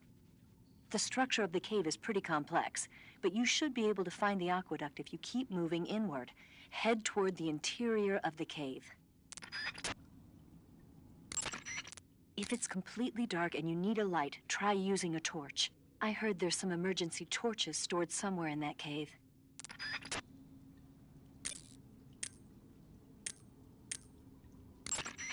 Snake, that's the home to the Otten frog. The Otten frog is a large, corpulent species of frog. They're known as a delicacy, so it might be worth catching them for food. The Otten frog was originally found only on Amami Oshima in Japan. Frogs usually have 4 toes on their front legs, but the Otten frog is unique in that it has 5. Got it. By the way, You said they were known as a delicacy, right? Right. So that means they must taste pretty good, huh? I guess so. I hear that in Japan, otten frog sashimi and sukiyaki are popular dishes.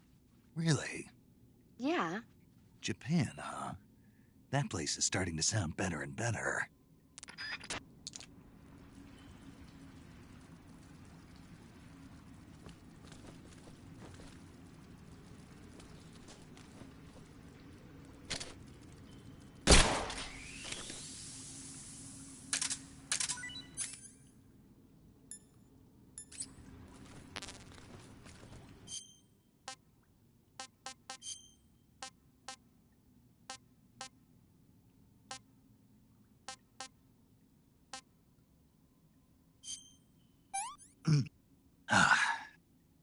Sick.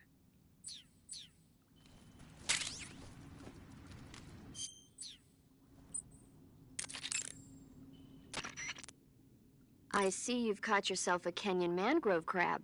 The Kenyan mangrove crab is a land-going crab. It lives in burrows dug near seashores and mangrove swamps. It's not poisonous, but it might hurt a little if it attacks you with its pinchers. Treat it with caution. Got it. So this thing must taste pretty good, huh? Why do you say must? It's a crab, isn't it? It is. And crabs are good to eat. What's so good about them? You don't like crab? Not at all. Why not? Why? How can you eat those things? They're all purple and yellow striped, and they stink like cat pee. But that's just my opinion. Don't listen to me. Let's see here. The guide says... no way. It says they're delicious. Well, if you want to eat one, then go right ahead, but count me out.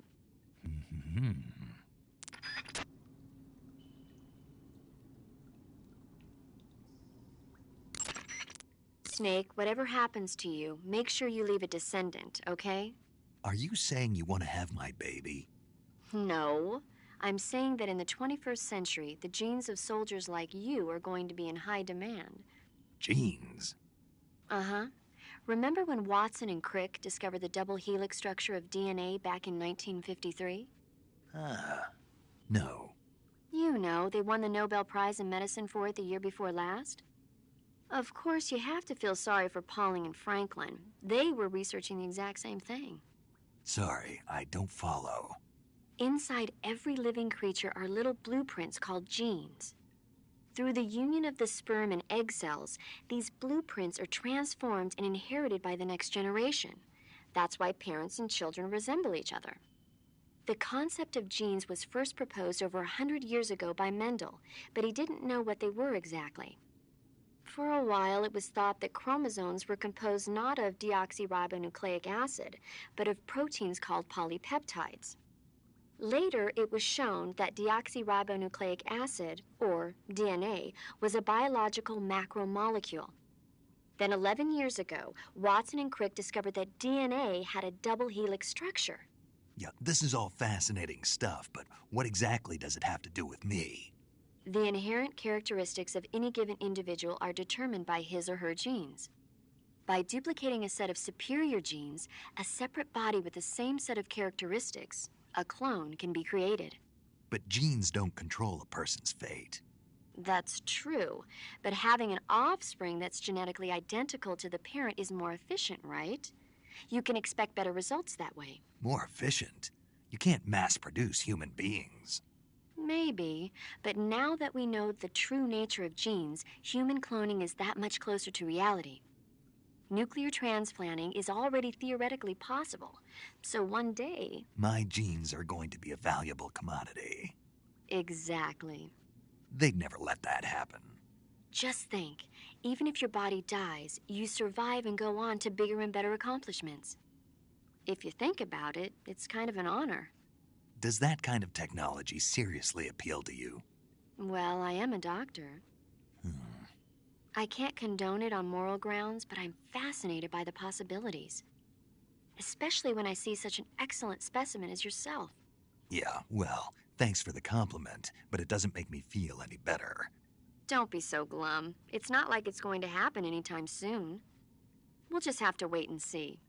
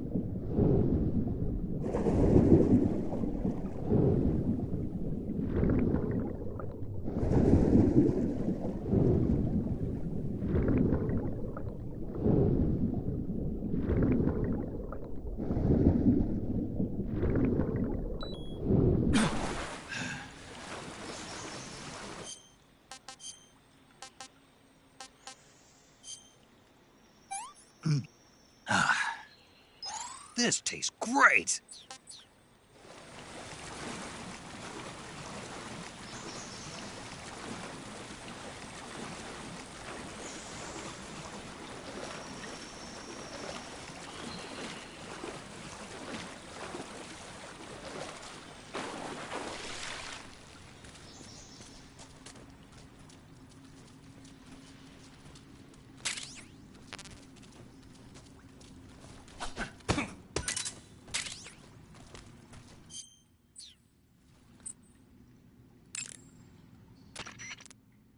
I see you found some Russian glow caps. The Russian glow cap is a kind of luminescent fungus, a mushroom that glows in the dark. Why would a mushroom glow in the dark? It's bioluminescent, just like a firefly. It uses the so-called luciferin luciferase reaction. To put it simply, luciferin reacts with luciferase in the presence of magnesium 2+ ions, breaking it down into oxyluciferin and carbon dioxide. The carbonyl groups in the oxyluciferin are initially in an electrical excited state. When they return to their base state, they give off light. Did you get all that? Not really. Oh. By the way, does that mushroom recharge your batteries when you eat it? Huh?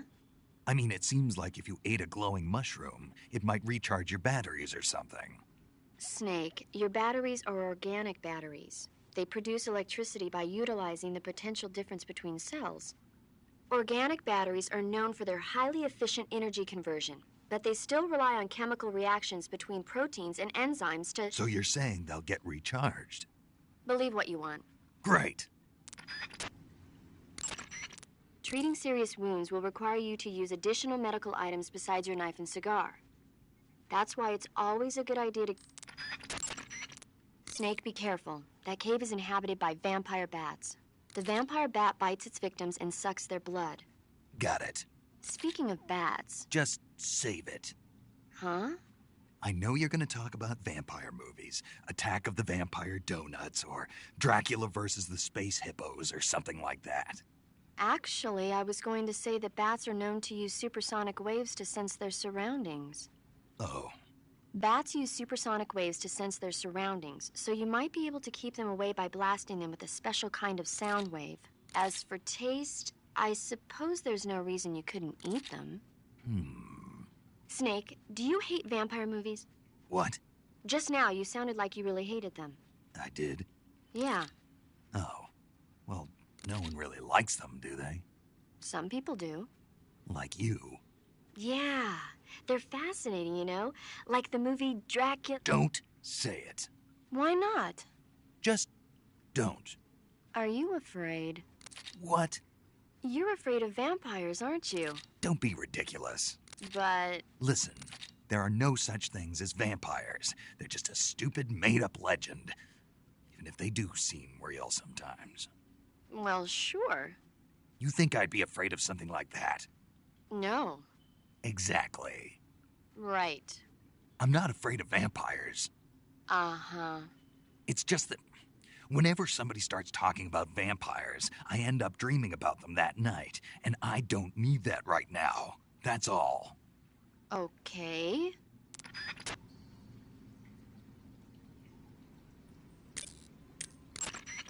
You want to save? Hold on a sec.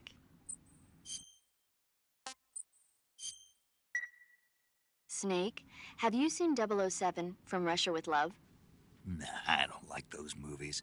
Real spies are nothing like James Bond. It's pure fantasy. Snake, I don't think the Major's going to like you saying that. And even though it's fiction, I can't help but comparing myself to Bond. What exactly don't you like about James Bond? I mean, is it the fantastic gadgets? The cars? The guns?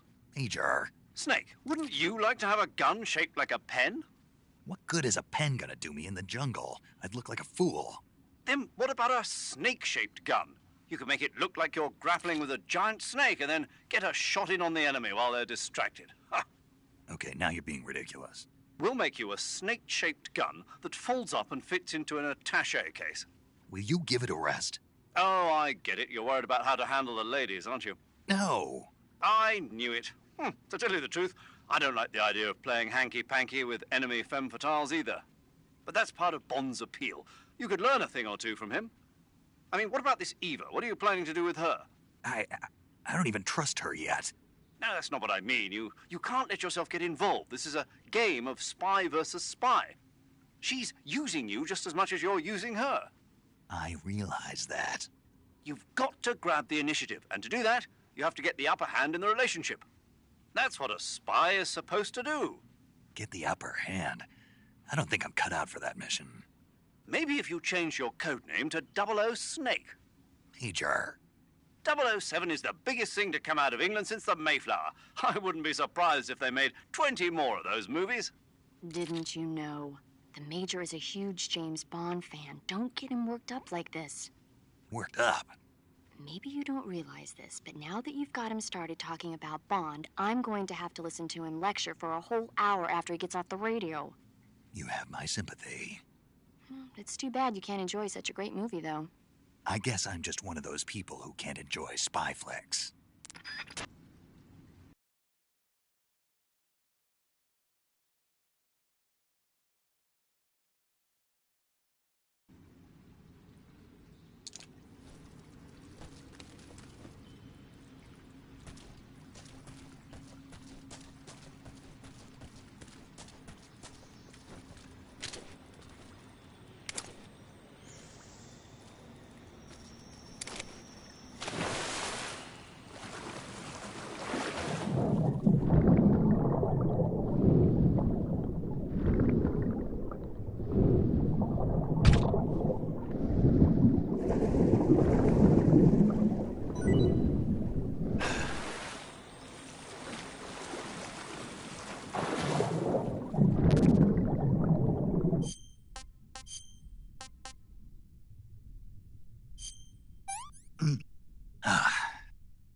Pretty tasty.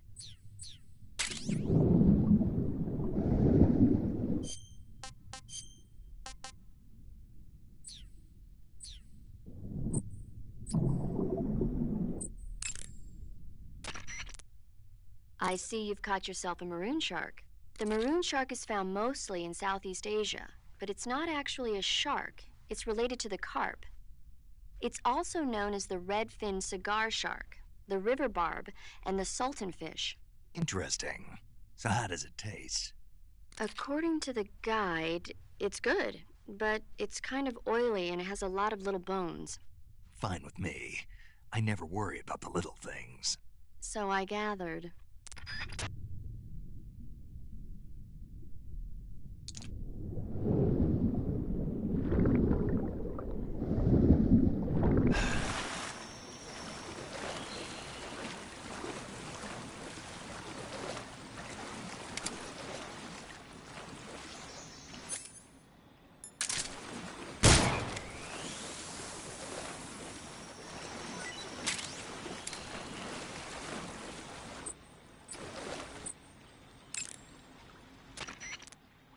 Snake, be careful when you approach the enemy.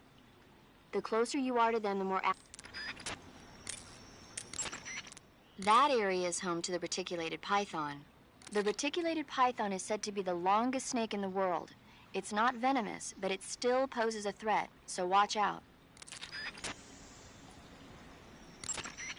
Snake, there are rats living in that area.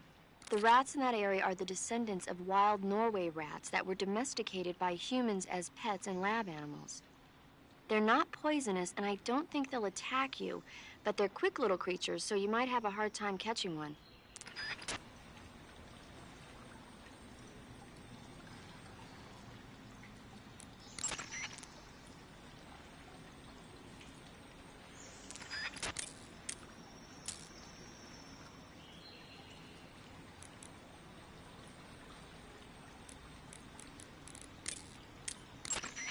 Snake, it says here you can catch maroon sharks in that area.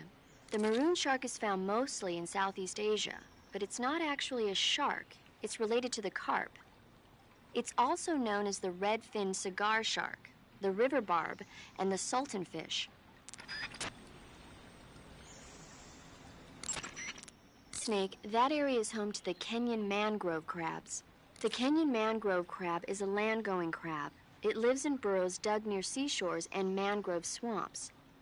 It's not poisonous, but it might hurt a little if it attacks you with its pinchers. Treat it with caution.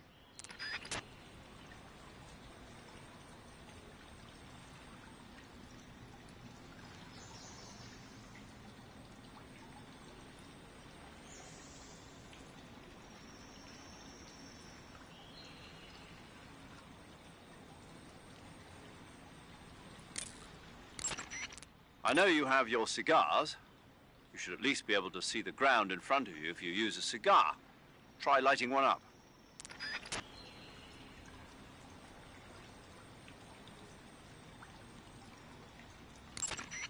I know you have your cigars. You should at least be able to see the ground in front of you if you use a cigar. Try lighting one up.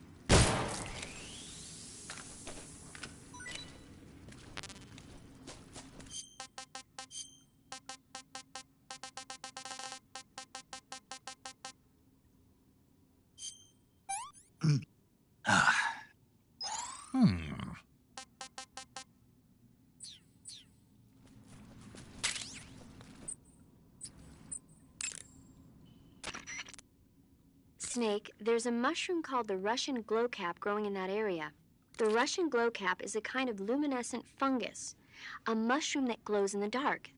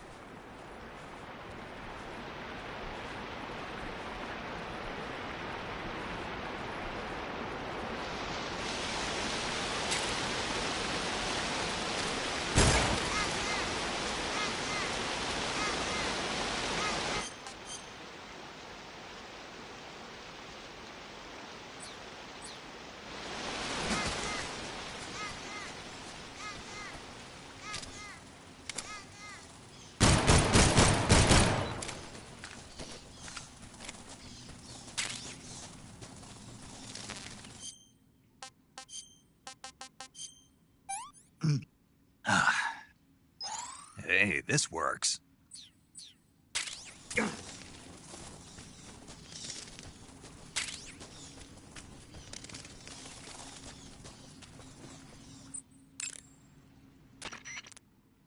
That area is home to the reticulated python.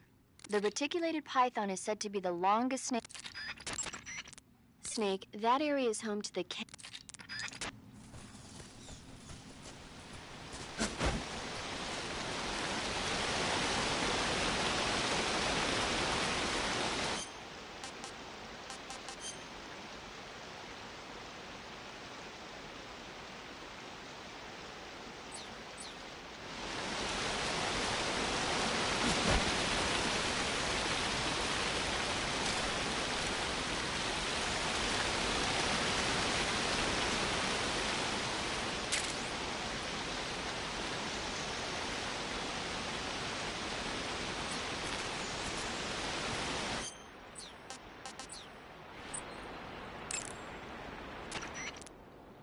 When you're bitten by a venomous animal such as a snake or a spider, or hit by a poison...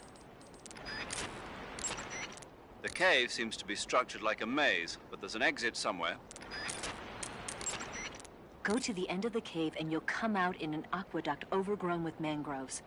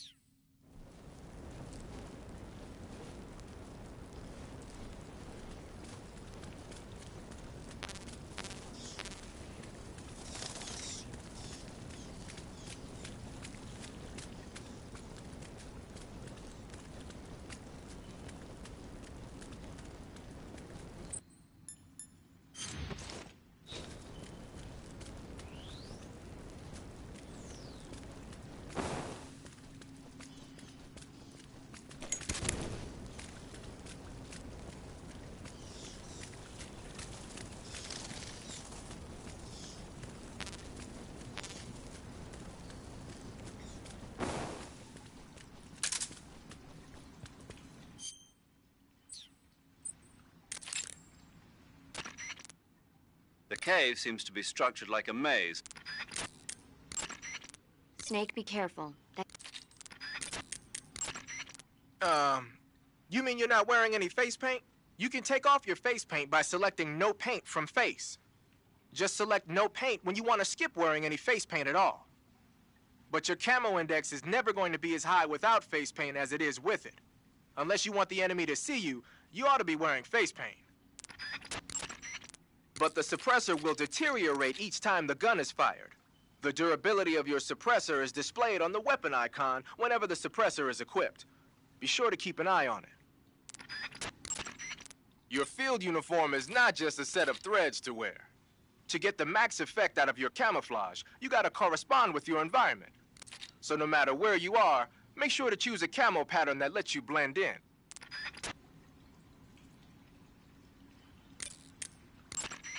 You want to save?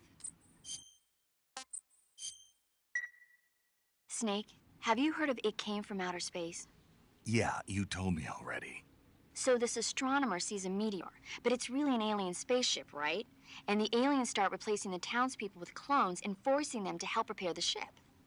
The 3D effects were quite realistic. I've got all the real I can handle here in the jungle. No, you don't get it. Precisely because it's realistic, with the images jumping out of the screen at you, it makes for a nice escape from reality. I have to admit it made my eyes tired, but it was really intense. Unfortunately, they don't make very many of those movies anymore. When did it come out? I was still in college, so probably about 10 years ago. Guess I'm out of luck then. You know, they're coming out with household versions of video cassette recorders. One day you'll be able to see old movies anytime you want. It'll be like having a movie theater in your own home. Really? It's like if you had a record with movie film etched onto it instead of music. It'll work the same way. You're kidding. No, really. And someday they might make movies where you control the characters yourself. Sounds like magic. It'll happen. Make sure you stay alive to see it, Snake.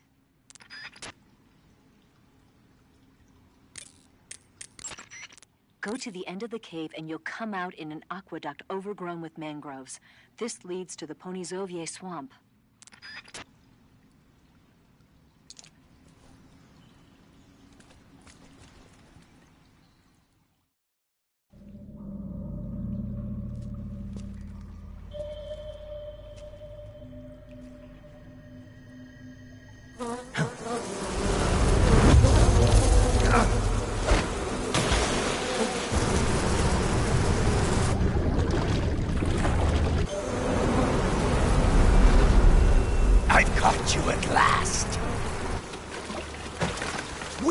The sons of the boss! I am the pain!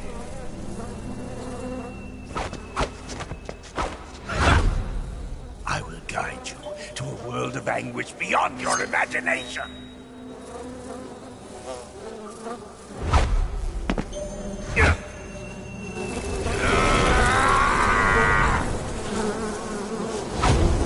Let's get started.